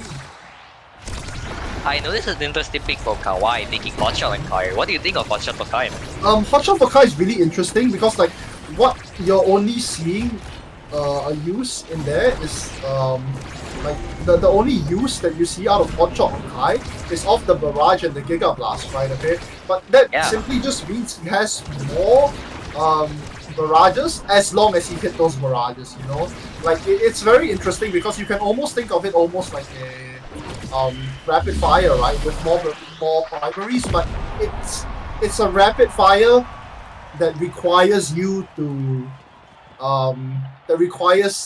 like do something, right? And speaking of which, Kawhi pulls out a perfect Giga Blast setup to score against Crows there. Wow. He does. Yoha looking a bit worse for where here on the front side. They might be looking for a kill, and they do. Peachy sends the call up to Slash. Slash back down to Peachy. Back up to Slash again. Slash gets a call flip, gets the barrier, sends it down to Peachy. And no! Peachy misses the angle just in time. A Slash angle, if you mind. Not the Slash angle with Slash being in the game. Not the Slash angle with Slash in the game. It's really unfortunate. Peachy could have gone for a score there, but no, getting the wrong angle. Close to the call flip, but no! Close to 1v1. Kawhi wins it out and he gets the call forward. Oh no, Peachy, the out goes in the wrong way. Coughlin here on Vulcan and Peachy both trying to look for the 1v1. Peachy unfortunately doesn't get it. Yoha goes for Peachy to try and get her out of the way. Peachy slowly advancing forward here with the core. Vulcan, with these pillars that he have here, he just has so much more power though. Yoha sends a back pass over to Vulcan. Very few players in the game can actually catch something like that or be ready for something like that. He finally decides to use a Coughlin from Vulcan as well. Slash back to Peachy, Peachy down to Vulcan, and now Kawhi has his own Coughlin as well. Peachy waits very patiently for that pillar and strikes it right on the Vulcan. Vulcan was forced into a 50-50 from Peachy in the penalty zone perfectly wrapped Vulcan to try to read that. She's gonna fight down and damn, she got the core. Crazy. Exactly, that patience is what you want in that situation there. Oh my god, what a monumentally crazy out coming out of Peachy. They lose their goal barrier, but it doesn't really matter. They get the goal barrier for themselves. What you want to be looking out for though here is Yoha with the core flip, and he core flips it right in a 2v3 situation actually. Yoha manages to score against Pros. It doesn't matter if Kawhi, the main scorer, is there. Yoha can still pull off some shit like that to score another goal again. Exactly. He ain't Omega for no reason, man. Even Red Team Caution and Kawhi with the perfect barrage there. Wow. Oh my god, Vulcan passes up to himself to try and give it up to Kawhi. Unfortunately, not really going through because Slash is in the way there. Yeah. If you look at how the game is going on currently, I think it's just really a matter of Kawhi and Yoha having a lot more core control than Peachy and Slash have together. And Crows, that's not what you want to be doing. Crows goes elusive with no core flip in front of Kawhi in a barrage. I think Crows did a misplay there by using an elusive against barrage there actually. He was really afraid of Airman playing Juliet on the front side to kill him, so he just kind of hit his elusive there, you know? A prime time from Vulcan, this could be huge with the Howl of Timel's creator. He's basically an Iron Wall now with the Howl of Prime Time here. Putting really pillars onto pillars, preventing the Red Team to even scoring their barriers here. Having two pillars on the front side here for him is really what he would want. So much forward pressure, so much core control here on the front side. Also, I'm interested to Yoha to take effort over peak performance here. He prioritizes cooldowns there. Well, he wants the cooldown instead. That's actually kind of interesting considering Razmus isn't one of those characters which you would think like works like crazy on cooldowns, right? Okay, like if anything, personally, I would think something like speed would be of more value. However, though, oh my god, what an ult coming up from Kawhi! Giga Blast sends it right past Bulls. Looks like Kawhi speed with that missile prop actually helps him to make the core goes faster for Core to not be able to catch that. Unfortunately, it just seems like with prime time coming out of Vulcan right now, Closer's strike shot just doesn't manage to do much. Passing plays coming out. Oh my god! What an ult! Even though Vulcan tries to banish the core away with Peachy, it doesn't matter. Peachy gets banished, but she sends the core right in. The Peachy strike to the pillars is actually intentional. I'm actually interested. Use the pillars against Vulcan there. to set up for a perfect Oh my god, slash. this is what you want to see if you're here on the team on the right. As long as Slash wins his 1v1 against Kawaii, Peachy can win the rest. Conflict coming out here from Crows. Crows sends it right to Peachy. Peachy unfortunately doesn't catch it. Okay, Vulcan here manages to catch it though. Slash on the front side with Conflict, tries to Conflict. No, he misses! He misses and Crows tries to barrage it up, but it doesn't matter. A pendulum swing from Yoha, a strike from Kawaii sends the core into the goal. Too many pressure come from the blue team the Crows cannot handle, and Slash and Peachy must win their strike war. They might help Crows here. Or there will be a big trouble. Crows, I don't know, Crows, you shouldn't be missing those. Crows is really suffering here on the defensive line. Peachy, oh no, sending the tornado back. And there it is, Vulcan with the prime time. Vulcan with the timeless creator setting up these pillars at the front. And Yoha just finish off with a strike and pendulum swing for the finish. As in memorial of Esco wins the first point in the best of They three. win the first point in this best of 3. Now we'll be going over to their second game. They have decided to play the map. Let me check real quick. Let's talk about the stats while we're at it here. You see that I think the in memory of Esco used their same stat as last time. Assigning Kawaii as their main scorer, but Yoha also having a striker that can also score pretty consistently. And they did manage to with Yoha getting 3 goals, but Kawaii getting the most score in their team with 6 of them. But why I notice strange here on the opposite team is I think in their comp, Peachy's playing more of the forward role with Era, and Slash is playing more on midfield here. What do you think of that, Silo? I mean, the thing is, Peachy is usually on the Estelle, which makes it really easy for her to score by herself after winning all those strike wars, right? And then potentially having Slash there to back up with the Luna.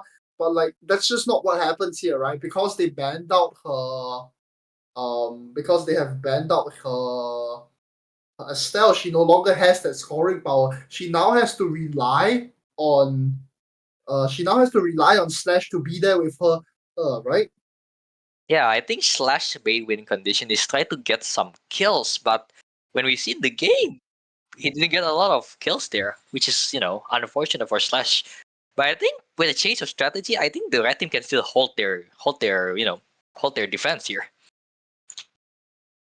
So, how about the second map, Seller? Is there already an announcement for that? Waiting right now on the teams. Mhm. And okay, they are going Clarion Corp. Our second Lariat game of the day Corp. here will be Clarion Corp for these two teams. Let's roll right into it. All right.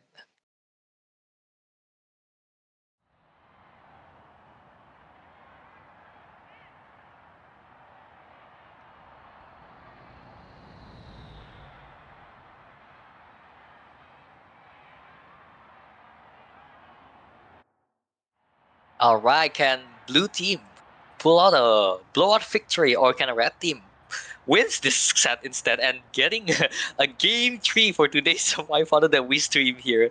Let's just see on this Clarion Test Chamber. So, Silo, what do you think about this map?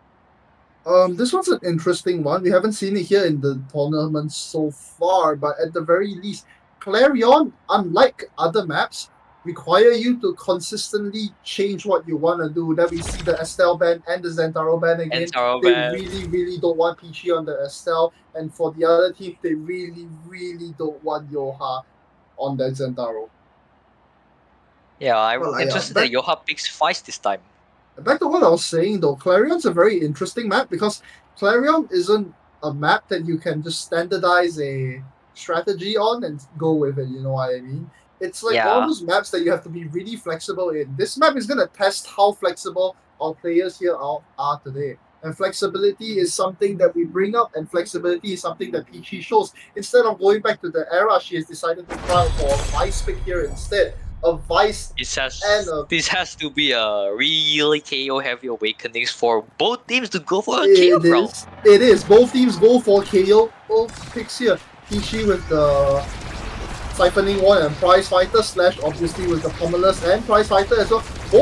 All forwards in this game are running Prize Fighter, while both the goalies are running those Sparks of Agility, using that extra speed to help defend themselves a little better. The way I see it, it's essentially who wins this first set. If you win this first set and you get that extra spark, right, that's all you're gonna really need, you know? Vulcan with a little bit of a fake strike here to try and trick out Peachy, but no, he sends it up to Slash. Kawaii not being able to catch the 4 in time. Slash tries to go for a play here with his out on the top side. No, it doesn't matter though. Peachy, he goes for a teleport down on the top side. Unfortunately, that just means they have lesser control of the core and the map overall. Crows playing out a 1v1 here with Kawaii, winning it so far. Peachy not being able to send the 4 forward. Kawaii sends the 4 forward. Oh my god! Crows, what a Giga Blast in front of your face. Slash of gun in a 1v1 here with the names these. Peachy with a very nice out here from the bottom to make sure that he can't send it anywhere else, but no, it just doesn't matter. No matter how many abilities, no matter how many times they strike the core, Yoha and Vulcan keep the core up. Oh no! Yoha, oh wow! Yoha sends it over to Kawaii and Kawaii almost manages to get it. Slash of gun looking a little worse for wear here on the middle side. Slash of gun trying to throw abilities down middle here, but no, it just doesn't matter. Kawaii finally picks up that kill. It's a 3v2 situation here. And no, Crow's own goals on himself with a Giga Blast. That Giga Blast set himself off, and instead of helping defend, he started showing it's over for that round. Very unfortunate. Very unfortunate there for Crows. We have really nice plays coming out here from Peachy on the front side to try to keep the core forward and keep the 4 forward. She does. Out coming out here from Slash to try to pick up the kill on the names these, but no, he really doesn't get it. That prize fighter for Kawaii is going to be stacking really hard here really soon because of Slash of Gun's inability to stay alive. Okay, both the red teams are really low on stagger right now. Peachy's taking the goalie or behind, and Crows trying to take up space. There's a Peachy kind of cover at the moment. The Giga Blast coming out from Crows, but unfortunately not really gonna get much done with that. Ping pong, Yoha and Crows. Slash of Gun is stuck in the corner in the little traps on this part, on this variation of the map. Slash tries to get a kill on Yoha, but no, he doesn't get it. Peachy though picks up on it. Vulcan tries to pick up the slack here on this missing teammate. Hey, Peachy and Slash send it to each other. Slash oh no, Slash! You don't want to die there! Slash dives off and Peachy has to play the forward game all by herself now. Now it's a 3v2 in the other direction. Yoha, Kawaii and Vulcan versus Crows and only Crows. Peachy is out and she doesn't get to play the game. They lock her in jail. Well, I noticed that even though Kawaii takes slick kicks here on direct car, it's still that the blue team are winning in KO here, which is really interesting. I mean, just because you take slick kicks doesn't mean you can't get kills though, right? You can get you can get kills as well even without it, you know. But like what we're seeing here a lot is the fact that they're trying to use that slick kicks even though they have it, right? They're just making sure that the perfect forms, extra power, manages to help him like with the kills. Wow, what a strike from Slash! What a rocket from Slash! Peachy setting up Slash just perfectly for him to get a double goal barrier into a goal. It started with a KO on Yoha, and then getting a double barrier, and then an outplay on Vulcan with that rocket. Wow! Impressive play here from the red team. Wild goal barrier here for the side. I don't know, Mummy's fan club. Oh, Crows manages to win out against Yoha. Peachy also loses over to the other Kai. Both Kais win out their 1v1s. Slash of Gun though, sending it down to Peachy. Oh no, Peachy up to Slash down to Peachy. And wow! What an amazing passing play to destroy Vulcan's ability to defend there. Amazing passing play there, and both Kawaii and Yoha cannot get there in time to help Vulcan there. Wow. Oh no, they try and do the same on themselves, but Yoha pass and Kawaii isn't ready for it. They might be looking for a kill here on Peachy though. Peachy tries to stay alive, fights back herself, and Yoha's looking a bit worse for wear. Same as Peachy. Oh my god, nice dribbles here coming out of Peachy. Coming out of set. Oh, there he goes! Kawaii's off the map! Conflict coming out of Vulcan. Vulcan goes up to Slash down to Peachy, and Peachy tries to send it in. She sends it in! Wow, how did Kawaii die there? I think Kawaii got hit by a hit and then bounced into the funnel thing from the soundwave and just gets knocked there. Is that what the game intended supposed to be? I think that's what happened. Kawaii was standing way too close to one of the bumpers on the edge and he lost his life for it. And Kawaii isn't even staggered there, so it's all bounce back there. Wow. Exactly. Wow, look at that though. They win the first set, but unfortunately what I predicted last game, just like what I predicted that round was unfortunately not right enough. They didn't get the spark of agility. But actually that's kind of what you want here, because the spark would have gone to the other Kai instead. Peachy picks up extra special. That extra vice out is just gonna make it so much easier for them to pick up a lot more kills here. Yeah. And there it is! As I say that though, an extra special comes into play. Yoha here trying to pick up a kill on his own on Pishi, but he doesn't do it. Crows and Slash. Oh no, Slash! You're standing in the wrong direction. Pishi tries to make a play here on the front by herself, and she does. What a goal barrier being picked up from Pishi. Pishi unfortunately doesn't get the second one. Slash trying to fly in to pick up the second one, but no, it doesn't matter. Paul goes forward to Kawhi. Kawhi goes for a dash, and oh my god. Crows manages to defend that somehow. Crows defends again and again. He's proving that he's no slack off. He's proving that he's nothing to be laughed at here. Crows doing an amazing job at defense here against Kawhi. Wow, what a barrage coming down to Pishi, and Pishi manages to escape Yoha just in time. Yoha still trying to go for a kill here, but not really being able to pick up on himself. There goes Kawhi. Crows with a strike shot to kill off Kawhi actually. Rocket boost coming out here from Slash, but Slash not being able to do much of it. Slash ping pong down to Pishi, but Pishi's not being able to pick it up because of Vulcan here. Ultra Rapid Fire is going to really make a good play here, and we go into overtime, and Slash finding the perfect angle to score the second barrier against Vulcan here. Oh my god, no, Slash missed out against that, but it doesn't matter. He has Core Flip! Slash has Core Flip! And he doesn't even need it though! He bumps it on accident, but he didn't even need it to score against Vulcan. He bounces on his angle and uses a rocket to outplay Vulcan there. Vulcan not ready for that at all. Rapid Fire really makes a huge play here. Screwed over that Rapid Fire doing wonders here for Slash. And oh no, so Crow's a little bit damaged here right now. Oh no, it seems like they've changed their strategy. They want Crows to die now. Now they're no longer looking forward to kill the forwards. They're looking forward to killing Crows. Like the red team has to set up a new formation temporarily to keep Crows alive or make him useful at this. Look at that, Yoha is just like pulling Crows. He saved his stem to ensure that that Crows doesn't get his secondary, right? Slash picking up the slack here on the goalie side, unfortunately not being as fast as Crows would be in that role. Crows trying to step up forward here to stay alive a little while longer on the forward. Bounce. And now comes up from Slash to try and keep Crows alive, but Crows gets scored together with the core. Kawhi with a shotgun blast. Kawhi shotgun blast hitting the core and Crows through the goal. Amazing. Crows survived for 20 seconds, being stagnant, and still finally he died at the end there. So you see passing play come from the red team here. Looks like blue team's trying to get the core back, but Supernova. Oh no! Vulcan loses out, but it's fine though. Yoha picks up the buff on the middle. Maybe this is what they need to keep the goal alive for a while longer. It's not going to stay alive for too long though. Never mind. Wow. As I say that, Casters Kawhi wins in a 1v1 against Crows. 1 barrier, 2 barrier, doesn't get the goal, but it's fine though. That's what more than you could have asked for. Never mind. Kawhi with a core flip gets the goal past Crows.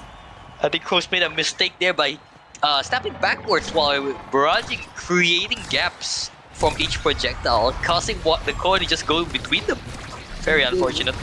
He did indeed, very, very unfortunate. Slash Argon looking very, very worse for wear here. They're looking to get a kill on Slash here. Slash elusive, barely dodging it, but you only have so much elusive. He only gets to dodge 1, he doesn't get to dodge 2. Kawhi with a nice shotgun to kill off Slash. And looks like the blue teams are still cruising while Slash come back. No, there he goes! Crows off the map with the core flip as well. That's not what you want to see. Core flip coming out from Yoha. Oh my god, Slash saves it just in time. That was by the skin of his teeth. The double goal cycle say it works well, and oh no! Kawhi closing up space, forcing Slash to stand on there, killing it with the shotgun blast, and the core with him away as the blue team wins another set.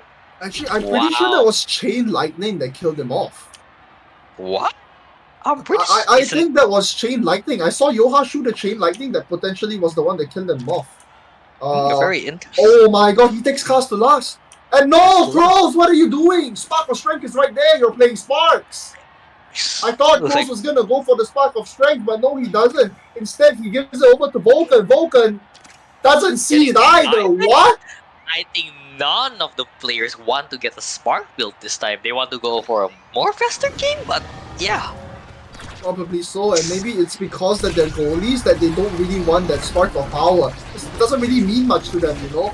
But maybe it should mean a lot that cast to last really like screwing over Crows here though. PG, however, being able to pick up a kill on what's been killing Crows.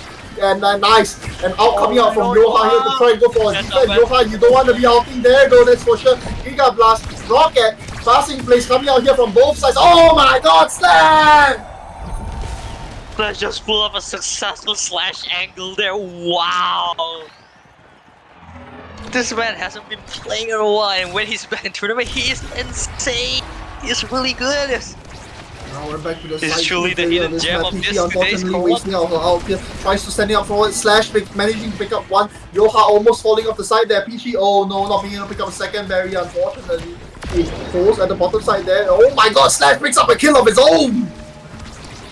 And Peachy wins out that second strike. That's what we've been talking about. Her ability to just bring so much value to a team just by clicking left click. Slash hiding up on the top side here. Down to PG. PG up to Slash. Oh no, Crows is gonna lose out on one barrier. Might lose out on two here with Yoha. No, he doesn't. Giga Blast misses out. Oh no! Wait, PG almost falls on Slash. But no, it doesn't matter. Crows manages to save it all in time. And oh my god! PG up to Slash. Slash into the goal. They have been showing such crazy passing play that even the best goalie here cannot even defend. What an amazing play from them. Just providing chaos after chaos. The amount of team play coming out of both PG and Slash is just like abysmal. Like, what are you supposed to do about that? Honestly, as a goalie, there's nothing much other than hope that, you know, they made a mistake and you managed to clear them. Oh my god, PG back to Slash, Slash back to PG, what's different here? Like seriously, you can't do much. Oh my god! PG just used the obstacle in the Atlas expand in the middle to create a Zunyang and just scoring it up where Falcon cannot reach it in time. Crazy plays from PG as they took another set. They took another set here. As we see, I'm really hoping to see them take this third set. I want to see them go to the third map and really battle it out. Really show that they deserve this spot. It's like heavy impact, a 1-2 punch. The red teams are hungry for kills and they want that kills as soon as possible. Oh my While god, the blue team are playing a more no way they gave Crows Chrono Boost. I think that is crazy. This awakening graph is so stacked for the red teams here. The blue are just getting by, unfortunately. Exactly, they're just barely getting by. There goes one barrier though. Giga Blast coming out of Crows to pick up the second barrier. Oh my god. He's defending from the backside. Crows down to Peachy. Peachy tries to make a play on her own. Unfortunately, Slash not being there just yet. Out coming out from Kawaii here to try slow Slash down. Crows with a very nice strike shot down to the front side. Alright, Crows trying to send it back to Peachy. Peachy unfortunately teleports away. Crows loses one. Crows doesn't lose two though. Oh, really good defense here from Crows. Slash looking to die soon though. Slash almost dead here on the side. Unfortunately, he's not going to be able to play corners for long soon. Slash to PG, but unfortunately, no, it just doesn't happen. They keep trying to kill Slash here, but they can't find him. He's just running away and hiding in the corners. Never mind though, as I say that, Yoha finally picks up the kill on Slash. Oh no, Crows losing that 1v1 and the blue team are in the power play. That is enough. A single power play enough for the blue team to just score a goal. Very unfortunate for the red team, but the blue team are coming back. They want to tell them, hey, we're still here. We're gonna set this up fast. We're still in this game and we're gonna make sure that we stay in this game. They don't want you to go to the third map. They want to see you lose now. They want to destroy you and stop you in your tracks. XPG and Slash just absolute domination on the front side here. Oh my god, Slash! He did it! He did the Ferrato tag. He set up a dash and puts a rocket to ready for second strike. Falcon there. Amazing play by Slash. Wow. Oh my god, Slash hit a really nice dash into Rocket. see? It didn't matter that he died to Kawaii because he got the goal. Oh my god, as we say that though, they already have both the goal barriers open. We're looking at an absolute roll! Crazy play here as blue team are just going to get by trying to kill Slash here. Slash almost getting staggered here. A boost comes out. Crows not ready for losing getting out his second one. Like, say brawling is still happening. Stalemate, nothing really going on. Oh, looks like Falcon relaxed a little bit there. Oh no, that's not what you want to see when you're on the side of Crows. Kawaii walks forward with a shotgun blast. Slash didn't manage to cut off those passing angle, where Kawaii just set up a perfect left to right click shotgun blast to core. Quick set point to the blue team right now. Yoha and Peachy doing a little bit of ping-ponging here on the bottom. Slash trying to pick up a kill here on Yoha. Doesn't matter though. Peachy picks up the kill herself. Slash, unfortunately, losing out the 1v1 here. Four flip here for Kawaii. Kawaii tries to make the play, but not really getting it in time. Peachy has caught on the front here, dribbles it up, manages to get the core flip away from Vulcan. Core flip coming out of Kawaii. Oh no, Crows, you can't be losing that. That was so free, Crows. Crows sends the call away, but he uses a goal barrier for it at the same time. Kawaii looking to die soon here. It was Yoha's turn to die earlier, now it's Kawai's time to die soon. Oh my god! Kawhi avoids death by the skin of his teeth and he scores. That perfect shotgun blast, second strike, he crows clear. As the blue teams are making it to set 5, can they manage to finish the game or will this map 3 will happen, Silo? I'm looking forward for this match right now. Wow! This game has been crazy so far, Kanami. I thought we were gonna look at a one-way slam, but no, I was wrong. No, it's just anyone's game, but looks like sparks are appearing. Looks like a typical big Yoha taking aerials, Slash taking super search, and what do you think of this awakening graph, you know? It's less prominent than the fourth set, right? If you think about it. I mean, both teams seem to have like gotten kind of what they want here in this awakening draft, you know? Oh, Yoha outing here in front of the barrier. Peachy, you don't want to be outing right there. Peachy getting caught by that cast blast, by that Drekka Molten Blast. Oh no, she's looking a bit worse for wear, so is Slash. A little bit more cooldowns and they're gonna die here soon. Crows is back though here to defend the goal, but he might be losing out on teammates here very soon. Oh, Peachy picks up one, maybe two. No, Crows loses out, and oh my god. Yoha and Kawaii showing that they are capable of good team play here on the front as well. Crazy team play from the blue team. I think blue team has found their solution there. They're just trying to kill as fast as possible. Because they single power play is enough for them to secure a barrier or even a goal itself here. A single power play really is all they need. Oh no, Vulcan sends it up to Peachy, but Peachy sends it right down. Unfortunately not being close enough to win out that strike for Slash trying to stay alive here against the out from the Supernova here of Yoha. Oh no, Crows in a 1v2. Crows can't win it out. There's no support for him. Peachy here to support the core flip has on Kawaii. Kawaii not being able to get the core flip though. Peachy to Slash to Peachy. I don't know what's going on here. It's a crazy game. The bloodbath. Kawaii. Oh no, you don't send it up there. Oh my god. What a save coming up from Crows. Slash almost dying. Gets killed by Kawaii here. Like Vulcan handling core control right now. Passing to Yoha. Crows side to defend his best. Side of the blue team. Second strike. Perfect second strike from Kawaii here, giving a match point in this set 5 for the blue team. Looks like blue teams are going in fast. Wow. Oh my god, we thought we saw a potential sweep, but it might not happen here. Oh no! Oh no! Like good training for You don't want to lose that. There it is, that's your game I think. Oh my god, Yoha 4 kills and all. Kawaii kills of Crows and they win it out. That is a less than 10 seconds round there where just both barriers from the red team gone, single barrier gone for the blue team. Yoha holding that core flip and instantly he set up a secondary, kills Crows and just strike the core in the blind spot where the red team cannot do anything but to watch as they lost the second map there. Wow, what an amazing hype game today. I was expecting a game 3, but anyway, that was still a fun game regardless, Silo. It was a crazy game. Crow, Slash, and Peachy almost managing to push it to a map 3. Unfortunately, the blue team in Esco's memory managed to notice their win con here, which was to just KO, right?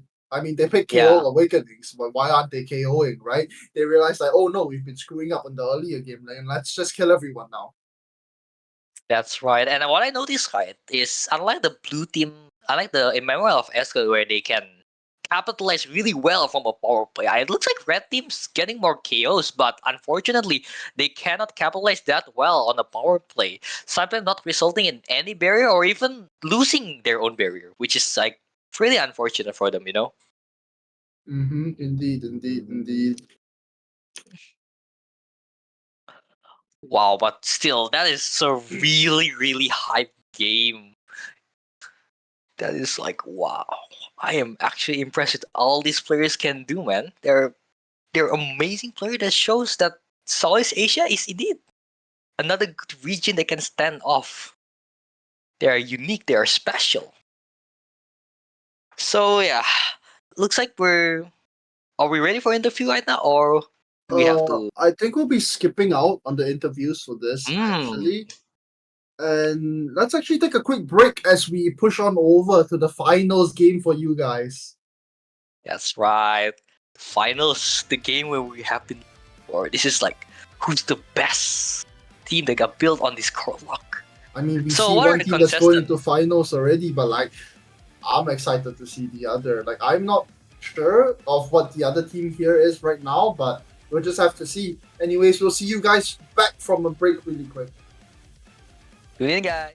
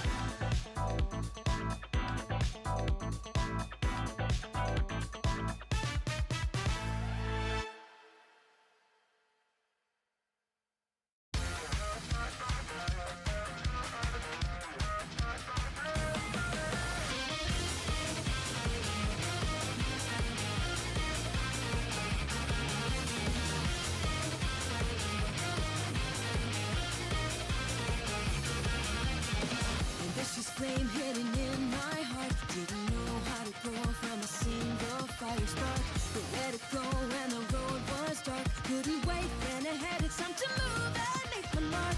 I gave my pride, left all my regret. I just wish to be stronger, to give it all my best. What do I do to spread this burning courage? Every day, every night, I'm stuck inside of my head. I'm gonna stay grind today. Wanna be somebody leading the way. Don't be afraid, gotta be brave, no matter what's coming our way. Strike it down and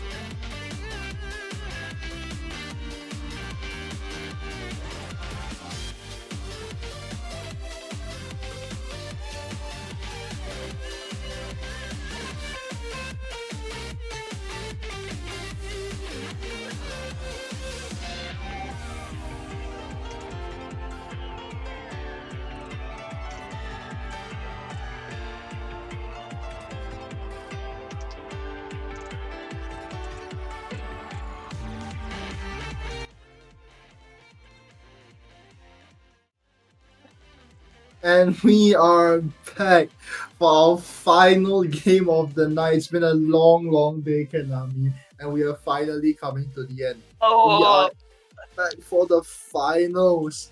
Our teams here are one of the teams that we had earlier, the In Memories of Esco, being Yoha, Kawhi, and Vulcan here, versus Senoway's team, which is Senoway, Stray Canto, and Kinafi. This team we saw very earlier on into the tourney, but we didn't really get to see much of them later on. That's right. And wow, this is finally it, man. The grand finals. The Grand final is finals. almost over. This is the last two team that stands, and they will be taking the first and the second spot on this event. Second Corelock today. So what do you think gonna happen, Silo? I'm not very Well, sure. the Anyways, protagonist that we follow, huh? Yeah. Anyways, let's see some player stats here while we talk about these players coming into this match. The team of Senoway, Stray Kato, and Kinafi being a very interesting team here. Senoway not really known for being able to play. I mean, not being known, but not really being known. Oh my god, I'm tongue twisting myself. Senoway not a very known player for playing goalie here, but still being able to pull off the job. Maybe not as well as Vulcan, but as long as he does it, like, what's the matter? Stray Kato and Kinafi are hopefully going to be able to keep up the pressure here on the front side. That's right. You know what I noticed from these two teams, right? I think we first see Senoway, Stray Cat, and Kanafi first, right? And then we followed the steps of Vulcan, Yoha, and Kawhi on their road to from the beginning to the end, right? So it's like something like a protagonist versus the main villain here, being Vulcan's team, the In Memory of Esco, bringing out Esco Will to Kind of. It's slay almost the like final boss. It's almost like an anti-hero story, right? Okay, Yeah, they were yeah, like the ones at the start that slayed the big boys, and now they are the ones that's standing in the way for Senoway, Stray Kato, and Kinafi to win the whole tournament. That's right. Anyways, Anyway, it's been a long day. Let's get right into the games, Konami. Yeah.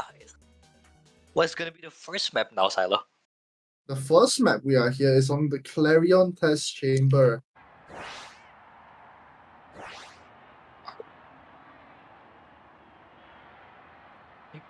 Hey, Silo, you sure this is Clarion? This is Clarion. No.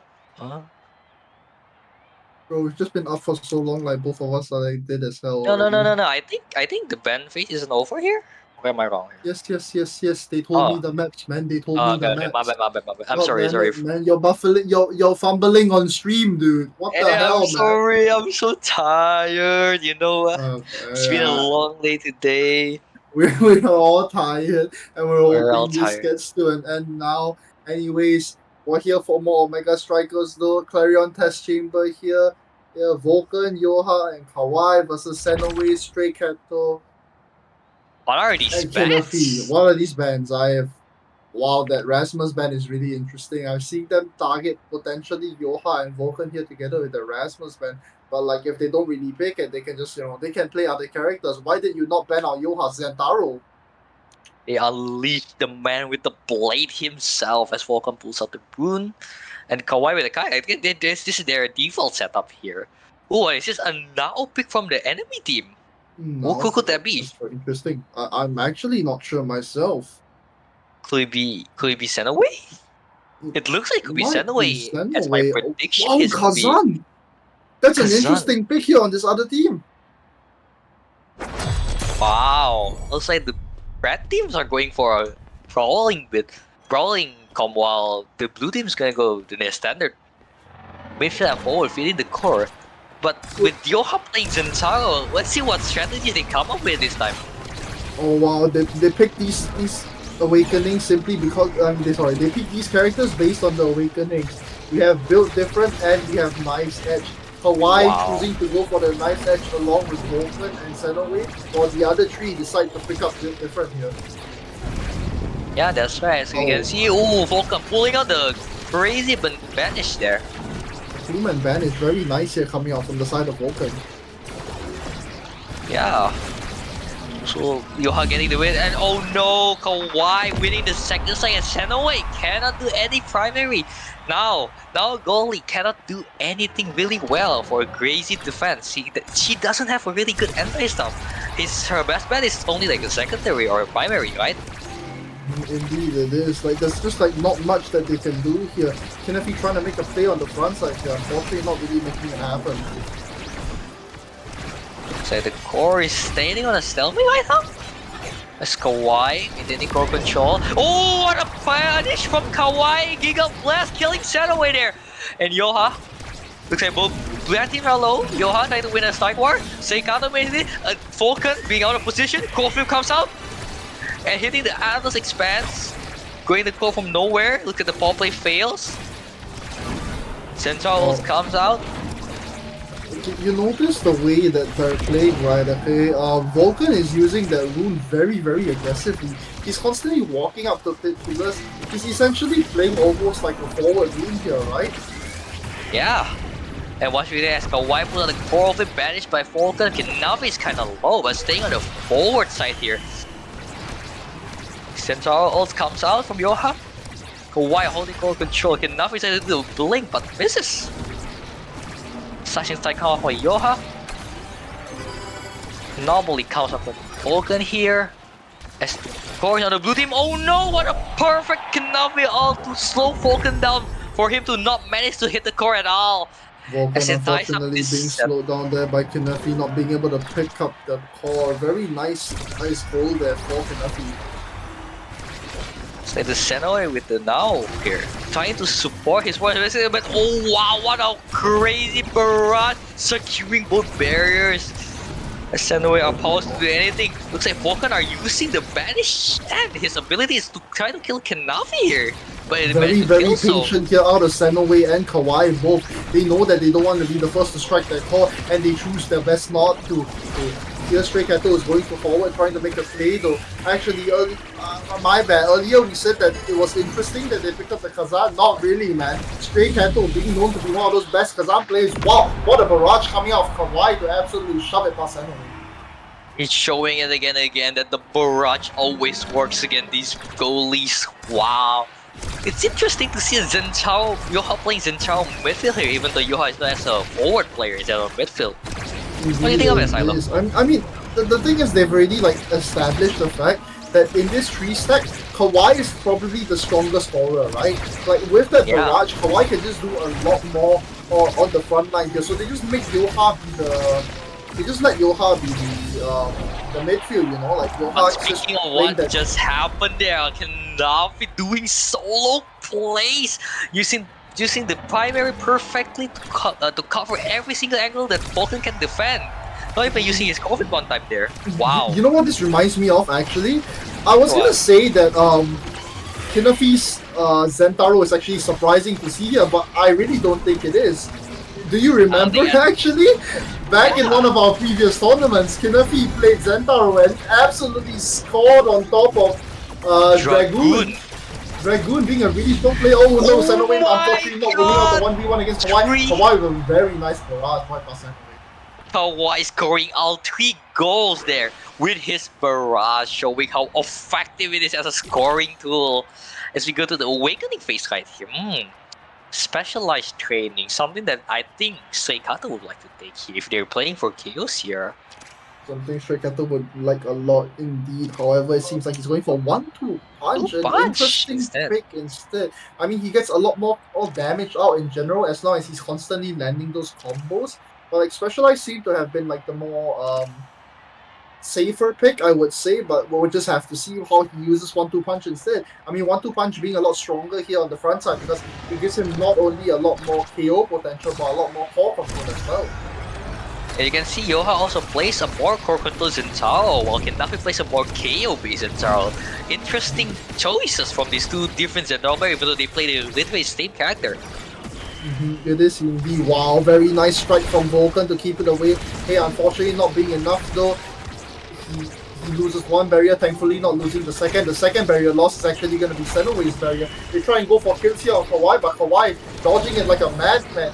and sends it up to Yoha. Yoha down more to the middle, down towards the middle from Senoway to Kennedy, and he tries to make a play. Kawhi here in the right spot though, being able to support the play just in time. Oh no, a bit of lag here coming up from Stray Cat. It's very unfortunate, but he does pick up the buff.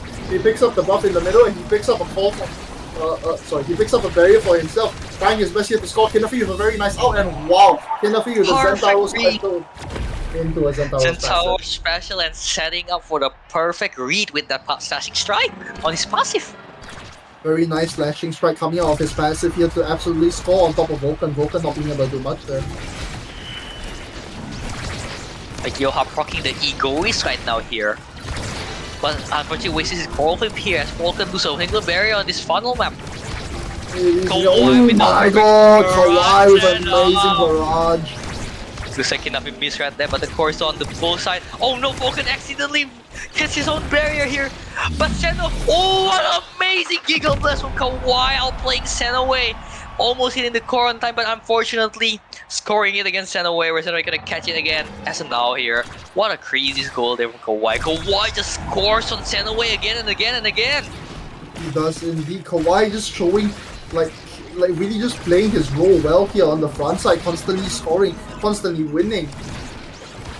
Like a barrage come up from Kawhi, but this time Senoway is ready for it. Oh no! Oh no! Oh hitting no! air, losing both barriers. Kinafi showing the double shock there. Oh, Senoway almost losing that his own barrier. Oh, but gets in the barrier. Kawhi having the core flip. Can Stray Cat do anything? Almost getting the kill on Kawhi. Oh no! Back with central from Yoha here. Core flip trading. Oh no, Vulcan! You should have missed that core flip. That is important for you. As a perfect random shot from Stray Cat and ready to score against Vulcan, as Vulcan misplay really terribly there. Wow. So much fumbling on both sides here for both teams. It's just really unfortunate what happened there. Yeah, it was oh my god, I didn't lose away. Kofi comes out, Zentaro doesn't stop it on time. Kawhi immediately stagger, getting punished for not securing a Kofi immediately. Vulcan with the banish, pulling out the anomaly. Yoha cannot win a single strike war, has the assassin strike, misses the assassin strike. Activate a cosmic expanse here. Passing play, defended, unfortunately losing the barrier here. And Kinafi did a second strike there. It's a cut covering the timeless creator, doing too big. Anomaly doesn't come out on time. Kawhi with a perfect barrage again, ready at any time to get Senoway out of this. As another score goes for the blue team. A beautiful play coming off Kawhi here, and I'm noticing a certain pattern here happening on the side of the red team whenever they do score. It's just Stray Cattle essentially playing that midfield by himself and allowing Kinafi to do his job here. As I say that though, Kawhi does his job, picks up 2 ball barriers by himself. What a kill. Yoha getting hit all those cooldowns, didn't get caught on time. Unfortunate focus and normally having holes there, so the red team managed to capitalize on that. Oh, what a perfect Giga Blast! What is that Giga Blast from Kawhi? What is that angle? How did he manage to find such angle to outplay all of the red team? As blue team gets another set, giving another match point. Wow, amazing play there. What an amazing play coming out from him. As you can see, the awakening picks right here. Chrono Boost and Castelas being on the same. Looks like Kawhi's gonna get Chrono Boost here. Kato giving the big fish.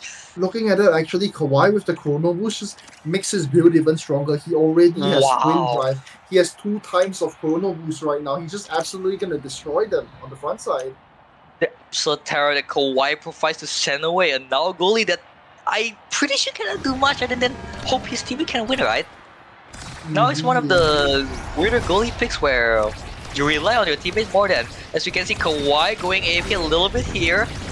Okay, looks like everything's going fine. Kinafi getting the first barrier, trying to set up, getting the second barrier. Corey still set up on the blue side. As the blue executing their attack. Yeah, I mean, essentially the whole game here, I think it looks a bit more different. Instead of Yoha playing a midfielder and Kawhi playing a scorer, right? They're playing a very 2v1 situation where they actually they try and make a lot more passing plays, they try and collapse on the goalie together. Meanwhile, on the other side, right, Stray Cattle is just handing Kinafi the ball and Kinafi just getting the ball forward. And unfortunately, with Yoha dying to that open primary from Keikato and also Falcon missing the core, the banish wasn't there on time to save the core away. As the score goes for the red team right now.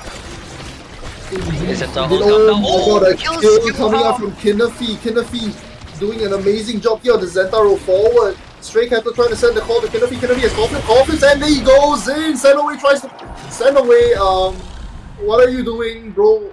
He teleported forward. He popped his conflict to steal the conflict from Kinafi. Oh, wait, after Corvin, the blue team just can't handle that much. Corelock at the same time. And oh no, now secondary just fucking up Xenowa's own plays here. Yoha using the ult. Kawaii utilized the ult to hit. Red team losing both barriers now. And a perfect barrage! Xenowa secondary is not there on time. As Kawaii gets another score with the classic barrage. It looks like Kawaii has been scoring with this barrage consistently, and if not, the Giga is coming with a amazing plays here. Wow! I mean, Kawhi's hitting some really crazy Giga Blasts here. Like the fact that he shoots the Giga Blast in a way that like isn't really expected, right? But like as for all his barrages, he's constantly ensuring that he's not using the barrages for anything but scoring or picking up barriers. That's right. He's And like looks not using it to win just got denied other here. than that. Actually, the deny here as Yoha holding the core, being staggered, and just strike at the perfect angle where Seikato and Xenowa cannot cover it. Match point for both teams. Can the blue team finish game 1 or can the red team bring it back with the potentially a reverse comeback here? What an amazing game for Oh my god, what happened to the core there, Kenami? Interaction. It's a really weird interaction where normally just holding the core in the middle part instead of the edge part, you know? It's the red team managing core control here. Seikato missing the kill, but cannot be second side against Falcon here. It can be a potential go from the red team here. Blue team try to hold the core. Cannot be misread. Xenowa coming all the way! And just core flip and strike against Falcon, leaving a hole in the upper side. And Kawaii cannot strike on time. It's like the red team agreed to bring it back by taking out the first set on their... goes all the way. He runs up to the front and pops that core flip. There's just nothing that the blue team here can do. Yeah, it's like Xenowa's strat are just going up and become the scorer as their other 4 are focused more on killing. May just works out against the blue team. That we all know how their game plan works, giving Kawaii the core. And looks like Super Surge and Aerials are gonna use on both Zentaros here, activating them, providing them more range, enabling Yoha to play more midfield, while Kinafi having more range in general. Let's see how this plays out. Indeed it does. Like, you have to kind of wonder, like, what the blue team has here in response to what the red team has done here, right? Okay, like I've said already, Xenowa just being that really aggressive goalie, Stray Cattle essentially soloing the midfield, picking up kills as well while he's doing it, you know, like he's no pushover as well, he just keeps getting the call to Kinafi and Kinafi scores just like that. Like it happens again and again, you constantly see it non-stop throughout this game. It's just a constant way of play for them where Stray Cattle just hands Kinafi the call, and Kinafi has such a good way to score by himself. Like he doesn't lose that. Like a majority of the time, whenever Kinafi does get the call, right, it goes in no matter what. Yeah, as Kawaii just secures both barrier, Kinafi doing a risky blink there. Oh wow, what a barrage! Xenowa is not ready. The call really didn't come out on time for Xenowa to be ready to core flip that. As Kawaii secure another goal with that barrage. Kawaii has been showing such dominance present with that barrage, showing that he could defeat any goalie with that attack. Indeed it is. Kawaii here picking up a goal barrier for himself, unfortunately not being able to pick up the second. Very nice call flip coming out. Oh no! Xenowa teleporting away! That's the wrong teleport timing!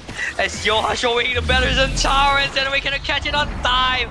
Match point goes to the blue team as Yoha pulls out the Omega emote, showing Kinafi who's the better Zentaro! Truly a beef We're back at match point again. Are we gonna see them end the game out, or are we gonna see them try go for a second time where Stray Cattle and Kinafi might just try they will try their best, but they might or might not be able to pick up a second set here and potentially turn the tides of the game. And it looks like they're trying to do exactly just that. Kinafi Coffins here on the front side. Yoha tries it out by the smash. The Stray Cattle with a nice smash. Unfortunately, Yoha's entire ult cannot cover multi-target, so the core just went straight through him. What an unfortunate play! Wow, so Zental is gonna come out. Red Blue team also the post home barrier here. Cannot be covering all angles, and Noe also there. Supporting the red team here. The red team can go on set for here. Seikato still holding the energy burst right here. Aspens comes out. Seikato. Oh no, he got hit by the anomaly. Getting out of position there.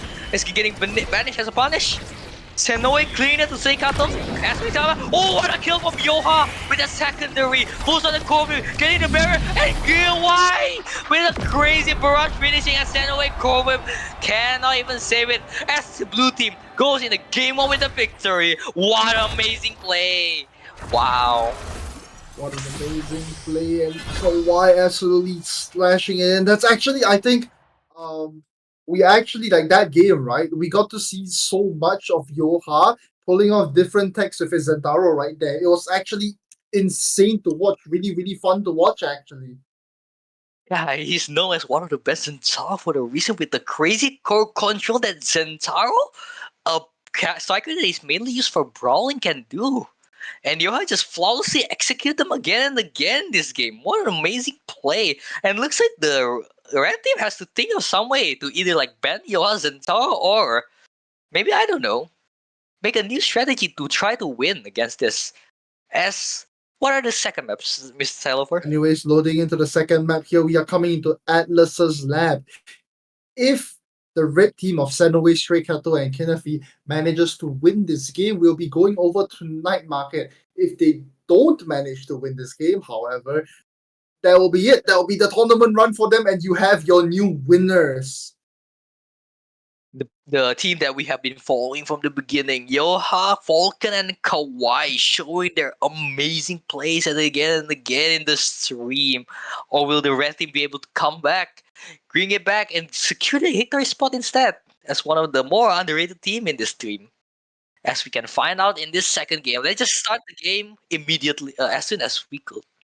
We're trying to get the game started as soon as we can, just ensuring that both teams are ready, and let's dive right back in. And both That's teams right. are ready. We'll dive right back in. Coming in here on Atlas's lab, a map that we haven't seen in a while in any rank pool because of the fact that a little bit of map changes, but Atlas lab hasn't been seen in quite a while, but here it is today. Well, I'm looking for Atlas Lab. So, Silo, what do you think on Atlas Lab? What are usually the game plan here in Atlas Lab? So the thing of Atlas Lab is the prominent part of this map is that black hole in the middle, right? That black hole in the middle constantly just stopping any passing plays, which might affect the red team's ability to score here because like I said earlier, right, Yoha and Kawhi are playing more of like a team game right now where they play together on the front side. Meanwhile, on the other hand, Stray Cattle is just handing the call over to Kinafi, and Kinafi just does his job with that, and wow, they've identified the problem. They don't want Stray Cattle on Kazan. And also Kai Ben to deny Kawhi, but Kawhi pulls out this Drakkar or is Juliet here? I'm interested. It looks like Falcon's gonna do the Erasmus Scully here again. And on Atlas, I think this Atlas from Senoe here, I assume. An X that is from Kinafi. One of the striker that is really known for just stay at the goalpost, enemy goalpost all the time, and just hit the goalie and just distract the goalie as much that you can score pretty consistently as Seikato. I think Seikato's pulling out the Estel here. Wow. Seikato isn't known for playing Estel here, but let's just see how this game goes. As anyway.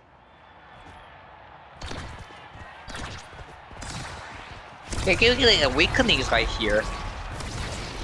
Looks like it's gonna be Stagger, Swagger, and Twin Drive right now.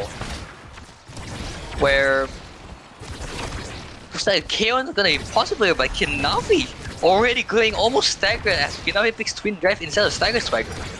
So the ball on the blue side most of the time here. And looks like the core is gonna be on the side most of the time here. Wow, the black hole just explode right there. Kawhi with the perfect setup for the shotgun blast. As Yoha tries to pass to Kawhi, didn't manage to find any play. And Seikato winning the second strike, pulling out the perfect Ghost Storms. As Kawhi dribbles in and just strike with the shotgun blast right into Senoway's face. Very nice shotgun blast coming out of Kawhi here to get the score in. As you can see on the first score, blue team here. Stagger Swagger, will they able to stay alive here? As Kanavi is beating up Yoha. What? Sorry, Notice Salah, that with this ban here on Stray Kato instead, Kinafi is allowed to go back to what he's more comfortable on. He's allowed to go back and play the X that he also wants to be on. Exactly. As looks like, have you seen Senoway plays Atlas here? Actually never before. Even when Senoway plays goalie, I don't see him play much like melee defensive goalies like Atlas or Dubu. If anything, you see him play things more like Irune, you see him play things more like Aimi. Yeah. As you can see there, Saikato is pulling out the perfect piercing shot to kill Vulcan and hit the core with score. Evening it out for the red team here. Looks like Celeste intervention coming from Senoway here, but no! The Celeste intervention is gone on time as Shaw pulls on the core flip, saved by Senoway. Core's on the shotgun blast, didn't miss the core flip, gets denied immediately, and what a stuffing from both Yoha and Kawhi, finishing over the shotgun blast, Senoway almost getting killed there. Yoha and Kawhi doing a really good job putting up that double pressure on Senoway. It doesn't matter if you're a melee goalie with a bunch of strong abilities, if you just can't get the core away from the two of them. Amazing. They found a pass, they're getting double barriers there. Kofi Kaho Seikato immediately denied. Piercing shot come out. Kinafi winning the second second. Vulcan here. He's winning the second second and a special from Seikato finishing the job. Matching it up in this first set. Wow. Wow, they're coming down to set point here for the first set of this game in the second round. I really can't wait to see which team is going to be played out here. I mean, if anything, actually an interesting picks here is that Kinafi has decided to go for Twin Drive and Vicious Vambrace instead of that Stagger Swagger. Yeah, what an interesting pick. I mean, I know Kinafi for his Vicious Vambrace X, but it's really interesting that he will prioritize Twin Dive over Stagger Swagger. Just, exactly. I don't know. That one's in a Stagger Swagger weird. game, I understand the VB just for him to stay alive because he's gonna be constantly harassing the goalie, so eating cooldowns is gonna be his thing, right? But Twin Drive is a different one, that's for sure. it looks like Yoha utilizing the black hole trying to score there, but Senoway catches that on. As Kinafi and Vulcan are having a brawl of the time, contesting for the orb.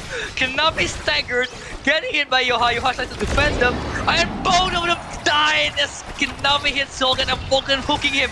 I am not here. As Yoha pulls out the power flip and outraging Senoway. Cosmic Expanse cannot hit on our time. Says Senoway needs Timeless on Monument there as the blue team manage on the set.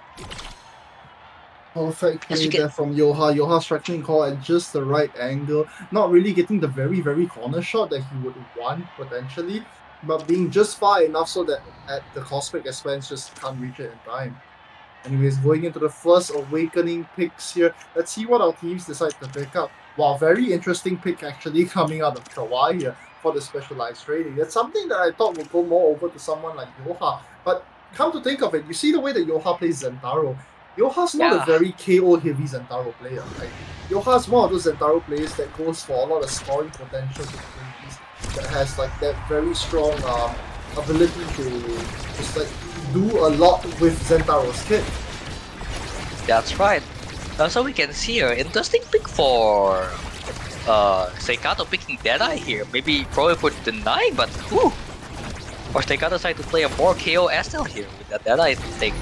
As Kinafi just stomping the core against Vulcan.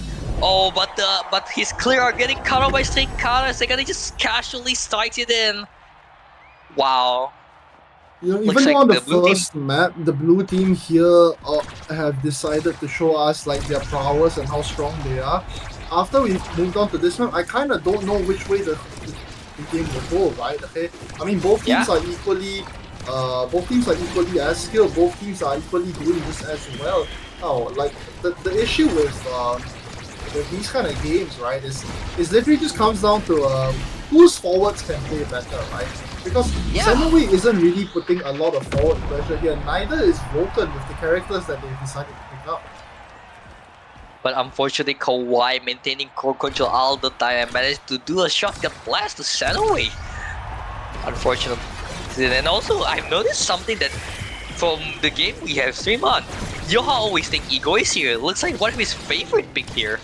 I think it's one of his best picks on Zentaro here. Surprising because like you think Zentaro would be, like I said, we know Zentaro as the character that's like more well known to do a lot more brawling, do a lot more of that frontline scoring, right? Instead of any like crazy plays from midfield to scoring line. Like that's why Ego is such a weird pick for something like Zentaro.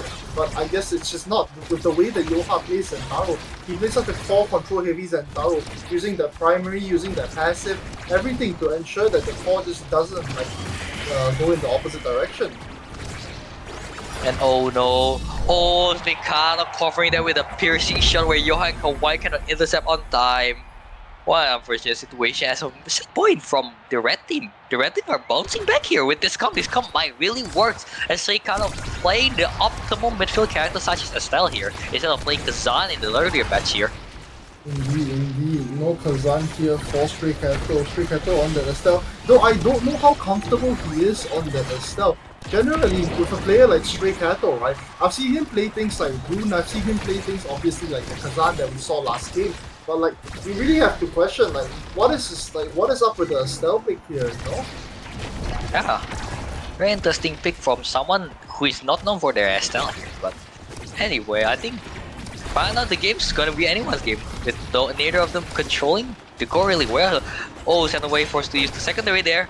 Yoha is brawling with Kanavi right now. Yoha's brawling with Kanavi, like but it doesn't seem like it's gonna work out in Yoha's favor though. Or if he keeps trying to spend his cooldowns to kill Kinafi, he won't have any to score later on. Kinafi's just doing Kinafi things, man. Like this guy is so well known for playing that X. This guy is so well known for that certain playstyle of just beating you to death with X. But unfortunately, Kawhi pulling out the Xeno cloak there to surprise Senoway and second strike with a shotgun blast instantly evening out on this set. This might be a blue team's game here. There might be a blowout victory right here. This really might just be a blowout victory altogether, bro. That's not really what we want to see here in a tournament like this. That's not what we want to see in something like Corelock too. We want to see the ability. We want to see this last game go really crazy. And what Yoha doing? Tries to attack, but he misses as the call with timing right on. But unfortunately, the cosmic expect comes out too late, and Senoway own goals there. What an unfortunate situation there as blue team takes another set, going into the match point, into the tournament point. Tournament point here for the team on the left for blue team. In memories of Esco, they say, they scream while they continue to play here. Let's see if they can close it out, or let's see if Senoway's team can go for a comeback here. Looks like a team player deny from Yoha to deny Senoway here, but Senoway takes knife edge as Vulcan takes peak performance, have 1-2 punch from Kinafi here. You know, really standard pick other than Yoha trying to deny Senoway there with team player. Very Seno picks, very standard picks all around the board here indeed.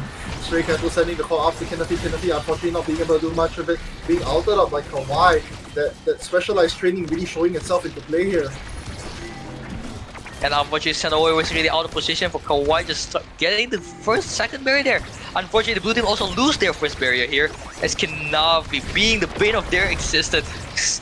Kawhi with the Xeno cloak almost getting the score, but still by Senoway on time. Cosmic Effect come out, and what a kill from Yoha! Someone we wouldn't expect to get kills, but Yoha getting the kills. And no, the astral projection from Senoway. Catching Yoha off guard, and wow, what a perfect primary to cover that clearing angle as Yoha scores the first one, even though Kawhi is there. Senoway is just too afraid to shoot the core upwards. If he shoots the core upwards, Kawhi is just covering the angle constantly, you know? That's right. Key player and coming then into play there. Do you see how fast the core got sent upwards there? It's such a weird Yeah. angle as well. And oh no, looks like they're missing their core here. And the blue team are making the push, and Kawhi decided not to click the core. Very weird place. Oh no, looks like Yoha just screw up Falcon's timing here. Falcon Kawhi holding got the core. depression angle there, really unfortunate. Senoi with Conflict Conflict coming almost out the sent side, away. Rivalry coming out as well. Conflict coming out of Vulcan himself. Both goalies are used that Conflict. Oh no, Vulcan, he hooked the core towards himself, towards Kinafi. Kinafi makes a play on it. Oh my god, Vulcan, how are you saving this? And he doesn't Crazy. though. The crazy pressure from Red Team, even though Falcon tried his best to defend against those crazy attacks, unfortunately the Red Team still managed to stand out there. Wow. But this is the Red Team's only chance here. They cannot lose here. If they lose here, the game tournament's over. With a victory. It is indeed. It's the final set for them to really show up. Oh, and just as we say that, oh my god, Yoha in a 1v3 situation on the front side picks up both barriers. Stray Cat will pick up a barrier of his own though. You need to convert that. You have a kill now. Yoha with the ego is Vulcan trying to get the core over to Yoha so Yoha can do something with it. Yoha on the front here with the ego is confident. Maybe no, he doesn't. Vulcan loses a barrier of his own. Kinafi picks up one. And he's trying his best here to score before Yoha does. Yoha conflict. Oh my god, makes a play. Oh my god. Yoha! Crazy angle and set away, messing up the cosmic expanse, providing Yoha with a free score. That is so unfortunate, set away. That should be the thing you're doing on that costs a set match point, a tournament point for your team, man. No. We're here at tournament point. We really don't want to see them lose it out. Oh. It looks like Red Team and Blue Team are on even with one barrier on each team. Falcon with the Corvette, Kanavi cannot catch the core on time there. Yoha with the perfect second strike there. And also Kinavi holding the core flip. Centauro from Yoha coming out. Oh, the core flip distract, but Kinavi managed to second strike. Kawhi's gonna make a play here. Kawhi's gonna make a play. And he does! Whoa! He does make a play and send no way with that core flip. Yeah, I've been noticing a lot of pattern where Kawhi just score while Senoi has in the core flip. That is so unfortunate for Senoi. I think it's just Senoi not being comfortable in that goalie position here, unfortunately. But either way, we have it. Your tournament winners for the whole of Corelock 2. Big congratulations to Yoha, big congratulations to Vulcan, and finally to Kawhi. What amazing performance from these two teams, showing the best team the sea can offer here. As you know, oh wow, I really want really close game 3 things, but you know, I'm still satisfied on today's that Yoha and Kawhi shows how perfect they are as a forward duo here, while Yoha providing mainly the midfielder role and Kawhi with the forward role. But Yoha has shown that even though he's the main midfielder, he can still score pretty well, especially with that Centauro attacks left and right there. Amazing plays from Yoha here. Wow, really amazing. And honestly, if you were to ask me, I did not expect this team to win out the whole of today. Call that a bit of casters curse from my end.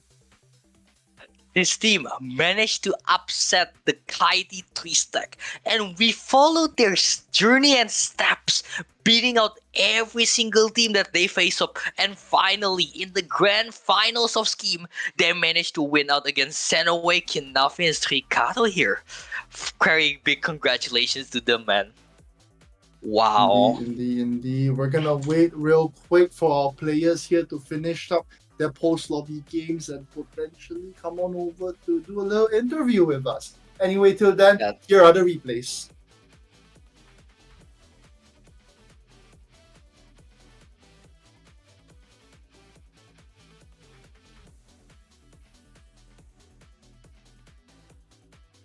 And we don't have replays. Unfortunately, we don't have the replays, but wow, you guys have been a long day today with this amazing play after play after play. That is really amazing for both teams here as we wait for them for the pros interview chat here. And there it is, the replay comes in clutch. Stray Kato here on the Kazan, honestly trying his best here to midfield and constantly get the call forward to Kinafi. Kinafi just has such a strong ability to score by himself, you know? Yeah, Also, we can see here. Wow, what a amazing place here. Look at that! Look at that! Kanafi just slowing down Falcon on time for Falcon to not be able to start the core there, clearing the core away. As we see another Kawaii with that perfect barrage setup and Kanafi 1v1 Falcon here. There's been a lot of amazing goals that happens in today's game, especially during the semifinals and the grand finals here. Wow. And also this clip where Kanafi managed to make a perfect read here. And Kawhi showing the crazy angle he can pull off. I think he pulled it off twice, right, Silo? Crazy angle with the Giga Blast. He did indeed. Look at that! Look at Like that angle, Senoway though. walks up so far, but you can't really blame him as well because, like, how are you to expect something like that? That's the weirdest angle ever. Yeah, it works out pretty well. That's the amazing thing. Shows that how amazing Kawhi is as a Kai forward here. Wow. He really does his job there on that forward roll here. And looks like a core flip spam coming out from Kanafi and Senoway there. It's also amazing.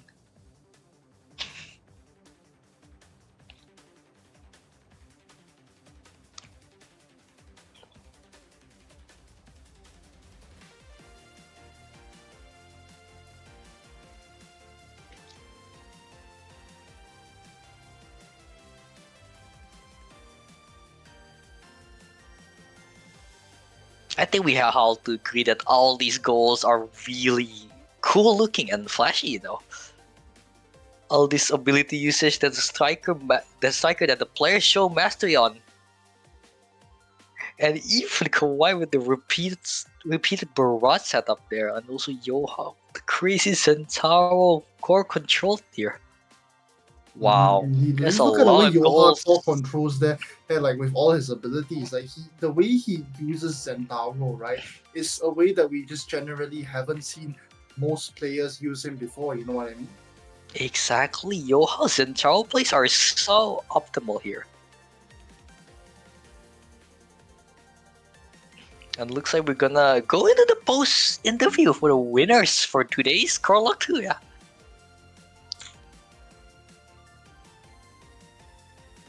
One second while I pull on over.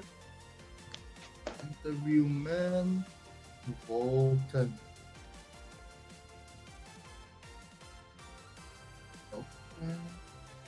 Mm-hmm.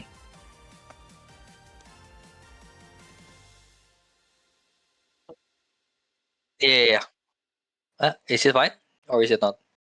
I mean, just...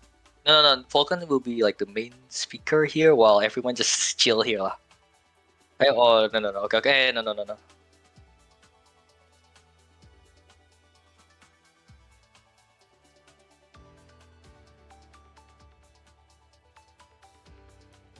Okay.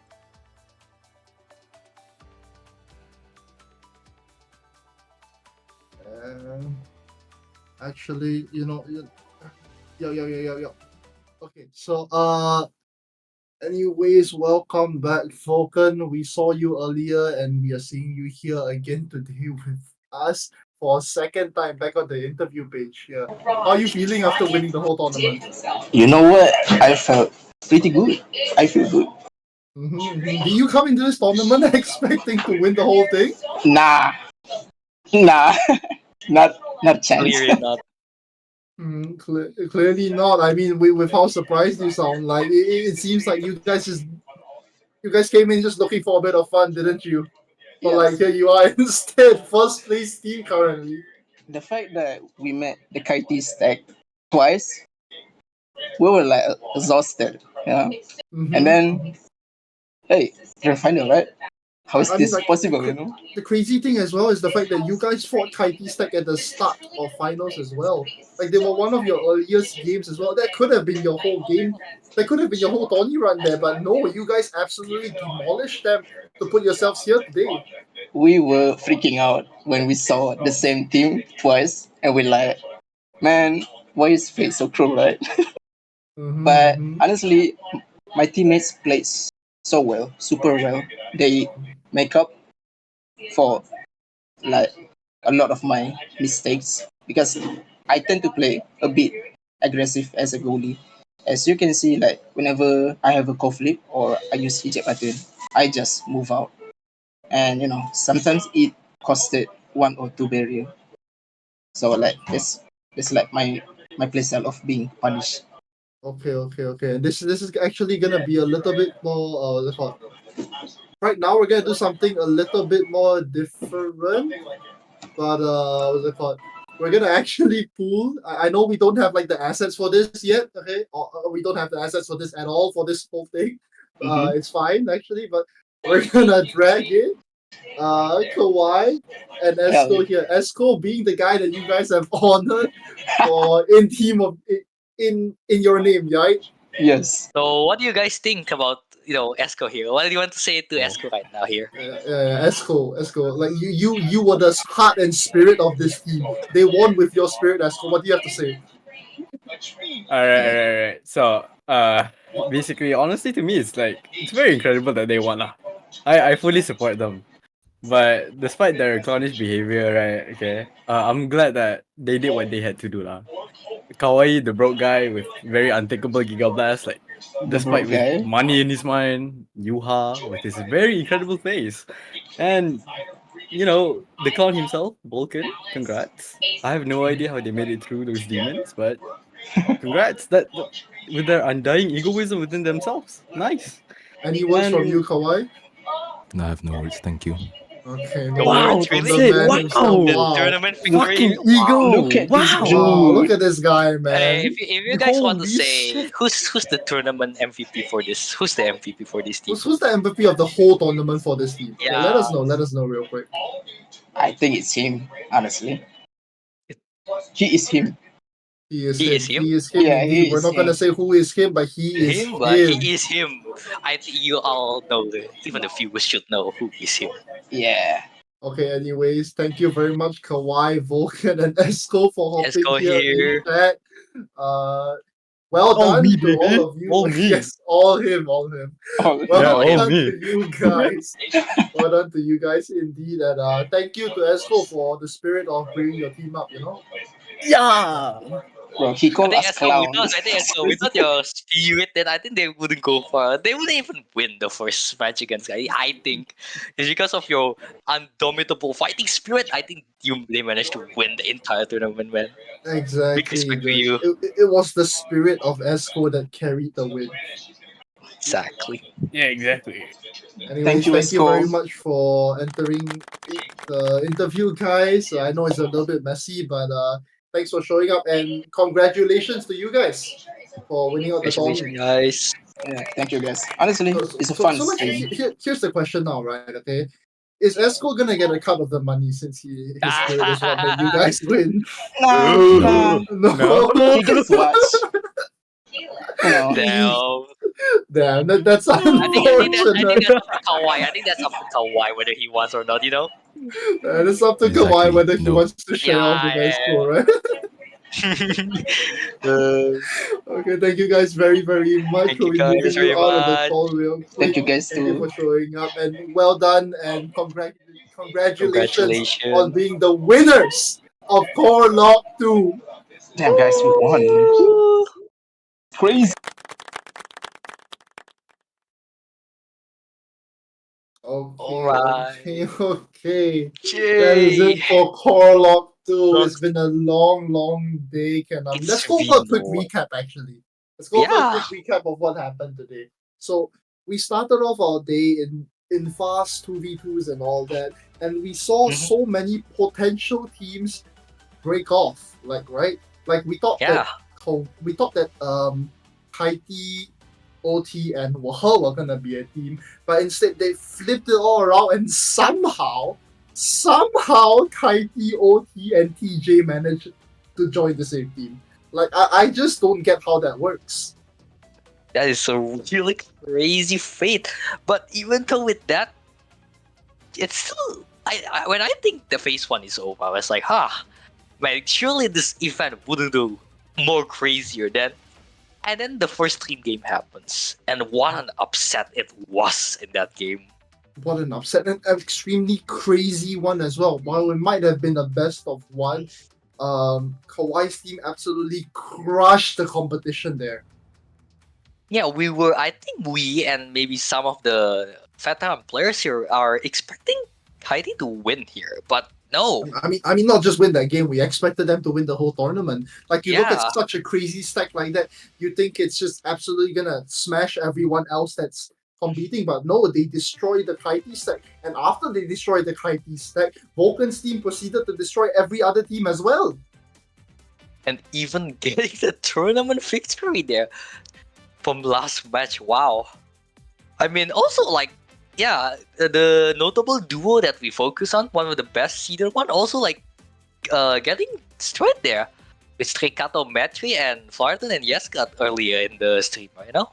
Exactly. We thought Stray Kato and Matri were gonna be a duo that we're gonna be looked out for, along with Flyton and Yescott. My bad. A little fumble of the tongue there, but somehow that wasn't what happened. Somehow instead it was like both those teams got eliminated. Whether in phase 1 or in phase 2, but yeah. Wow, what an amazing event that we have today, man. Really, really amazing. I am a lot really of upsets being seen. A lot of things that we didn't expect. A lot of unknown teams that actually ended up forming together. Like it was a crazy day today. It was a really, really indeed crazy day. But yeah, with all those fun things, I think We're finally coming to an end. We're finally coming to an end Yeah. today. Huge shout out to all the players here today. Huge shout out to Local for having hosted this tourney and being a sponsor as well. Very, very big thank you to you indeed. And then as well as, all the backend staff that were working hard, really, really hard today to get you guys this tournament up and running. That's right. And also, we thank all the viewer that has been tuning us with us from the beginning until the very end, whether you're watching from the middle or from the beginning or even just, this endly part. But we appreciate your company here. So thank you everyone who watches now. We appreciate all of you for showing up. We appreciate all the players that showed up today to play as well. Thank you for giving us such a good show to watch. Hopefully we'll see you guys again for Corelock 3, maybe? Corelock 3? What? Corelock 3? Well, I wonder how long that will take. Wait, there's Corelock 3? Whoa. Whoa! I wonder how that one will work, man. I don't know, man. We'll have to see. We'll have to see, right? But You have to till let then, us just let us cook. players cook. Yeah, let us cook. A little while. Sorry, that's right. Till then, a huge shout out to everyone that came today huge shout out to you as well, Kanami. Holy shit, we've been at this for way too long. Our stream manager, Marcus, the king himself, for running on all the background stuff along with KZB. Everybody, such a big thank you to everybody to show up. Even all the people that played, whether you had to play one game and lose and just drop out of the tournament. Thank you to everybody for showing up today and making this event a success for all of us to enjoy. Alright, that's it from us. And one final thing. Happy birthday, Kodak. Happy birthday, Kodak. I mean, Thank you it's guys. past 12 already, but happy birthday, Kodak. Happy birthday, Kodak. Okay. Anyways, Alright. that's it from us for now. We'll see you guys next stream. Yeah, see you guys. Can meet again.